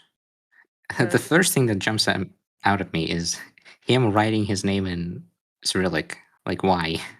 Oh, that's Who? just a thing that he started doing. Lactoid. Yeah, Oh, why? I don't know. That's really dumb. I'm If you're only not doing Russian, that. then understand. I'm only doing that because one of the Ukrainians suggested I do it, and I think maybe they did that in response to the fact that and then they were like, "This is what your name would be in Ukrainian Cyrillic," and I was like, "Oh, that's cute," and then I put it in my Discord name. But yeah, I guess in some ways I'm counter virtue signaling whatever the fuck his virtue signal is. I don't know why he's doing it, but yeah. I think he's probably leaning into the meme that he's like some sort of pro-Russian dude.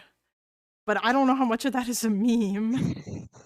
Well, I don't know if he's pro-Russian. I think he's just more indifferent and passively believes Russian propaganda. Yeah. Listen, Duckbringer thinks that Lactoid is making these arguments because he wants to be a special boy who Right. can make arguments that nobody else is making. I don't It know. Very is. probable. I'm sorry, this is immature beyond belief. It's immature generally, but how I've seen Lactoid behave, I don't know. No, wait, hold on. What are you Oh, gonna sorry. say? I think Arthur was talking about something. What's immature? I just typed in the Oh. word lactoid in Cyrillic. I'll link a thing in Wait, did he get it wrong? in DMs. No, the thing the search Oh. engine came up with a similar word, and Oh. Oh, it's like porn. Is that what the No, okay? it's a women's hygiene. Oh, okay. Well, yeah, because of like, because Lactoid is I don't understand why he decided to name himself that. I'm still trying to figure that out, but does he like Wait, I'm milk? just trying to. What? I'm just reading the thing. What you sent me. What is this? Is Lactoid? What is this? It's from his No, it's the notes that he posted in his Discord that I'm in his just doesn't. public Discord. I just opened it, and the first thing I see is Article 108 of the Ukrainian Constitution. Yes. Doesn't that like kind of go against his whole? Doesn't that like Well, debunk his whole core thesis? no, his argument is that Yanukovych was removed illegally and unconstitutionally because it says in here the Ukrainian president may only be removed by one of these following things, and Yanukovych didn't But match any number of these things. He but never number one is resigned. resignation. But Yeah, he but isn't that what isn't resigning when you leave the country and flee to Russia? no. well, no, apparently not. I think basically they said Does he have that to like? yes, he has to Is there like a to formal? yes. Oh, Yes, there is. But no, he said like they removed him because he was unable to exercise his or her powers, like his powers basically. so he was Because impeached. yeah. No, he wasn't impeached. It's because he left the country. It's because he ran away.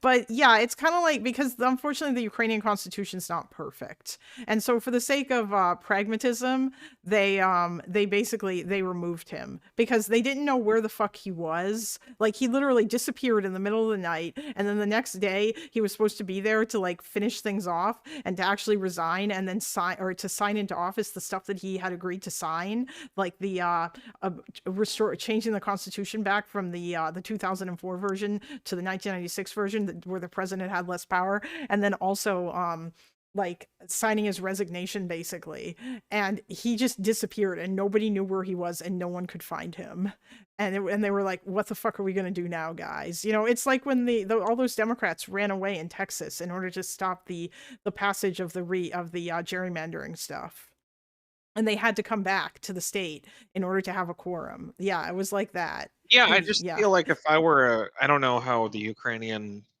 like legal tradition works, but I feel like if I, as an American reading this, I would just say that I'd go to the Supreme Court and say that the act of him fleeing the country was a resignation. I don't really. I don't think I Ukraine don't know. had. I don't actually. Maybe one of the Ukrainians can explain it. Um, Lactoid will say he was still in Ukraine when the Rada removed him. He only fled to Russia later. Yeah, that's true. But the thing is, Alex, nobody knew that. No one knew where he was. He didn't tell anyone. And then only later on was he like, I didn't resign. I'm still the president, And I don't think he said that until after he was in Russia. It's not like he phoned them up and said, hey guys, I'm in Kharkiv. He didn't do that. Like he disappeared in the middle of the night, probably because he knew that they were that he was gonna go to jail. Like I suspect that he was afraid that was the next step, that he was gonna end up in prison, probably because that's what he did to his predecessor. You know, To jump on the word resignation here a little bit, assuming Ukrainian is similar enough to Russian for this comparison to hold, this would be like a formal process. Because, in English, the word resign can mean like, oh, well, I'm resign to this fate that I'm in, right? It's like, oh, that kind of feeling. And or a process, right? Here, it would be like the process.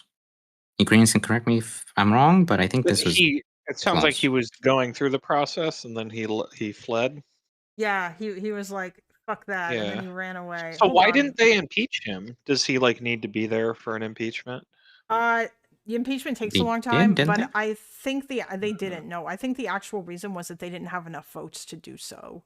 But like, so the day before, on the 21st of February, there was a and I think I have this here in my notes because I was looking into this a whole bunch. There was no impeachment vote, just the resolution of removal. An impeachment bill was recorded on February 21st, but nothing was done with it, and it's not available online. There's only a Kyiv Post article that the Clanker found for me that mentioned that this was a thing that was like entered, but then they went nowhere with it. My guess is because they didn't have the votes to do it, and I would imagine part of that was probably because he was not there. And also, it would have taken a really long time. And because if impeachment in Ukraine is anything like what it is in the United States, it's like a political formal. It would have been a political formal process that would have required that you actually like go through everything and whatnot. So yeah, like there's hold on, I have it. Where was it? I pulled it up on my screen. This is the self-removal. This is the text of the resolution to remove him that they passed on February 22nd. If you guys are looking at my shared screen. And this is just like a law passed through their It's a their parliament or whatever. It's a resolution, so I'm guessing that it's yeah, they're saying that he's self-removed, it looks like. Yeah. So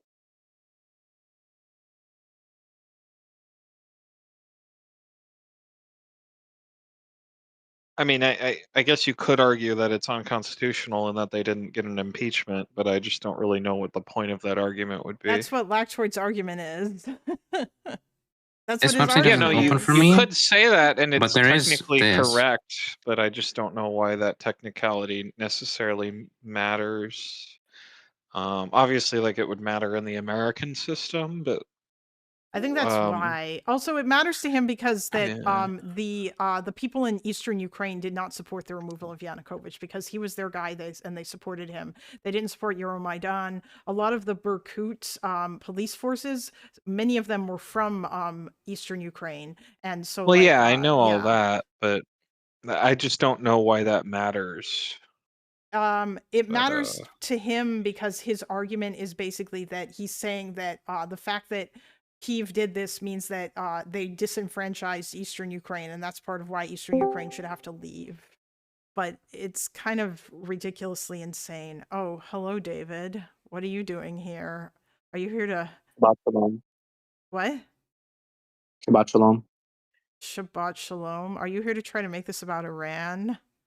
Because we're bombing really. Iran. You can't say bomb Iran anymore because America's doing it. We can say bomb them harder. Exactly.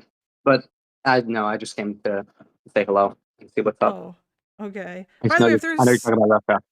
Yes, I am preparing. If there's any Ukrainians who want to join a who have insight in this or who want to join the chat, they can. Or Duckburner, if you know about this. We don't live in a black and white world when it comes to law and state action. Yeah, I know, right? Like they I'm a Ukrainian. Not everyone has a constitution as perfect as ours. I understand. Listen, Ukraine's a much younger country than America, okay? And they can probably like learn as they go. Also, is the American Constitution really perfect? Isn't there like some issues with it potentially? Zero ambiguity, zero issues, zero tensions that led into anything like major civil conflicts. Yes. It was literally made by God. True. Yes. Although, memes aside, as deeply flawed as every constitution is, ours has enabled the longest enduring democratic order in human history, so that is pretty cool. But Yeah. it's That definitely is not perfect. Not true? Question mark? Isn't Yes, San it is. Marino technically longer? No, it's not. They don't have a formal written constitution like we do. They have a constitution act like Israel or Canada, and they've changed it every few decades for the past several centuries. Yeah, but The I oldest guess you're talking about constitutional this order in the constitution, world not is the the okay, I U.S. understand. one. Yeah, what I'm saying is, like, as flawed as it has survived longer than any other on Earth. Like, we still use it after 250 years. That's kind of crazy. But you There's no yourself other said it's country in the world that does that. the immense difficulty is a problem. Yeah, It's but I'm difficult to saying the change it. fact it like worked this long is crazy. Like, that's really, if you think about it, it's kind of cool. But I mean, obviously, it's not perfect. Oh look, Firefox is now using 10 gigabytes of my RAM. Yay! Anyway, yeah. Van 11's right, though. It is funny. A lot of Europeans talk about how young the U.S. is, but like our government's actually older than than any government in Europe. But I mean, our nation's younger, but our state is actually older.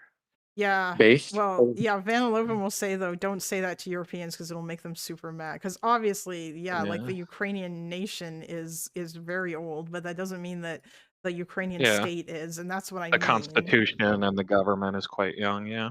Yeah, you know, so they're trying. They don't have a perfect constitution. But no, Right. I guess Van Loven, if you want to come in here and you want to say some things, you are free to do so. I think that would actually You be haven't useful. been you What? haven't been invaded properly. That's why. Oh, yeah. By the way, Belinda, Yes, you I were mean, saying if anyone, the British aren't on the White House. they True. did. Yeah.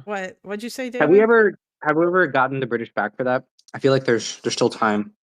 Well, I mean, we basically made them like a shitty American colony of our global system. So Wow. Yeah, that is pretty humiliating for them. So their Hey, empire's let's- gone. They don't have a navy anymore. I mean, well, Well, what I was gonna say is, cover your ears, what's it called? XBQY, if you're still in chat. Otherwise, Epic's gonna make you feel sad about your country again. Anyway, go ahead, David.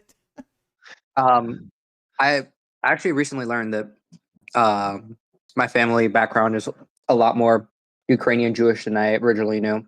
I thought it was like a Based. mix of all around, but I learned that like my dad's side is basically entirely Ukrainian Jewish. base. Mm-hmm. So Slava Ukraine, I'm yourself fan. Some shit. Slava Take shit. Ukraini. Slava Yes. Ukraini. Heroin Slava? Yeah. Base. Yes, that's it. Yeah, I I'm just saying the best Jewish leader on earth happens to be Zelensky. Just saying. Name a better Jewish leader. Hitler. Bibi True. Netanyahu. No, I'm just kidding. Fuck that. I actually Everyone don't knows that FDR was secretly a Jew. know.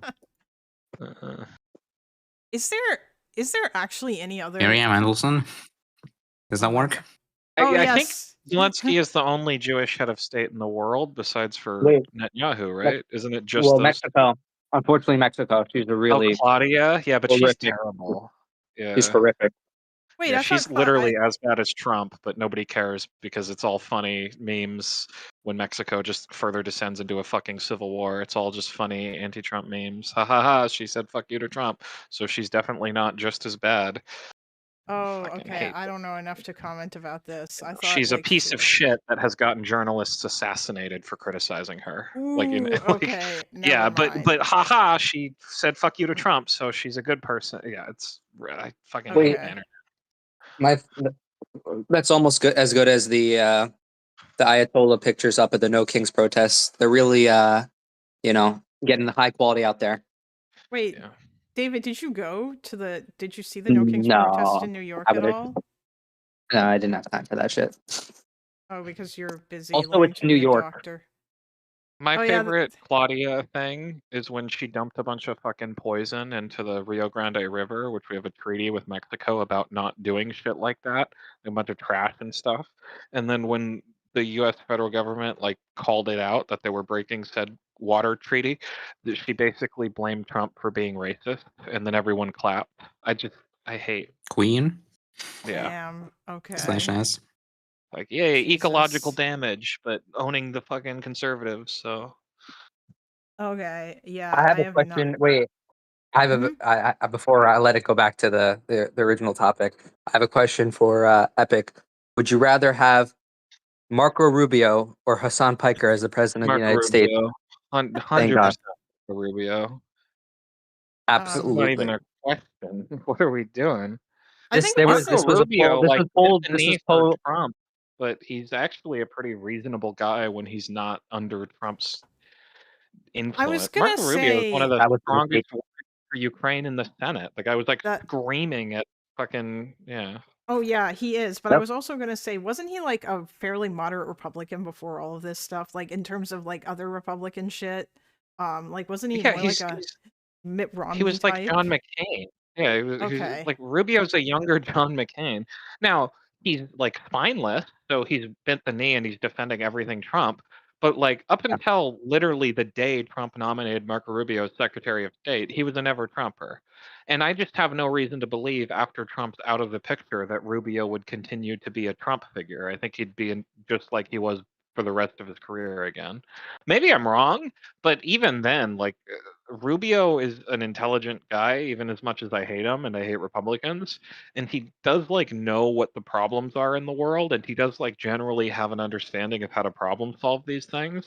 Whereas like Hassan is like an enemy of the state that wants like China to win. So Oh, Yeah, I thank God. know. yeah. I was gaslit ferociously in the Loner Box Discord and told that I should be humiliated for picking Marco Rubio over Hassan Piker. Bro, they're all retarded. Like most of them don't know anything about like they have like ask them like what is 10 things Rubio did while he was in the Senate. They won't say they don't have any idea. And then they'll Yeah. just be like, "Oh, well, he said pro-Trump stuff." It's like, "Yeah, he's Trump's Secretary of State. He's part of Trump's cabinet. What do you expect?" Yeah. Wait, it's- actually, Yeah, let's do yeah. a slightly harder one for you. Wait. Hold Marco on. Rubio. Wait, last one. It's a quick one. Marco Rubio versus Zoran Mamdani as president, if he could. I know he can't. Did you say? Oh, hello. Did I lag? Marco Rubio Mamdani versus Versus Zoran. Yeah, Marco Yeah. Rubio versus Mamdani. Yeah. Mamdani's the mayor of a city. I don't know anything about New York politics or Mamdani or his campaign. If he became like a senator, I'd start paying attention to him. I don't even know what his foreign policy is. Like, no, these aren't things. I don't even His know what foreign- Gavin Newsom's foreign policy is. Right? He's His my foreign governor. policy is America bad. No, I'm sorry. His foreign policy is Israel bad. That's it. That's all I know about Yeah, him. when And- he's running to win New York. Which is not But I true, mean, though. I don't know if that's what it looks like if he runs for I president. mean, that was what he was Exactly. before he ran for any office. Like that was his Also, like slogan. I do Yeah. got to get going and feed my Okay, dog. sorry. So you'll have a good one, but I'll be listening. I got to go feed Odin. Okay. Oh. Bye, Epic. No, Yeah. now I feel bad that I wasted that time. Oh shit. No, it's fine. We were talking about a whole bunch of stuff and whatnot. Listen, I have no idea how I would answer that question. Marco Rubio or Mamdani, like David, I don't know. I understand why people would feel that way in Loner Chord about that. I feel like the Marco Rubio or Hassan Piker, like people getting mad at you. Wait, did people actually get mad at you for saying Rubio over Hassan in Loner Chord? Because that's not a hard choice to me. Yep. Okay. I think Mamdani maybe might be a harder choice. Just because that Mamdani is actually, I would argue, like at least a real Democrat who doesn't necessarily hate the Democratic Party, but I also haven't paid like a shitload of attention to what he's doing in New York or whatever. It seems like he's probably gonna have to moderate. Setting aside obviously his position on like Israel, which is terrible, and I agree. I guess this is not Israel. Let's just think about a Zoran Mamdani foreign policy. Let's just think about that for a second. If there was Well- a like Houthi terrorists that were attacking like shipments in the sea, do you think he would actually like start a coalition to start bombing the Houthis unless they stopped? I can you, the thing is that I don't know. Can you probably not, maybe, I don't know, probably not, because but can you like give an example of something that's not I'm like just vibe-checking. related to Israel? Okay, so something not related to Israel in the Yeah. foreign policy. Here's what Iran. Mamdani's been doing, by the way, in stream chat. What'd you, What? oh.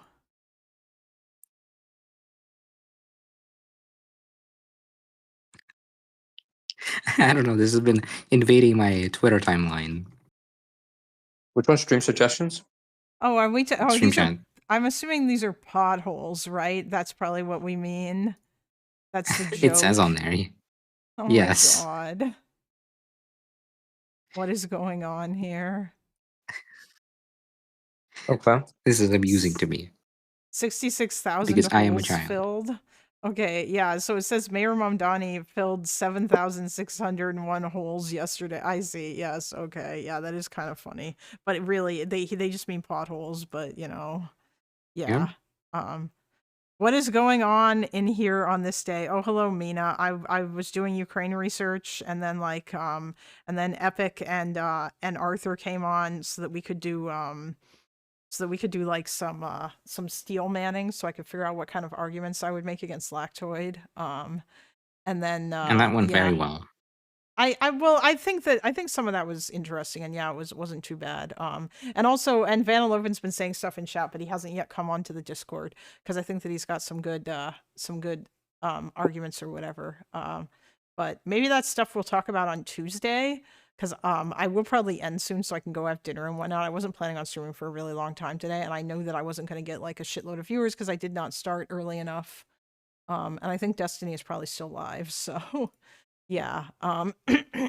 But yeah, I don't even know. Yeah, no, David, can you ask about something that is I'll not give you- related, that can be related back to it, that has nothing to do with Israel? No, I like don't think it foreign has. Well, yeah, I don't think it has to. Let's say that. I mean, we've been striking Yemen for years based on the actions of the Houthis. Let's just say that for some reason, dire action needs to be taken against the Houthis. I don't know. They're attacking our allies. They're attacking shipping. Nothing to do with Israel whatsoever. Just the Houthis are starting to get rowdy. Do you trust the Imam Dani government to politically take down the Houthis in order to get them to take like a deal or to chill the fuck out? To be completely You honest see, with like, you, honestly, no, I don't.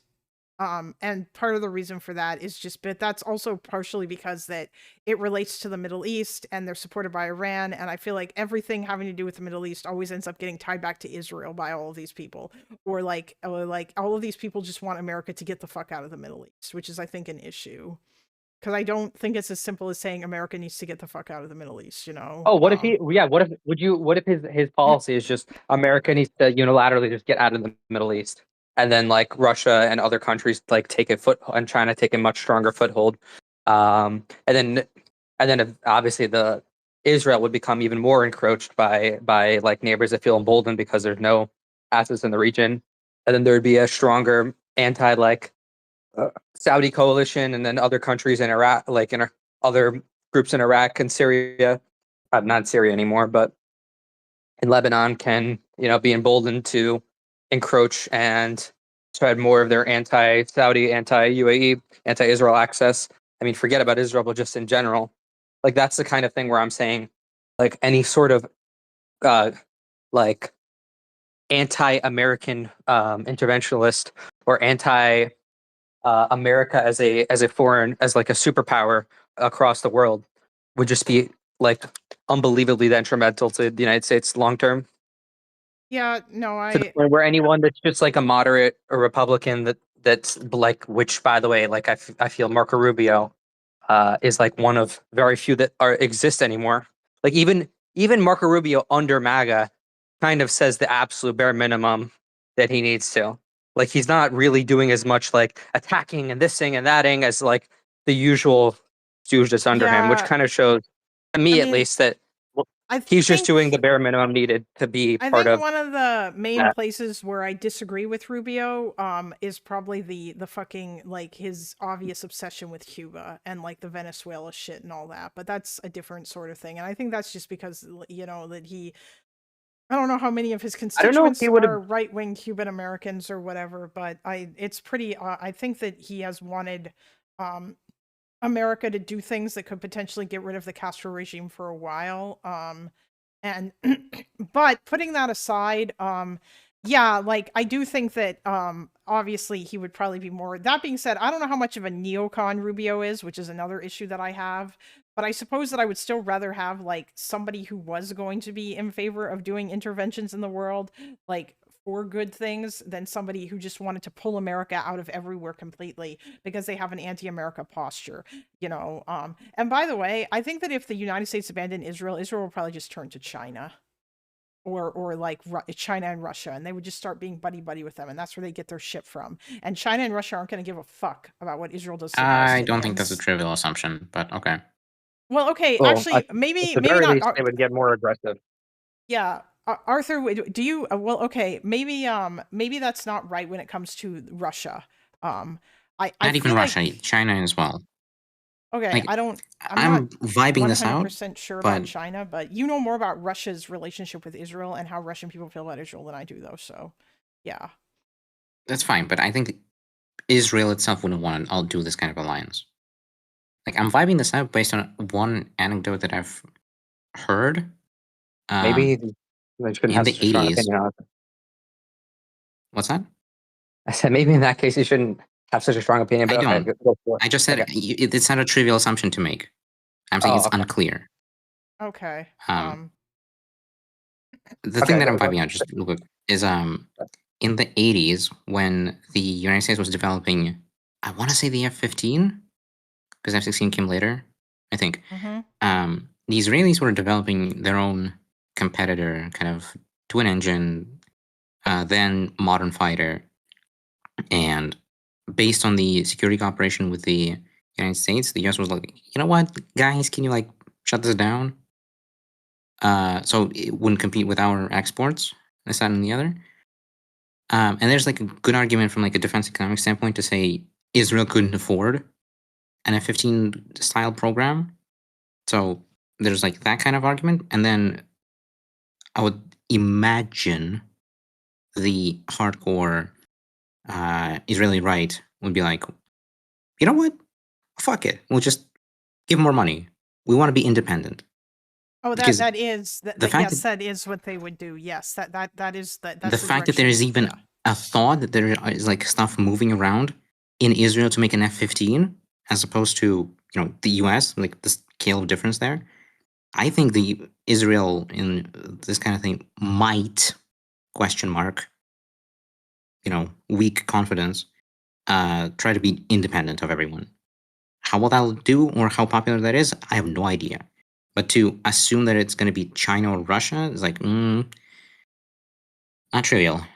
Actually, you're right. Now that I think about it, I think because that some of the Israelis had also mentioned, like, I think Netanyahu wants to pivot to some sort of a, like, I guess do like a kind of defense program cooperation with like multiple countries or whatever, in order to develop their own shit, like in partnership with other countries instead of just buying weapons specifically from one or two countries. I think they want to like cooperate to develop their own stuff or whatever, but I don't know how that's going to work if those countries are European. And I feel like the only in the world that people like Mamdani and other leftists want, everybody is shunning Israel and boycotting them. But I don't think China or Russia would, is the point that I'm making, because I don't think China or Russia give that much of a fuck about the Palestinians. Although Russia maybe they might pretend to, but I don't know if that like, I think even right now, at least China has trade relations with Israel. Does Russia? I'm assuming that they do.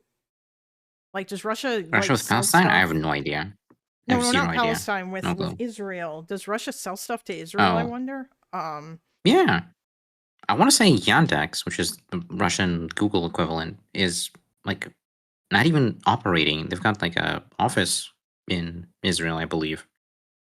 Oh yeah, Yandex. I remember Yandex.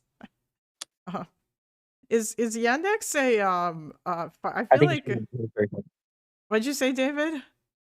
I think you meant military tech, not like do they sell like potatoes into Israel? No, I didn't. No, I didn't just mean military tech. I just meant like are they do they have a good trade relationship is what I mean, because Sure. Hold on. Yeah. What the fuck? Hold on. Just a sec. Keep talking, guys. Hold on. Just kidding. Shit. What was I gonna say? Was that something?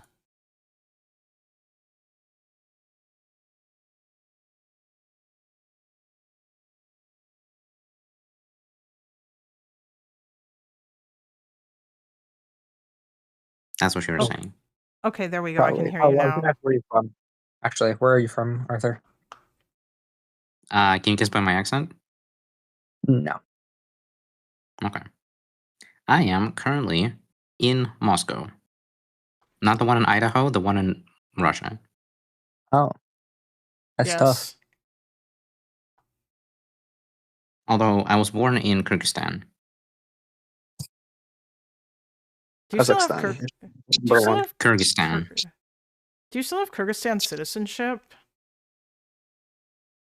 Or That is a good question. I might. Technically, maybe.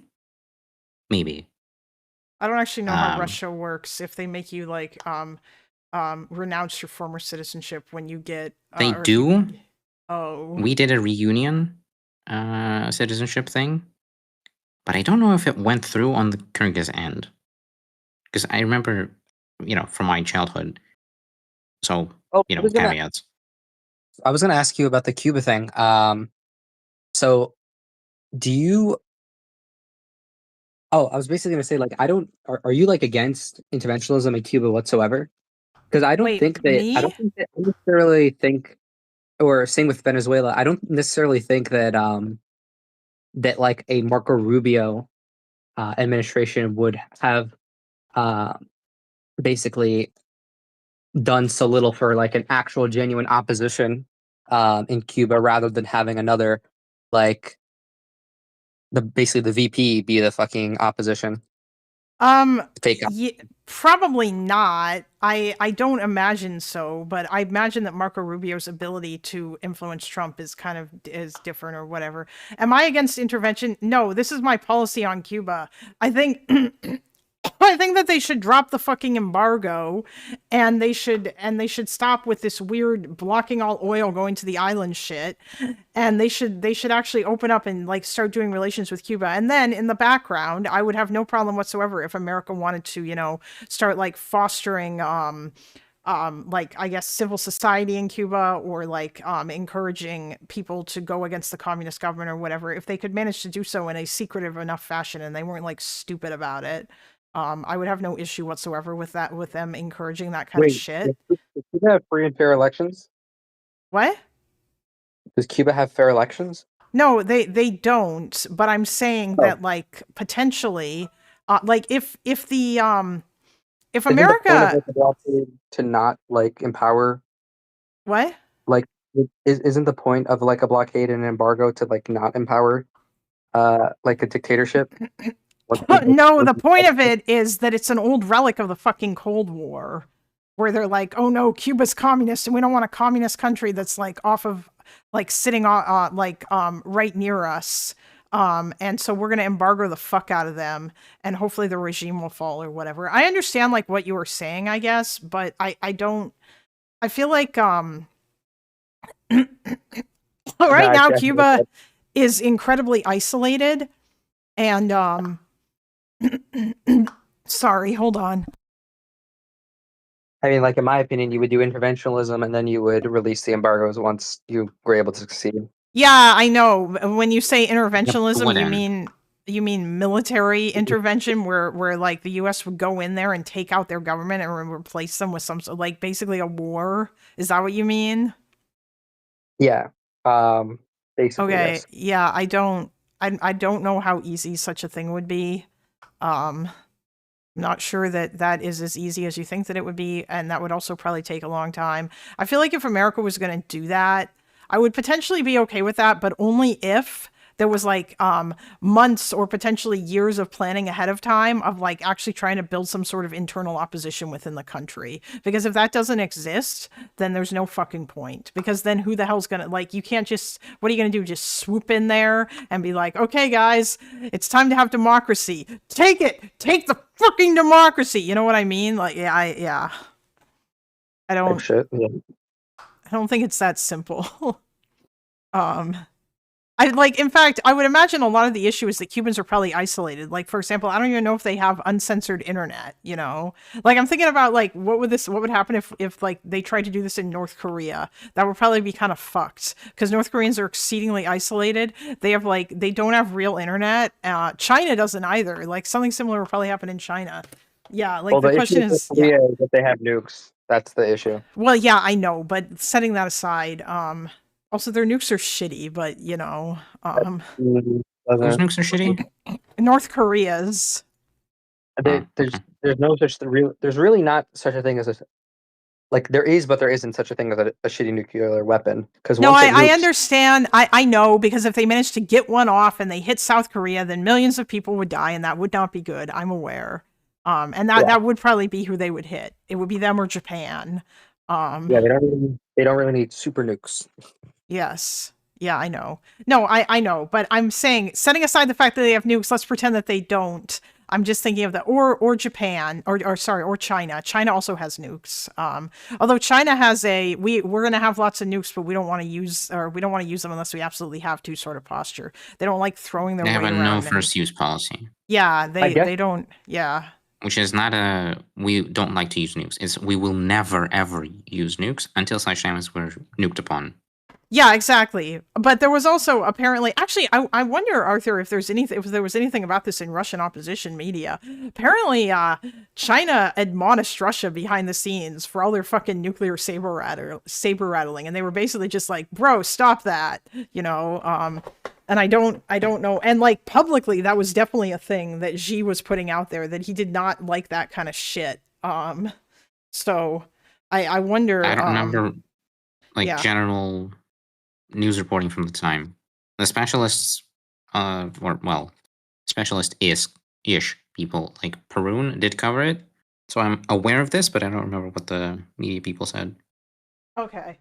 Yeah. Well, I don't necessarily. I meant like more opposition media, because I don't know that something like that Yeah, I would don't ever be covered in like mainstream Russian media. You know, I don't think Solovyov is talking about that. But yeah. Okay. If you were aware of that, but yeah, I feel like that's honestly a really good argument against people who are like, "Oh my God, Russia's actually gonna nuke everybody," because I don't like. Yeah, like China has a lot of leverage over Russia, I suspect, and yeah. It's not even like just in order for stuff to be nuked, right? A lot of things need to happen, both mechanically to enable the launch and as a diplomatic matter to like signal to people that you will nuke, and it will be cheaper for you not to launch nukes and instead bluff your way into some condition that you want. I'm gonna be And honest. none of those things happened. I'm just looking at some of Cuba's capabilities. Maybe I'm missing some of it on Wikipedia, but like when I compare it to Iran, like that kind of just shows me we were way, way, way, way, way too fucking late with Iran in terms of how far we let their missile program get and how much like damage it's costing now. Oh yeah. Well, Cuba's probably I was just thinking of how bad the Bay of Pigs invasion went, and I know that wasn't like an actual American invasion. Technically, it was an invasion, I believe, supported by the United States of Cuban rebels against the Castro regime. But they had the support of the Soviet Union back then, like the Cuban government did. And since the fall of the Soviet Union, I don't really know. I'm not sure who has stepped in to like help out Cuba or supply them or whatever. And they probably are woefully like they're probably much weaker now than they were during the Cold War, when Russia was like BFFs with them and like supporting them, which I think was happening. Although I might be wrong, and before Epic comes in here and informs me that I'm wrong, but yeah, or tells me I'm wrong in chat. As a small question, why are we talking about Cuba? Marco Rubio. What would happen under a presidency of him? No, yeah, but why are we talking about that? Because David asked me about he asked me about what my stance was with regards to Trump's actions towards Cuba, or whether or not I was in favor of intervention in Cuba or whatever. Okay. Well, actually, no, originally it was because I was asking between Hassan Piker and Marco Rubio in terms of foreign policy, and then I was asking in terms of like, would you not be supportive of a intervention from like a Marco Rubio Here's my problem, David. I feel like my problem is that morally, I want to say yes. Anytime you ask me about any sort of intervention to take out like a brutal dictator who is oppressing his or her people, obviously, though it's usually his people, but then usually I'm gonna be like, oh hell yeah. But pragmatically, it's not really realistic to say that it's now gonna be America's job to run around the world knocking over dictators, because that can often go very badly, especially if it is not planned well. Ones that we also have like an American interest in order for it to like not be there, specifically, like as in it's like the juice is worth the squeeze and the risk the risk is worth the reward. Like I'm not saying that by the answer is trivially yes. Then it's just the assessment of what is and isn't in that category.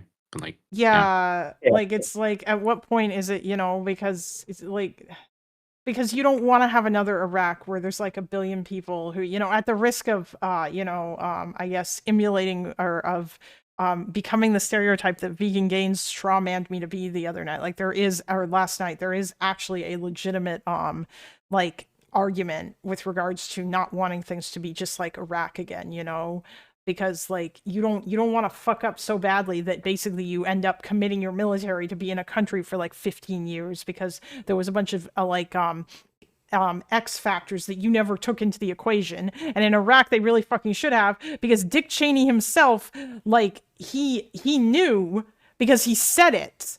After the first Gulf War, he said it. He came out and he's like, we couldn't go in and take out Saddam, because that there would be an insurgency and it would cause all kinds of problems. Now, that doesn't mean that that's not what he wanted to do. And he was obviously speaking as the Secretary of State for George H.W. Bush. And so he had to give the reasons why the administration didn't do it. But if that was their assessment for why they didn't want to do it, then I feel like he must have known that that was a possibility that was going to happen. And then they just kind of forgot about, or like decided that didn't really matter. And they still fucking did it anyway. So, like you have to like know, as long as you're going to be not a stupid moron about it. That's why I'm so wary about Trump in Iran, because I don't think he knows what the fuck he's doing. Yeah. Yes, Matt, I do think that the Iraq War was morally correct, but it was pragmatically wrong to do so, and it was wrong that they lied to go into it, and I don't think that it was poorly planned, which is the issue. Like, yeah, on a moral level, I'm perfectly fine with, taking out dictators, but pragmatically I'm not, because it can lead to all kinds of bad outcomes, and it's not always worth it. In fact, very often it's not worth it. Yeah, like, Saddam was terrible. But, I know that's a controversial take, because that a lot of leftists don't understand, or like, I guess they just don't know that Saddam was actually not a good dude. But yeah. Anyway. Type shit. Yes. Mm-hmm. Yeah. The David, Lactoid Mm-hmm. document is confusing me significantly. What about it? It's literally just, this is just his notes. This is was posted in his Discord. I don't. Section 3, point 12. You don't exist. Wait. If you click on that link. Oh, hold on. I think I know what. Wait a minute. Wait. Where is that? Hold on. You don't exist. Oh. Oh, section 3. Oh yeah, don't exist. Oh, this is from Human Rights Watch. Gross. War and self-determination in Donbass. Yeah, he tries to make the argument that the Donbass's self-determination was being robbed away from them because he thinks that everyone in the Donbass supported leaving Ukraine when they didn't. This was a minority position. No. I mean, the Human Rights Watch do a glaze fest on Russia, the Donbass. What? No. What is it? The Human Rights Watch just... source said that Russia. No, they didn't.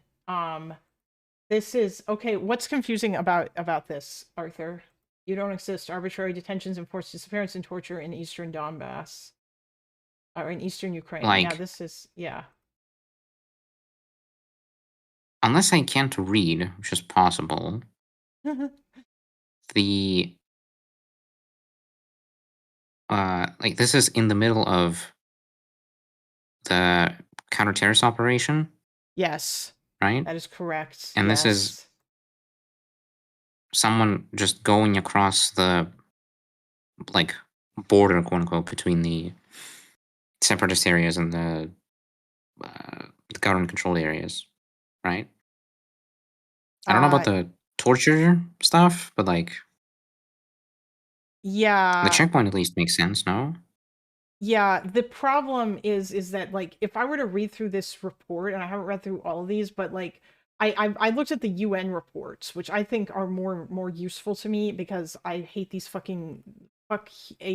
Amnesty International and Human Rights Watch. but Lactroid is going to use them, so like I'll use them to an extent too. But the problem is like he treats these reports as one-sided. Like the only thing that happened, these reports are only calling out the government, but they're not. They call out Russia too, but he ignores that part. And I'm pretty sure that the UN does the same thing. Also, a lot of this is from 2014. But yeah, I don't. Sorry, what's your point? like, I guess. The confusing part here is in this I gotta very go report it find says it. Wait. One Sorry, second. what'd you say, Abuses- David? David, what'd you say? I'm just saying I gotta go. Bye. Oh, okay. Bye. So- Have a good one. Good luck in med school, buddy. Thank you. Okay, go on. in that very report it says abuses by Russia-backed separatists. Amnesty International and Human Rights Watch documented 9 cases in which Russia-backed separatists detained civilians incommunicado for weeks or months without charge, including as recently as early 2016.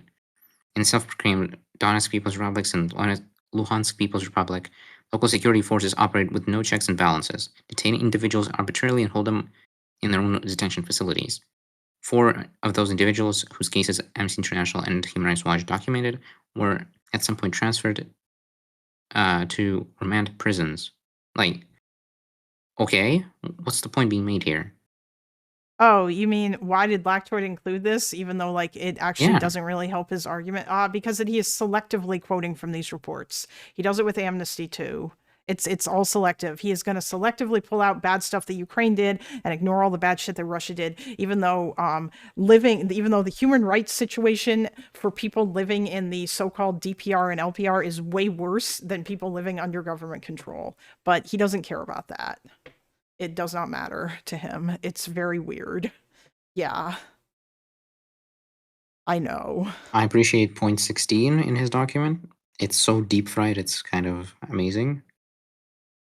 Wait, which one is it? Hold on. Oh. Page 10 PDF.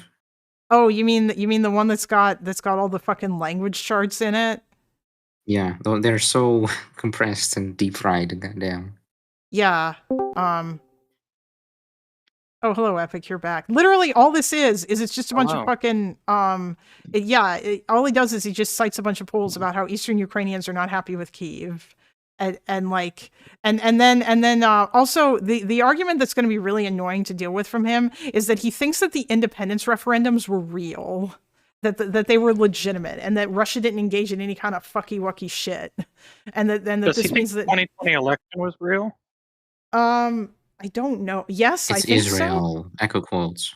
Or, Yeah, yes, I go think that back he to- does. I think he does think Really? that it was real, yes. Like, Okay. Fair. but I don't. By the way, know. Arthur, Mm-hmm. yeah? the Israeli jet you're talking about, the Lavi, Mhm. it is an example that Israel could build its own stuff in a way, but also keeping in mind American engine, American radar. The research was American. It was based off the F-16XL, so very limited. But it does show like a desire to be more independent. But you could also use it as a willingness to work with China, because do you know what happened after the Lavi got defunded by the U.S. Congress?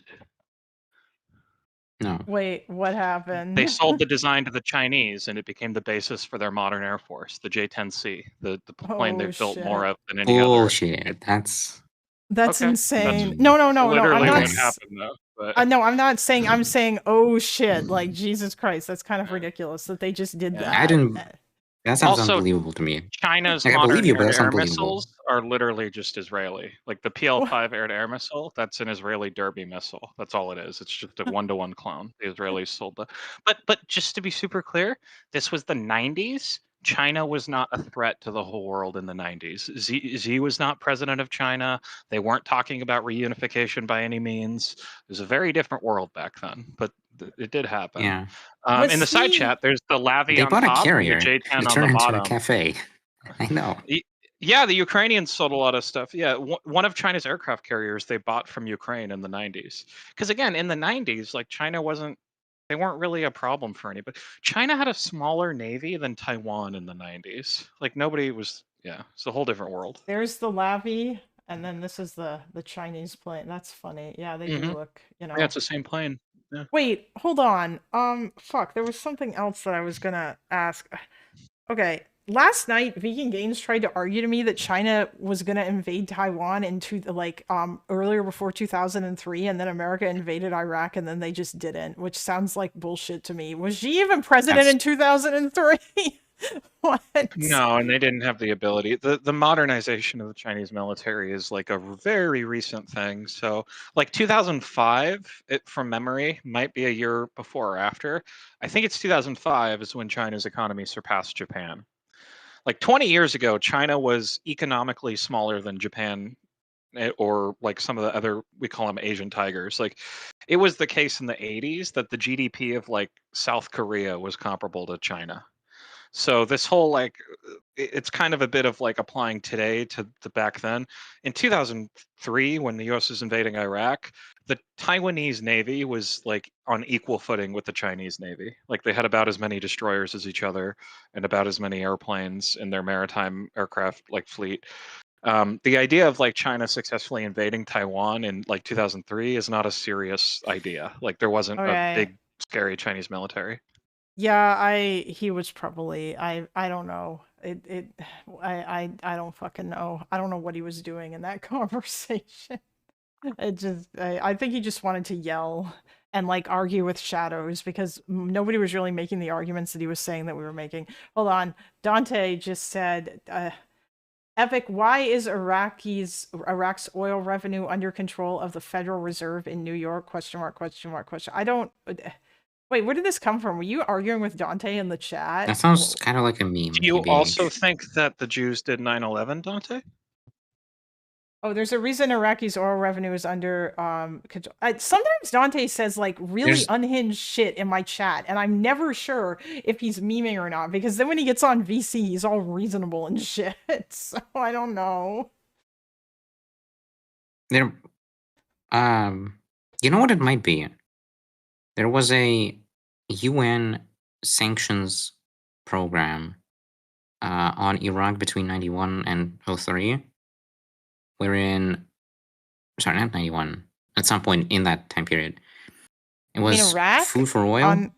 Yeah, Yes, on but Iraq. that was before the I don't know exactly. What if those accounts still exist and accrue interest?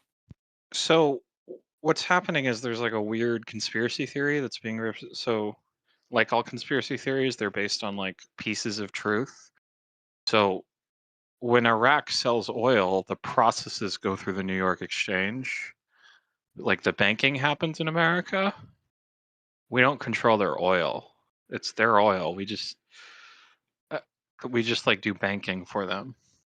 So when you say Yeah. like look it up, dumbass, like I don't know if you got this from a Facebook meme, but like if that's your standard of America controls Iraqi oil, then by that logic, like Britain controls half of America because a ton of British banks process payments for like American companies.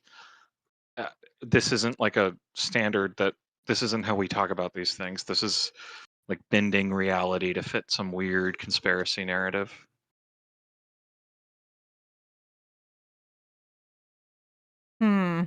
The problem is I don't know if So, Dante's like, actually gonna come what on and is a fact? and like Define controlling oil. What does that mean?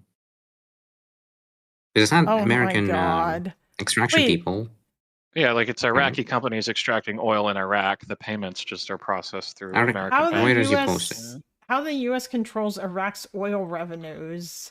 This is from Reuters? What? Well, yeah, Okay. there's some level of control there, like in how we interconnect global markets, but U.S. Okay. control over Iraqi oil revenues primarily stems from the management of Iraqi oil income through the Federal Reserve Bank of New York. After 2003, Coalition Provisional Authority, led by U.S., established the Development Fund for Iraq, which is held at the New York Fed. Like, I mean, we could not oversee these things, but I'm 100% certain the Iraqi parliament could like take control over all this tomorrow if they passed a resolution. But I don't think they want to. when Iraqi Also, government asked the Dante- U.S. troops to leave the country in 2020, Washington reportedly threatened to cut the Iraqis' access to New York Fed reserve funds, with the Baghdad ultimately backing down. Again, per Reuters. Yeah, that did happen when Trump was president. If we're talking about Trump, he's pretty unhinged. That's not a very normal thing, though. I mean, obviously, when you're interconnected like this globally, it does. People can exploit these things, sure. But if the Iraqis wanted to like take charge of these funds, they could. I don't think they'd want to though, because having like American financial backing, like it encourages a lot of investment into a very risky market.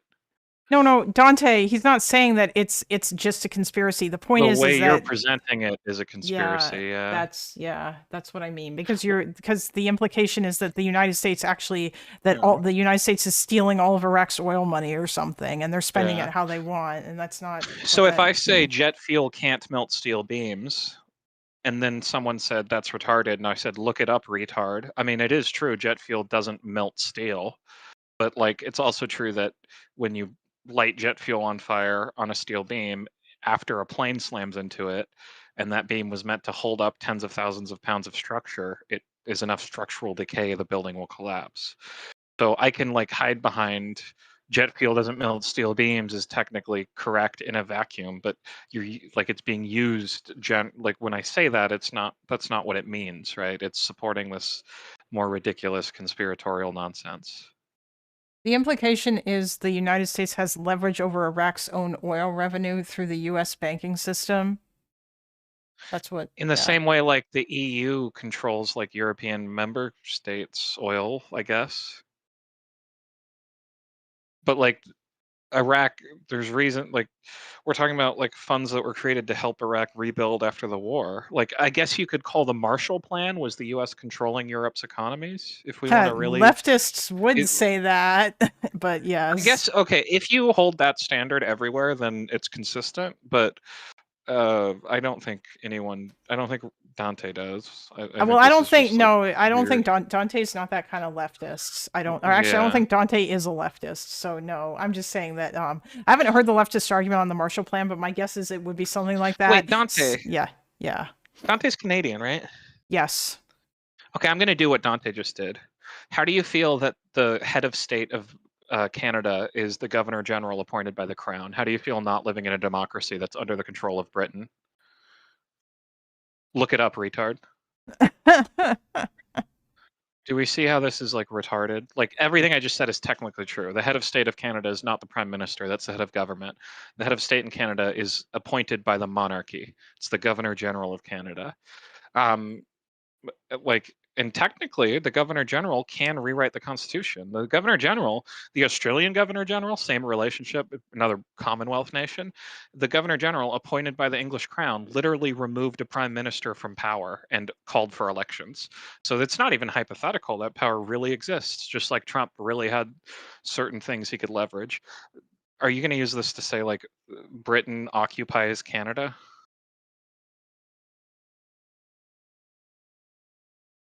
I'm just waiting for him to say something in chat, unless you're looking at chat, because I actually kind of want to get up from my chair and go feed my cat, but I'm still going to be able to hear you guys. Okay.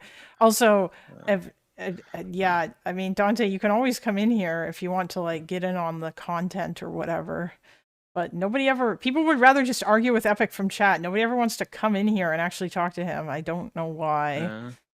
Is it because everyone's a coward? No, I'm kidding. Yeah. I don't know. Content fiend. Yes, I am. No, Vanaloven, I'm not saying you're a coward.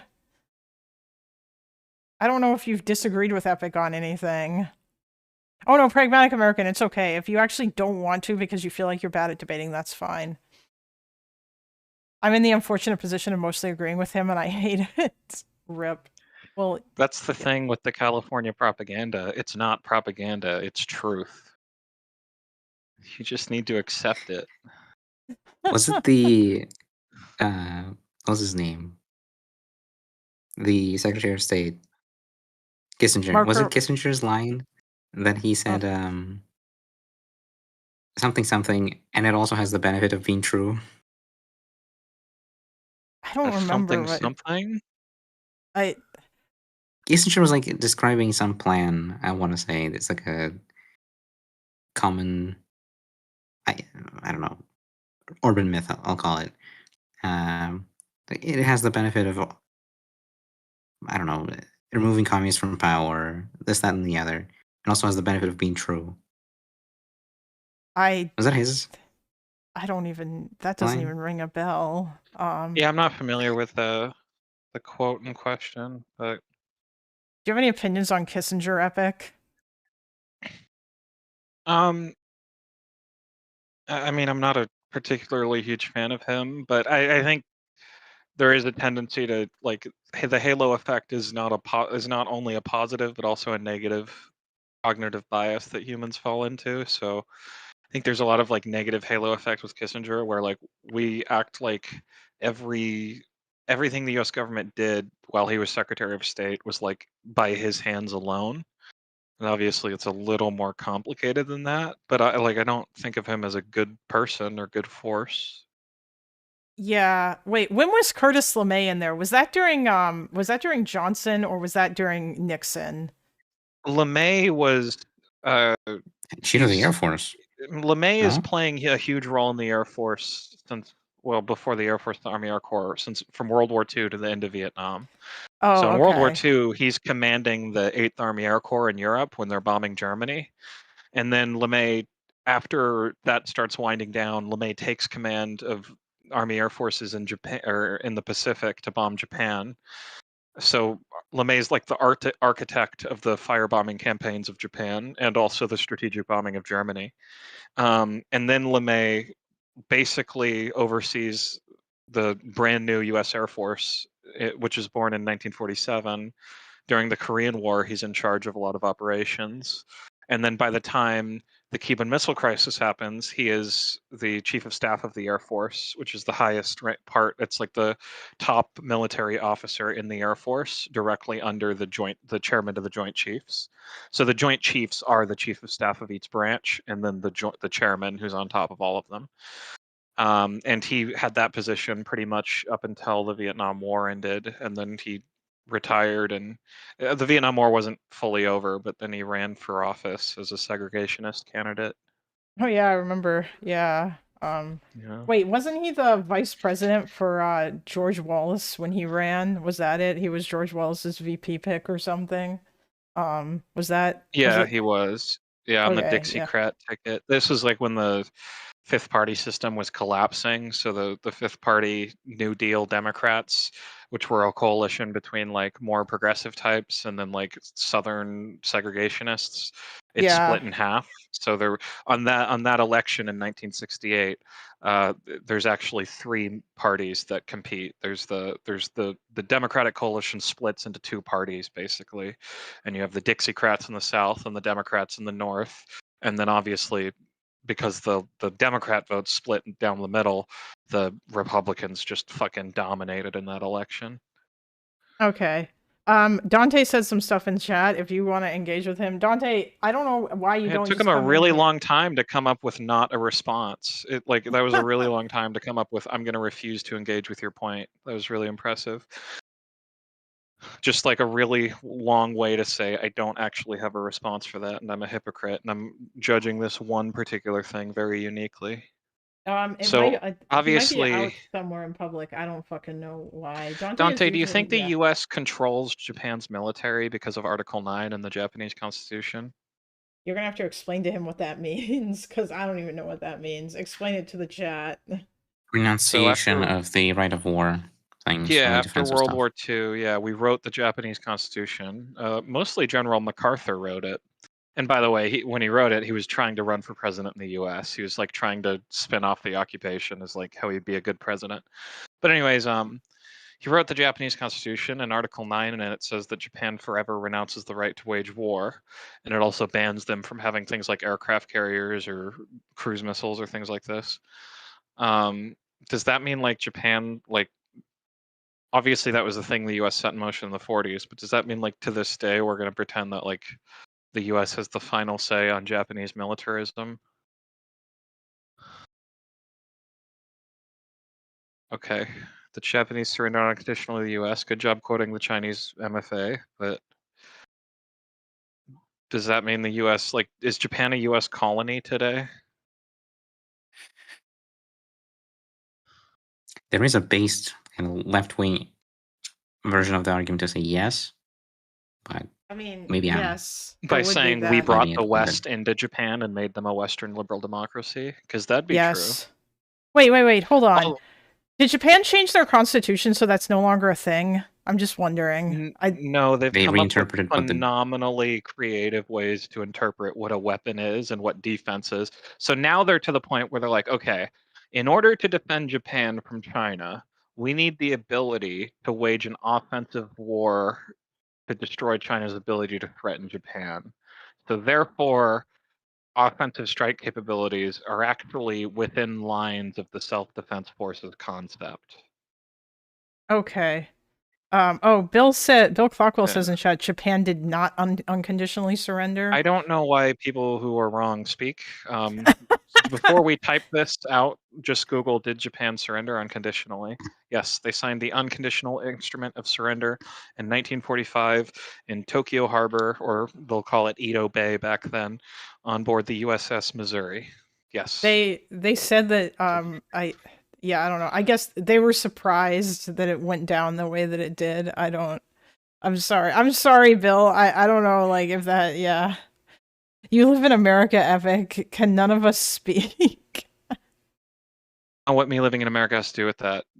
It's an objective fact that Japan signed an unconditional instrument of surrender.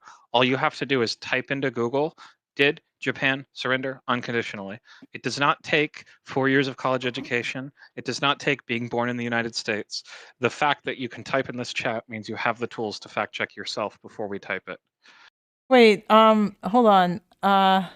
Vaniloven said they had a few conditions, and then he mentions the Emperor, but isn't that like that they No, they didn't. expected? Yeah, they dropped They wanted all those. to have conditions, and then we dropped 2 atomic bombs on them, and then the conditions stopped. They Yeah. signed an unconditional instrument of surrender.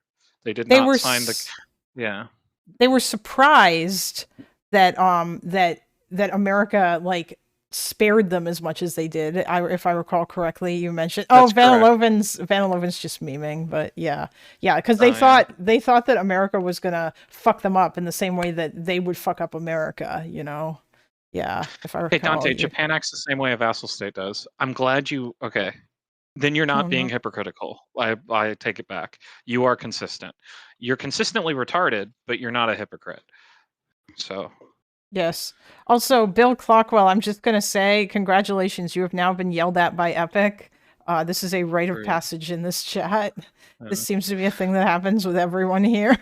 Well, not everyone, Also, but yeah. I was not yelled at by Epic. Dante, you live in a were. British colony, just so you know, Dante. British colony under the crown. So I hope you pledge allegiance to the British throne every day, because that's your true head of state. Just like Japan's a U.S. colony. And in your world, sure, Iraq is also a territory of ours. You know what? Based. Rural Britannia. Yeah. All I ask for is consistency. I don't need to agree with the prescriptions. Just apply them consistently. I think Japan, yeah. Oh, Mr. Bombad, they're not acting like a vassal state. Japan is America's partner against their common enemy, in China. the 80s, the Navy was preparing for a new Cold War with Japan, because Japan had just surpassed the Soviet Union as the world's second economy, and they were on track. But now, obviously, looking back, this looks crazy. But in the 80s, they were growing to a rate where, like, by now, Japan would have a bigger economy than the U.S. So there was a real concern that, like, Japan would become like a new Soviet level of threat to the U.S. And also this idea that Japan and the U.S. have always had like a perfect partnership is, I mean, it looks like it today, but it was a very difficult road to get here, right? We did drop 2 atomic bombs on them after we destroyed 90% of their other cities. This wasn't like the bridge wasn't built overnight. This was decades and decades of shared interest, of working together to do common things. It didn't it wasn't like the occupation happened and they were a BFF. It was decades of alignment and the same kind of threats and China rising and yeah. Oh, hold on. Oh, Bill Clockwell is saying more stuff in chat. I think that his statement was kind of based on a misunderstanding because of stuff with Hirohito. But whatever. You can read the chat. I'm I gotta feed the cat because I just put my water on to boil and I need to get more water too. So I'll be right back. Yeah. Yeah. So the U.S. pussied out on Hirohito for no reason. They didn't pussy out. They did an investigation. There's a movie about it. The movie is called Emperor, and it's actually based on the book written by the guy who MacArthur tasked with leading the investigation, and it's quite historically accurate. It's a really good movie. A lot of the scenes in it are from like actual like historical transcripts. So some of the meetings are like that's really how it went. And it's a really good movie, but you can also read the book, and obviously there's the history out there. But essentially, what happened is there were two conclusions MacArthur came to, which was one, whether or not the emperor was guilty of war crimes. If we were to hang him, it would start a civil war in Japan that MacArthur calculated would last at least 5 years and cause millions of casualties.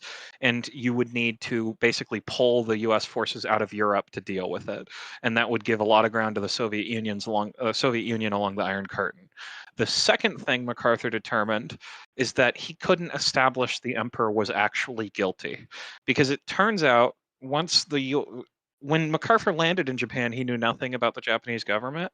But after learning about it and talking to Japan studies experts, which were in his staff, he actually learned that, and a lot of Americans didn't know this at the time, but the emperor was more of a figurehead than actually in power. He was basically under house arrest the entire war, and he didn't really give many direction to the government whatsoever, and we couldn't even establish that he made the decision to attack Pearl Harbor. And there's like really no evidence that he played a major part in a lot of the biggest war crimes we were investigating. Now, I'm talking about evidence beyond a reasonable doubt in a court. I'm not necessarily saying we can't infer that the emperor was guilty, but if you're going to hang something that's worshipped as a god in this culture, you can't do it with no evidence. It would have been a psychotic decision. It would have been against not only our interest, it would have undermined European security because of the issues we'd be creating. And it would have also been bad for the development of the occupation as a successful occupation.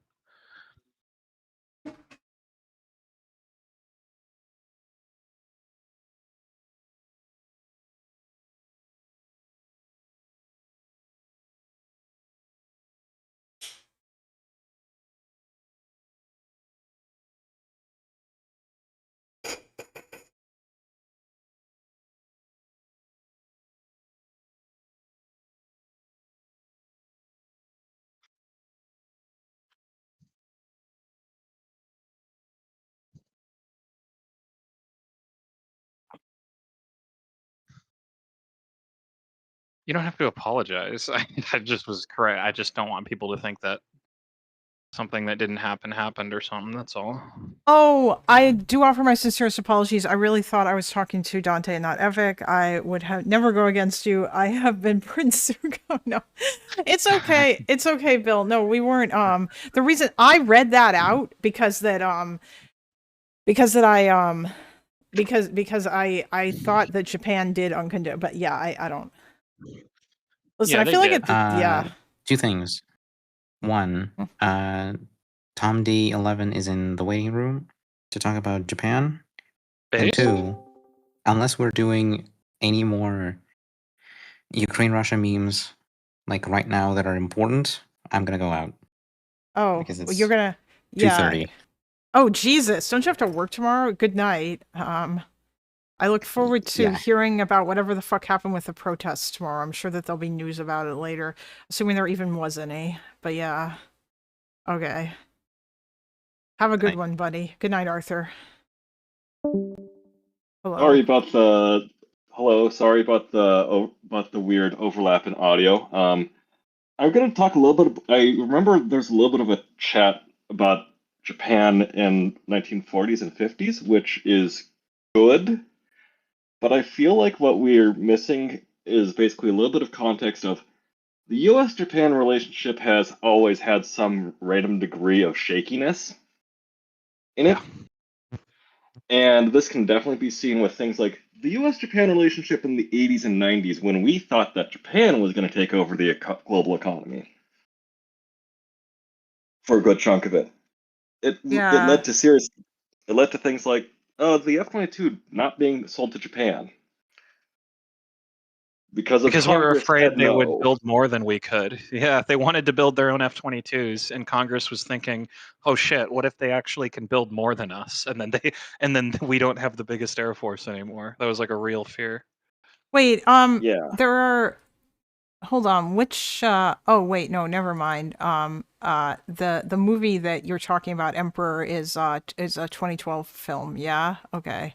Yeah, it's very, very good. You should watch it. You'd really like it. Oh yeah. Yeah, it's a very good movie.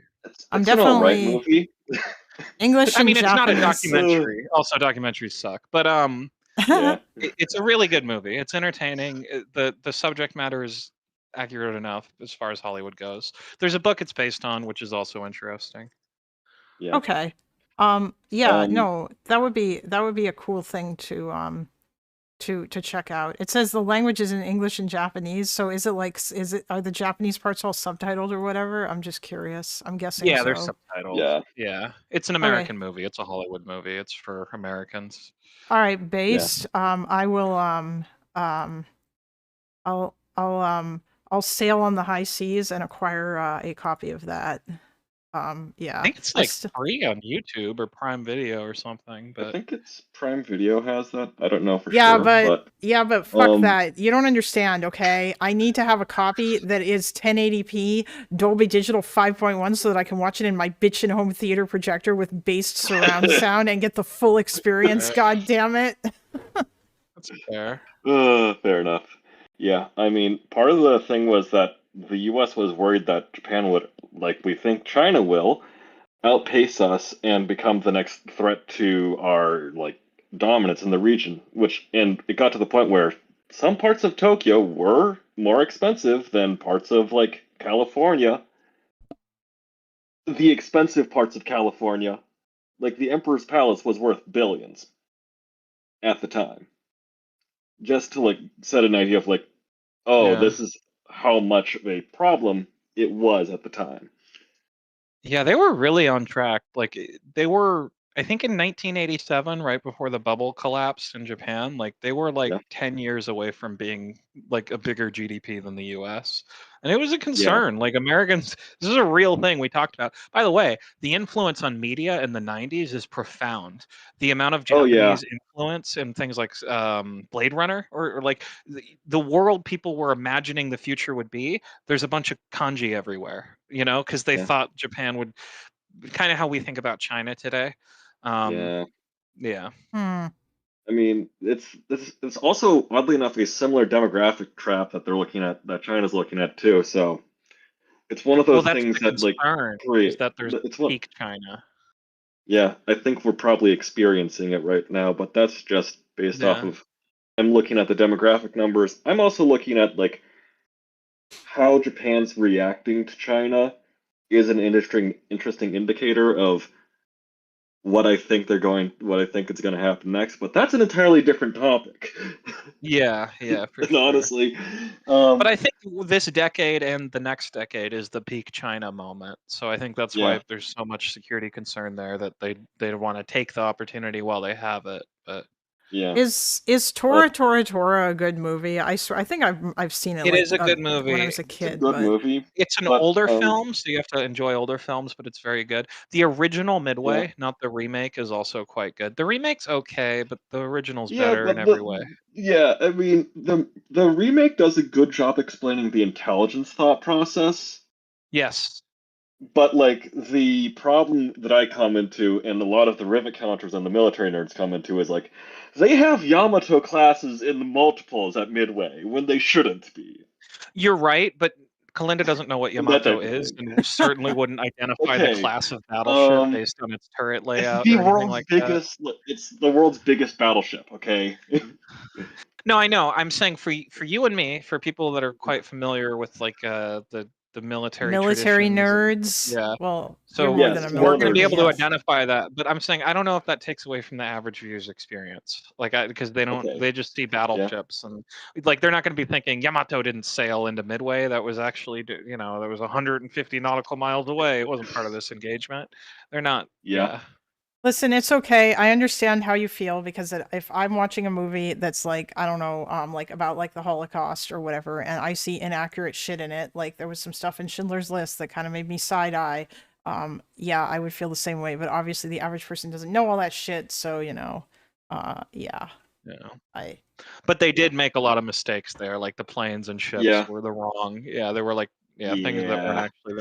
But the I story mean, overall is pretty good. Like it's a story decent overall is movie. It's pretty good. Yeah. entertaining. Yeah. And it is like the CGI models for the ships might not be historically accurate, but as you said, like the narrative is like that Yeah. battle was fought Narrative there and it was wise, over. Yeah.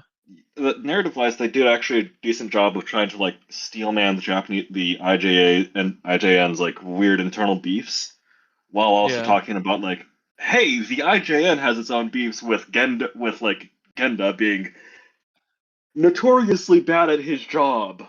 By the way, I think I did not Like, know it's about that. funny. If you put like the Italian and Japanese military together, like you have two of the two biggest naval components of the Axis, Italy and Japan, both had navies that hated their armies so much that on more than one occasion they shot at each other. It's Yeah. just really funny. Yeah. Yeah. Yeah. I didn't know about the beef, by the way. Like, I do think that was funny. Like, I was not aware of this. Obviously, if I get around to it, and I will get around to it eventually, like studying about like the Pacific War or whatever, I'm sure that will be something that I will learn about, the fact that they did not like each other. And also, wasn't Yamamoto the guy who did Pearl Harbor? Wasn't he the one that ordered that? Well, he planned the attack on Pearl Harbor. Planned it, but he wasn't kind of just an removed admiral. it. Yeah, he didn't Okay. he was ordered to make the plan and he did, but the whole time he was doing it, he was like saying It's like, repeatedly, we yeah, should no, not go not to a war good with the idea. Americans. We will lose. This will be really bad. I think from paraphrasing, I think one of the quotes that come from Yamato like during this period in history is he says, we will have nothing but victory for 6 to 9 months, and then the American industrial might will collectivize and destroy us, or something like that. He does talk a little bit about that. Yeah, he thought it was completely unrealistic for Japan to ever actually win a war against the United States. Okay, there was the idea of people. I guess there were people in chat who were saying he did not say, I fear all we have done is awoken a sleeping giant and imbued him with a terrible resolve. But it's such a good something like that, but he didn't say that word for word. He didn't say, or he wrote it in his translated a lot. diary or something. Well, he also the isolated diary himself for a few days, but yeah, the that diary was something. is a little bullshit, if we're gonna be honest. Oh, so he maybe didn't write it in his diary. I don't know. I just looked at this up for like 5 seconds on Wikipedia. Well, maybe he wrote it's not, other but... things that mean similar things, but the exact quote. Also, keep in mind, like Japanese and English are very different languages. Like a lot of how these ideas are expressed. Yeah. But like it's broadly, the sleeping giant quote reflects broadly what he was saying and thinking, not word for word, but it reflects his thoughts. Yeah. Okay. Yeah, I think that's a fair, yeah. I was just gonna say that. It seemed like that in general kind of nails exactly what his stance was. I think another one was it was either Yamato or it was no, was it Yamamoto? Maybe you'd know, Tom. But the behind every if we land in America, that is Yamamoto. That's Yamamoto. Yeah, that's Yamamoto too. Yeah, yeah, he's saying a lot of stuff. Or one of the guys that not just one quote. Yeah. Yeah, I mean, it generally was. If we want to get into like a deep Pacific War discussion section, we can, but it's a little bit of what drove like the treaty faction within the IJN, which basically there's multiple different factions, and for the sake of discussion, I'm just going to talk about for treaty Kalinda's versus sake, we should say these are like samurai cliques from a feudal government that evolved into modern military institutions. Yeah, but keep in mind that evolution happened really quick. So like 1850, Japan's a feudal society with samurai cliques, and now it's 1940 and we're fighting World War II. So like some of the people, like their parents were samurai that hated each other, and now they're the descendants that are running military institutions, and some of those like samurai like rivalries translated into this new modern military. Okay. Yeah, that makes sense. I see. Okay. That's kind of funny, actually. Also, it also is a thing where, at least from my understanding, part of what causes the treaty faction and the treaty clique, I guess, to be the way it is because they studied in the US and they studied in the UK. A lot of Yamato the studied in the IJN, US. a lot of the IJN either originates from the UK or the US in terms of their officer corps. Like the people that won the battle of it's the battle in which like the Russian Pacific Fleet, Second Pacific Squadron just got absolutely Battle of wiped. Tsushima. 1904, Tsushima. 1905. Battle Yeah, of Tsushima. yeah. A lot of that Yeah. class, in terms of the high admirals, that's from Royal Navy institutions. Yamamoto participated in that, goes to study at Harvard Yeah. after that battle. But He it's actually like a was thing friends of, with Chester Nimitz in the US, I think, right? Didn't they have a correspondence? there was a correspondence, but it wasn't very much, from what I Oh, okay. understand about it. Okay. It's one of those like it depends on how you want to interpret things, and Probably more of a it's like professional relationship to say. yeah. Yeah. But By the like way, Kalinda, this Chester is Nimitz was the commander of the United States Pacific Fleet during the Pacific War. yeah. Um, all this to say, Oh shit! essentially, Sorry, the I was US muted. I was just gonna say the Nimitz class battleship or carrier was named Aircraft after carrier. him. The aircraft carrier. Yes. Yeah. Yeah. Yeah. Nimitz is Okay. one of the few admirals who got a carrier class named after him. Mostly it's presidents or battles. Oh, Yep. interesting. Yeah. Okay. Please, I mean, God, all- don't let Trump get a carrier class or let anything get anything named after him in the fucking military. Well, God. There's the Trump class battleship. Yeah, yeah. I know. Wait, that's not Um, gonna happen, right? That has to go through Congress Probably first, right? gonna. It's probably gonna happen not in the way it'll Trump be a imagines. cruiser, Probably what's not gonna a happen not a is battleship. they're gonna cut down the size, but they're gonna build them, and it's probably gonna be named something else entirely. Especially Yeah. considering like these are ships that won't actually be finished and joining the Navy until like 2035. So I Yep. like the idea we're still gonna want to call them Trump class then is very unlikely. And ultimately, they're not officially named until Congress votes on it and funds it and gives the program a name, which hasn't happened. So Oh, Yeah. okay. That they just I'm guessing you told this story before. They just decided to call it that in order to get him to agree with it or something like that that. seems Yeah. well, that's my perception, but I don't think there's another logical explanation. The chief Yep. of naval operations and chief of surface warfare have been trying to get bigger surface combatants through some type of government for 20 years, and it seems like this was their Hail Mary with Trump, and it worked. So They've been trying to get a cruiser to replace the yeah, current set of cruisers that they the have Ticonderogas, yeah. for the Tychos for ages, and and they finally found a thing that actually can work like a cruiser. Yeah, Because which, by the way, it's not is actually going to be a battleship; it's going to be a cruiser. yes, that's what I was saying. Yeah, when we talked about that. But yeah, by the way, like all this hate, like all this, you have all these videos being made. They're saying like battleships are stupid. It's like I guess we're correct, but if you actually look at the program, it's to produce a cruiser. Like that's what they're Yeah. designing. So we can call it a battleship, but the name we put on it doesn't like it's a pretty modern guided missile cruiser they're building that is really something the Navy has been wanting for a long time. It's Is- unfortunate it's got the Trump name in it, but yeah. Is it like I guess I also hear people I don't know, Laserpig kept saying you need to build more frigates or whatever, but I don't know if that's Laserpig doesn't know what he's he talking doesn't about. know.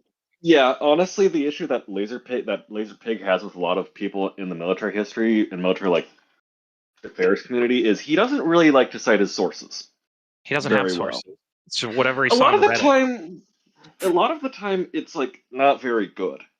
Yeah. For example, Yeah, his like that's T-72 video, it's like, okay. Oh, you It's not watched very that, did you? I watched part of that and I was kind of watched hoping that he at least knew about tanks or whatever, but then I was informed that No. apparently not, and apparently a lot of No. tankers disagree with him and then he slanders them and Yep. Yeah. Yeah. Yep. That's why I'm Keeps like, happening. okay, stick away from him and stick away from Animarchy. Yeah. Yeah, I really again, there's one or two videos he's done that are useful, but in general, he's like Yeah. one of the most prolific like bullshitters on YouTube in that space, I think. Yeah. Well, that's very Um, unfortunate. I'm just yeah. gonna, yeah. So for frigates, we do need frigates, but this Yeah. okay. Saying just get a frigate is like such a one-dimensional. These are all components of It's a modern not. navy. You This is can't not just how have the you. frigate. Navies have Yeah. frigates, destroyers, cruisers. Now, European navies don't have cruisers because they decided they don't need navies anymore. But for the rest of the world, we have cruisers, and they're an important part of the navy. And the cruisers that we built in the 80s, the Ticonderoga class, they're old as fuck, and you can't keep modernizing them because the hulls are literally falling apart. Like they're really fast ships, Yeah. and all the force of going through the ocean at those speeds, there's cracks all up and down all the hulls. Oh yeah. So already half They- of the Ticonderogas we built are retired, and the last Ticonderoga will be retired before 2030 arrives. So Wait, which these one are is ships we're the losing. fuck? Which one's the ship that's like currently leaking and has all the plumbing issues right now? Is that one That's of the those? Gerald R. That's Ford. the That's the that's the carrier. Ford, and there's and I have a 50-50 idea, a thought in my head that it's either someone being a fucking dumbass and like shit happens, or there's like the conspiracy brain thing where it's like, but it's sabotage. I'm more likely to believe it's a dumbass. Well, you're talking Wait. about the fire in the laundry room. Yeah, the laundry room Yeah, fire she's thing. talking Yeah, about the plumbing thing. These are all problems. By the way, Ford's Yeah. like on a record deployment. She was supposed to be at sea for like a third of the time she's been underway. So that the ships, and She this needs is, to by the go way, back it's a home. new class. So we have 11 carriers. 10 of them are Nimitz class. Ford is the brand new Ford class. It's a new type of carrier, and it is the first time a Ford class has ever gone out and done stuff. So there's a lot of things we're learning about the design, like certain deficiencies that'll be fixed on the next ship. The first Nimitz class, USS Nimitz, also has like flaws that are solved in later Nimitz class ships. Yeah, Also, I'm going to put like the most basic graphic ever just to help us understand Corvette, destroyer, frigate, cruiser. It's in your chat. please. This is just like an average from each type, so we just understand what these terms mean. So when Laserpig says like just have more frigates, right? The problem with this is so the cruisers are bigger ships that have more space. And in the US Navy, the You cruisers use them for typically you use host the different ships for admiral. different Yeah. I So the cruisers, different they have more purposes. space on the bridge. So what we call the flag staff, which is the admiral of the local group and also all his like staff that advise him to help make decisions, they go on the cruiser. So the cruiser has more space for that. It's got better communication. It's got more ability to like network and lead other ships into battle. So when we lose the cruisers, more frigates doesn't solve the cruisers. And a lot of people like Laserpig, they have this very like Reddit understanding where they're like, oh, just count the number of VLS weapons. And it's like, okay, that's great. Don't But there's do more to that. war than the number of Oh. VLS tubes on your ship. Like some ships command and control stuff, other ships don't. Cruisers, bigger ships carry more fuel, longer range. Like there's differences here, and they can't one type can't do everything. Yeah. okay, so I feel like when I look at this, all I see is like little guy, less little guy, slightly bigger guy, big guy, but I understand what you there's obviously more Okay. difference, but yeah, I'm sorry. I mean, honestly, that's a lot Yeah. of it. Like a lot of it does come down to like cruisers are bigger destroyers, pretty much. It does in come a down lot to a of certain ways. amount of size, but also it does Yeah. come down to like the diplomatic and strategic mission sets between each different class. For example, a frigate is basically out there to just like it's kind of like an extended range Coast Guard, right? Coast Guard cutter, right? In the sense that it's like you're out there trying to enforce fisheries, trying to just make sure that things are going all right. It's kind of Yeah, like you're the not beat going to cop war. in the cop car. Mina just Then you sent have me your this cruisers. TM. I don't normal people, Germans. What? Oh, Oh, so Germany, for political reasons, calls destroyers frigates Everything because they frigates. think destroyer is too aggressive as a term. Yeah. I'm not even kidding. They're so cucked. By the way, that's another Yeah. image. So what you're seeing there is an American destroyer and an American cruiser right next to each other. And as you can see, the cruiser has a much larger what we call a bridge and flag facility, which means there's much more space for officers to be on that ship. So all that stuff above the hull, that like big, like boxy looking stuff, those are basically like offices for officers to work in. So the cruiser can host more of like command and control capability than the destroyer. And what will happen is people that don't understand these things will look at these two ships and see that they both carry the same kind of weapons capability and be like, oh, well, the cruiser's a dumb waste of money. It's more expensive and it's not much more lethal. And that's a very one-dimensional understanding. And this is kind of how Laserpig talks about this stuff. And he kind of Yeah. talks about it way more than someone who knows what the fuck they're talking about should. Yeah. Is this I mean- sorry, hold on. Is this a do we have any pictures of the insides of these, or is that classified?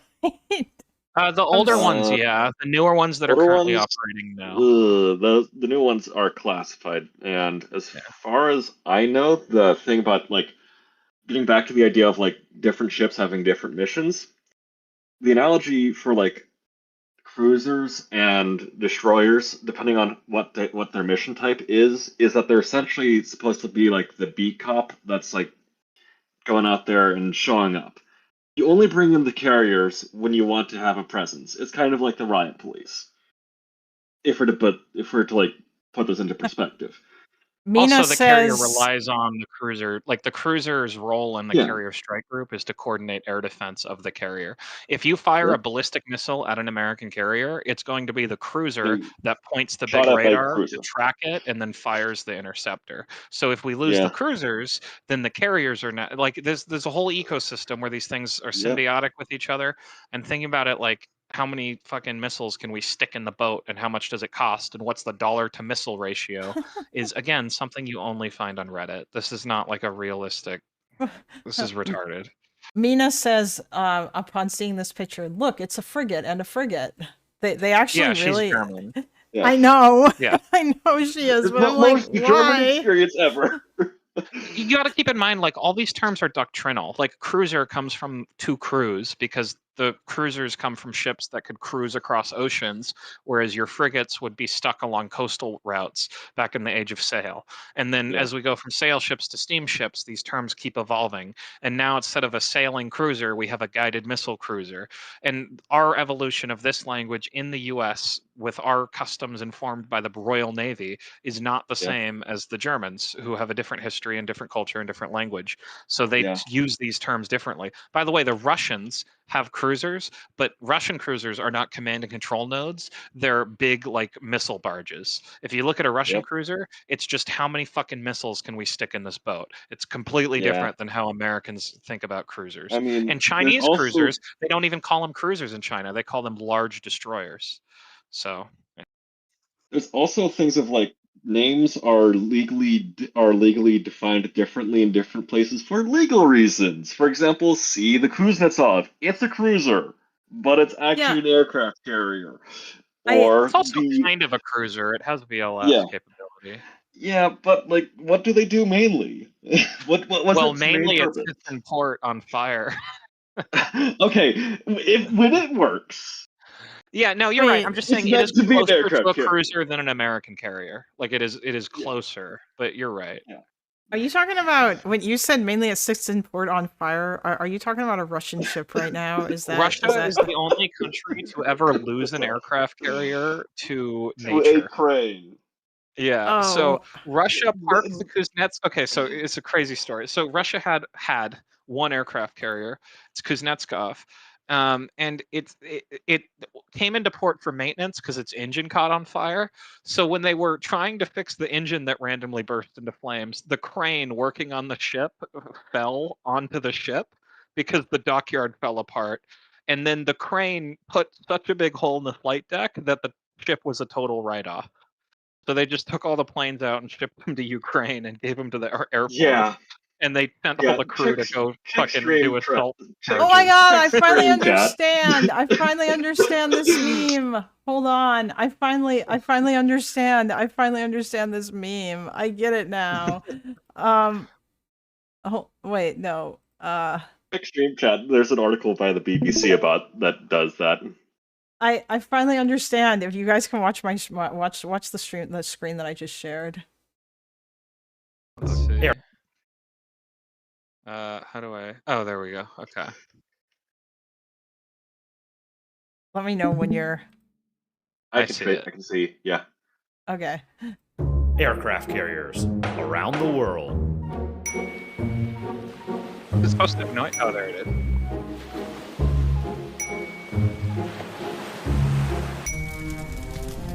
Oh yeah, that is brutally accurate.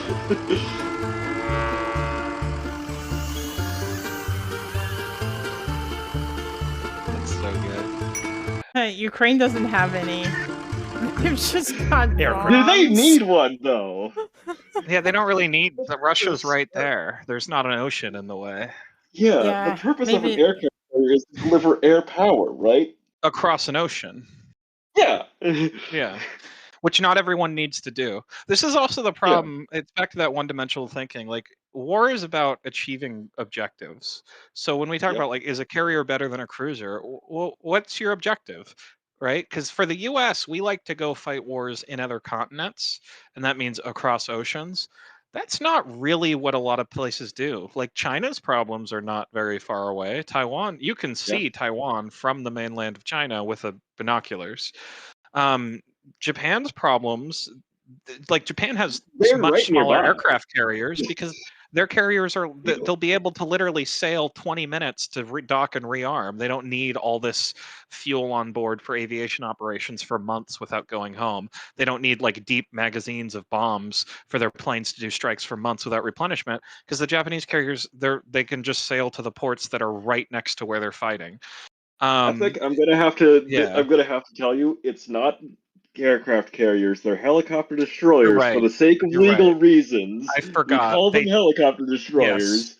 Japan has destroyer. But- sorry, well, Japan has for- aircraft for- carriers that have the destroyer gender for legal reasons. Oh, Yes. base. Mina posted this Yeah. thing in chat.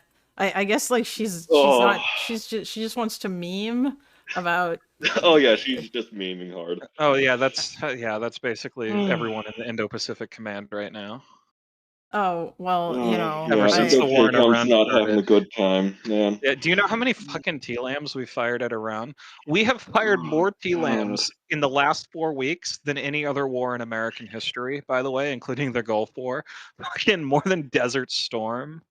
Crazy. I feel very Yeah. bad for Indo-PACOM right now. That's all that I can really think. You don't have to of, feel like- bad. They've all already jumped. There's nobody left to worry about. There's no one left there. Look, if you really want to make money, move to Hawaii and open a company that makes suicide nets on Honolulu. You'll be good to go.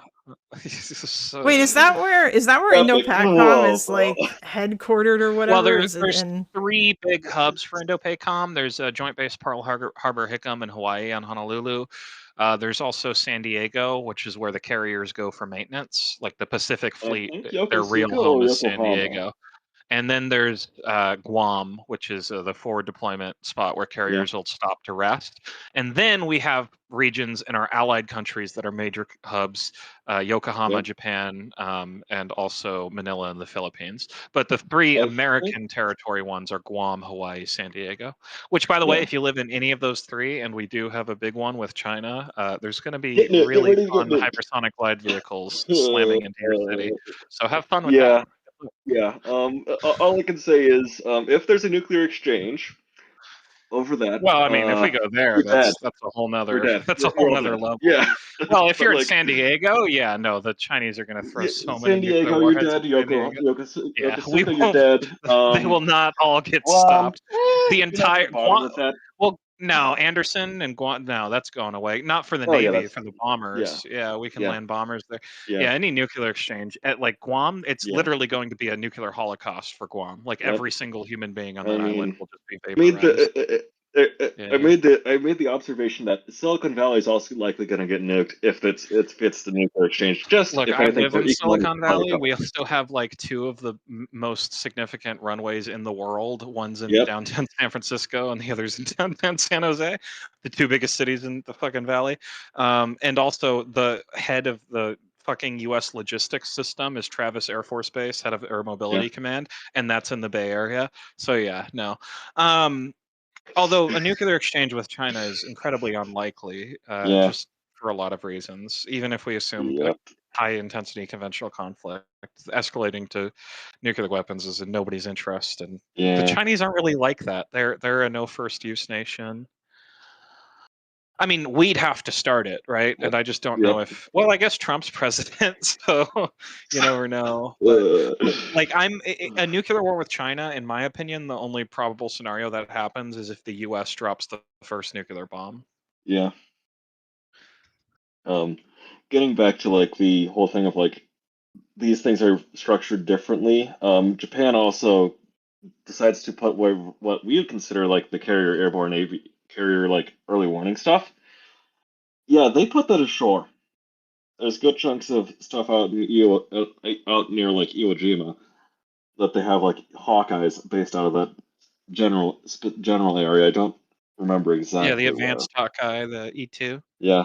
They put that on the land because they don't need to do that for their carrier aviation. Hold on, Vanaloven. Japan has a bunch of islands that are unsinkable carriers. Vanaloven, what is your weird California of what? Vanaloven's like you don't understand, okay? Everyone from the other 49 states hates us. This is like Gavin Newsom's biggest problem, is that he's a Californian. They all hate us, and the reason why, and this is going to exemplify both reasons, the legitimate reasons and the illegitimate, what I'm about to say, is because we're better than them. We built everything that's valuable about America. The flag that's on the moon, we put it there. We designed that rocket. Hollywood's ours. That you're welcome for the global cultural victory. We did that. And also, most of the wealth in this country is from businesses in California, and also our global technology dominance is from California.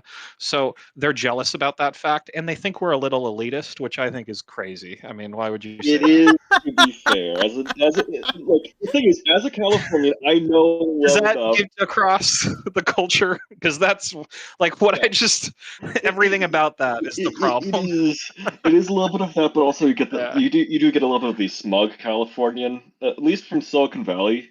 As someone that's grown up in Silicon Valley and kind of hated the smug attitude, there's a South Park episode where everyone goes around everyone goes around and like farts into their wine glasses and then proceeds to sniff it.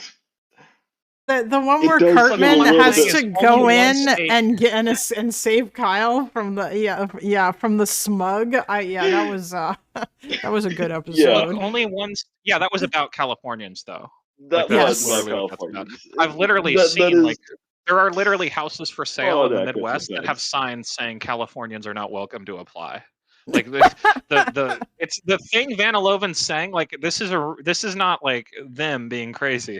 There's a real, again, it's like one of Gavin Newsom's biggest problems is he's a Californian. Like it's just they hate us because they ain't us is basically also a bit of a smug there's a bit of a smug culture here, unfortunately. No smug. That's I don't know. Respectfully, look, I am a Californian. How can we trust illiterate savages in the Badlands in between the two coastlines where the civilization is to even judge what is and isn't smug? I mean, if you really think about it, we need to save them from Californian. themselves. Yes, I'm a Californian. I hope you support my greater California project. Time to annex New Mexico. Oh God, you guys are both Californians. We've taken shit. land from the Mexicans before. We're inter-California beefing, okay? Some of us like California. Wait, no, this is really important. Are you from Southern or Northern California? I'm from the Bay Area, dude. Okay, you're real. Okay, hold on. One fucking second here. Calling us goddamn savages. Where was the first goddamn controlled nuclear reaction ever? Come on. Chicago. New Mexico. Chicago. Chicago, you motherfuckers. Where is that? Is that California? Yeah, but where was the wait? Where was the theory they were using to do that developed? Which university? Berkeley, in California. Physics. it's Berkeley in California. That's where Jewish goddamn physics. Jewish goddamn physics. Oppenheimer was at Berkeley when he came up with the theory that they used to build that reactor in Chicago. Okay, well, once again, our engineering saving the world. Actually, not just America, the whole world. Whose balls did he shoot out of? He's trying to. Goddamn Jewish balls. Wait. But you're making my argument, because the whole reason we have Hollywood is because we encourage the Jews to come, so we're better at that. Until you chase them out until like 10 years ago, sure. Okay, well, that's valid. Wait, what is that? Is that what happened? Modern communist lefty dipshits in LA that make it like dangerous for Jews to be there. Yeah. Oh, jeez. Okay. It's honestly pretty bad in the sense that like, if they weren't dumb, they would be like, hey, maybe we don't want to do this whole like anti-Semitism thing. After October 7th, I in San Francisco Bay Area, I literally like was seeing flyers that was like boycott Jewish businesses, like not Israeli, Jewish, and there were like these were outside of businesses that weren't Israeli, they were Jewish American. I was in Japan at that time, and I was like, oh, you're so lucky. It got so bad. And I returned back for school. I returned back for school in like December. Yeah. And I was at like UCSD. Do you know how many people I had to see with like knives there that were like protesting with knives? Yeah, crazy. It was crazy. And this is, by the way, part of what's so frustrating to me when people that live in the Badlands in the Midwest and also the illiterate savages of Alabama and all these others. Okay, I'm going to drop that. I had to do it though. When people who live in more red states say that this type of leftism is only online, it's not. It's actually very real, and it actually we have a Georgian here to defend the honor of the savages that you were talking about. Okay, who won the Civil War? Which Georgian are we talking about here? Listen. Epic was just talking about the savages of Alabama. So, it's true. But wait, really quick. Fair. When did Georgia officially ratify the amendment banning slavery? What year was that? Oh no. Was it before or after Ronald Reagan was president? It was after. I mean, hey, the state flag of Georgia literally had a Confederate flag in it until like 2001. So there's worse when stuff. did you guys stop calling it the War of Northern Aggression, or do you still do that in your textbooks? It depends on what side of Atlanta you're on. Okay, see, this is the obviously California's just a better society. Like, what are we doing? Come on, Evan. No. We have a lot of flaws on our own. I have this problem. A society of people who could be so goddamn rich and live in such a gorgeous state and be so fucking miserable the whole time. Listen. I ain't hearing this. I ain't here for this California pride. Well, to be fair, Chicago is also civilization. Well, listen, so there's three pillars of civilization in America, and all civilization comes from San Francisco, Chicago, or New York. That's it. There's no other. I actually have great respect for California. I've actually been there a few times because I have family in Oregon. Don't concede a thing. Do not concede a fucking thing. I mean, it's very pretty. Oh wait, what's Patrick saying? The last state to recognize MLK. Because we're talking about state identities, and now we're seeing these are things that are real. Obviously. Wait, Patrick is saying the last state to recognize MLK Day was Arizona. Public Enemy made a song about it. Well, Arizona has its own history. I mean, listen, Mississippi seemed I'm not like sure Arizona should even be a state. They really treat themselves more like a territory. Like if we make Puerto Rico a state and then Arizona a territory, we can keep it. Look, as long as we're getting into hot takes about states here, I firmly believe we have too many Dakotas and too many Carolinas. Okay, that's a good point. And too many Virginias. Hear me out. Hawaii, honorary California. Thoughts?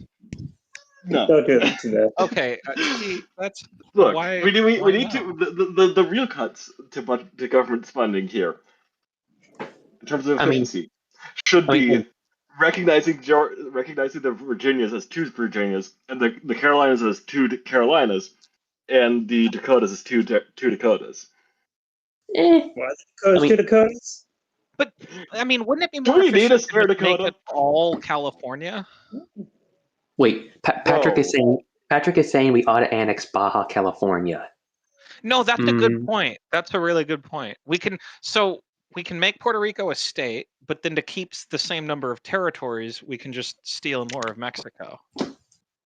Or alternatively, hear me out. Japan back in the 50s was on the point where they were like, please the annex pro us. MacArthur. Yeah, they wanted to be a territory. Yeah, Come on, hear me out. Just crazy. annex Japan. That would have been such a terrible idea. Jesus. Really? I mean, it would have been great for the U.S., but like, no, but I'm talking about the message that would have sent to like the new global system we were building. Like the Soviets would have looked at that and been like, "Are you fucking kidding me? And you're telling us we can't go take Cuba?" Like that would, yeah. The thing about that is that the Philippines Japan was actually legitimately asking for that. Listen. When talking about, I don't know about Arizona, but I do know during the Civil War, the Confederates got all the way to New Mexico. There's like a whole offensive out there. They tried to like establish a territory. Yeah, they did. Yeah, and the Mormons in Utah tried to declare independence and declare the holy state of Deseret, and that's California's main contribution to the Civil War was sending troops to occupy Utah to keep the Mormons down, which is something I'm proud of personally. Yeah, well, the Mormons before Utah even became a state, the Mormons basically ran as their own country, and they were the whole point of Utah is to be a Mormon state. Like their constitution protected fucking polygamy. Like that was the whole point. They have their own goddamn legion just to boot. Patrick that's the people in the Civil War who armed themselves. Patrick said that Arizona was New Mexico territory at the time of the Civil War. Okay, but yes, Utah was the Mormons what Israel was supposed to be to the Jews. I wonder. There's a Zion Valley in Utah where like they say this is actually Zion Valley, and the Jews are just lying. Like actually, Jesus was born here or around here. Like that's what the Mormons say. There's a Fallout DLC about it. You can't dispute that. But that's the DLC. Like some of that, like the Mormons actually think some of that crazy shit. It's really interesting. Well, actually, if you go into some of the more fundamentalist Mormon groups, they believe that when the second coming happens, Jesus Christ will return in Missouri, in a town called Independence.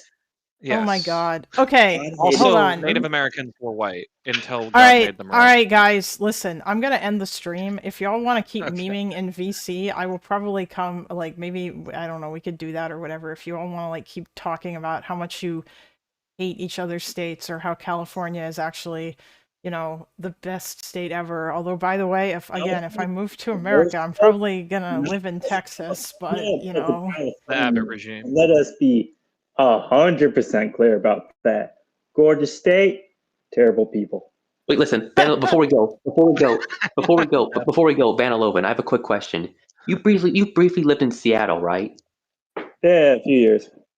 Can you tell where this question is going? Wait, I got two voices at the same time. What was that?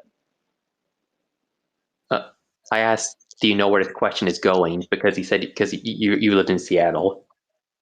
Yeah, I also lived in Portland for even longer. Like, also, Epic said you're a coastal elitist too. But anyway, yeah, you're one of us. Wait, when you were in Seattle, when you were in Seattle, did you ever encounter a person who looked like Vosh? Oh no. Oh no. Honestly, between the two, I didn't even know Vosh lived out there. The only YouTube personality that I knew was kind of out there was fucking Onision at the time. So. Also, Vouch is again proof that people from Southern California are actually not real human beings. I spent some time down in SoCal, and I can confirm, unfortunately, they do exist. People down there. That's also where Hassan lives. That's the big difference. Look, everything San Diego says about Californians are true about SoCal. Okay, but in Hassan lives there too. I feel like you need to distinguish between San Diego, California, Hassan is the most San Diego motherfucker ever. Guys, you're all talking over each other. Stop. San Diego. Hassan was born in New Jersey, but he spent a good part of his childhood in Turkey. So I don't know how long he's lived in SoCal. And every bit of his personality is LA. Do not try to deny that. San Diego is culturally different from LA. San Diego was LA if they actually had a brain. Listen, I have a proposal for all the Israelis and Jews in here. How about instead of making Israel the Jewish state, we change it to Utah, and then establish a hybrid union. All right, guys. The real Jews live there who are Mormon. I'm gonna move all of you to general, and y'all can chat in there if you want to. Okay. Okay, sir. Great stream, Kalinda. Also, thank you. No, I'm not gonna let him tell me to watch his fucking slop. Yeah. Anyway.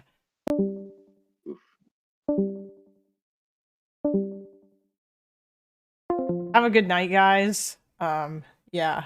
I'll see you guys later. Maybe I might be back tomorrow. I don't know. Utah. Oh my god. Also, you guys can go if people want to chat with people. You are free to do so in the Discord. I'll probably hop in there too. But anyway, have a good one, everybody. Bye. See you all on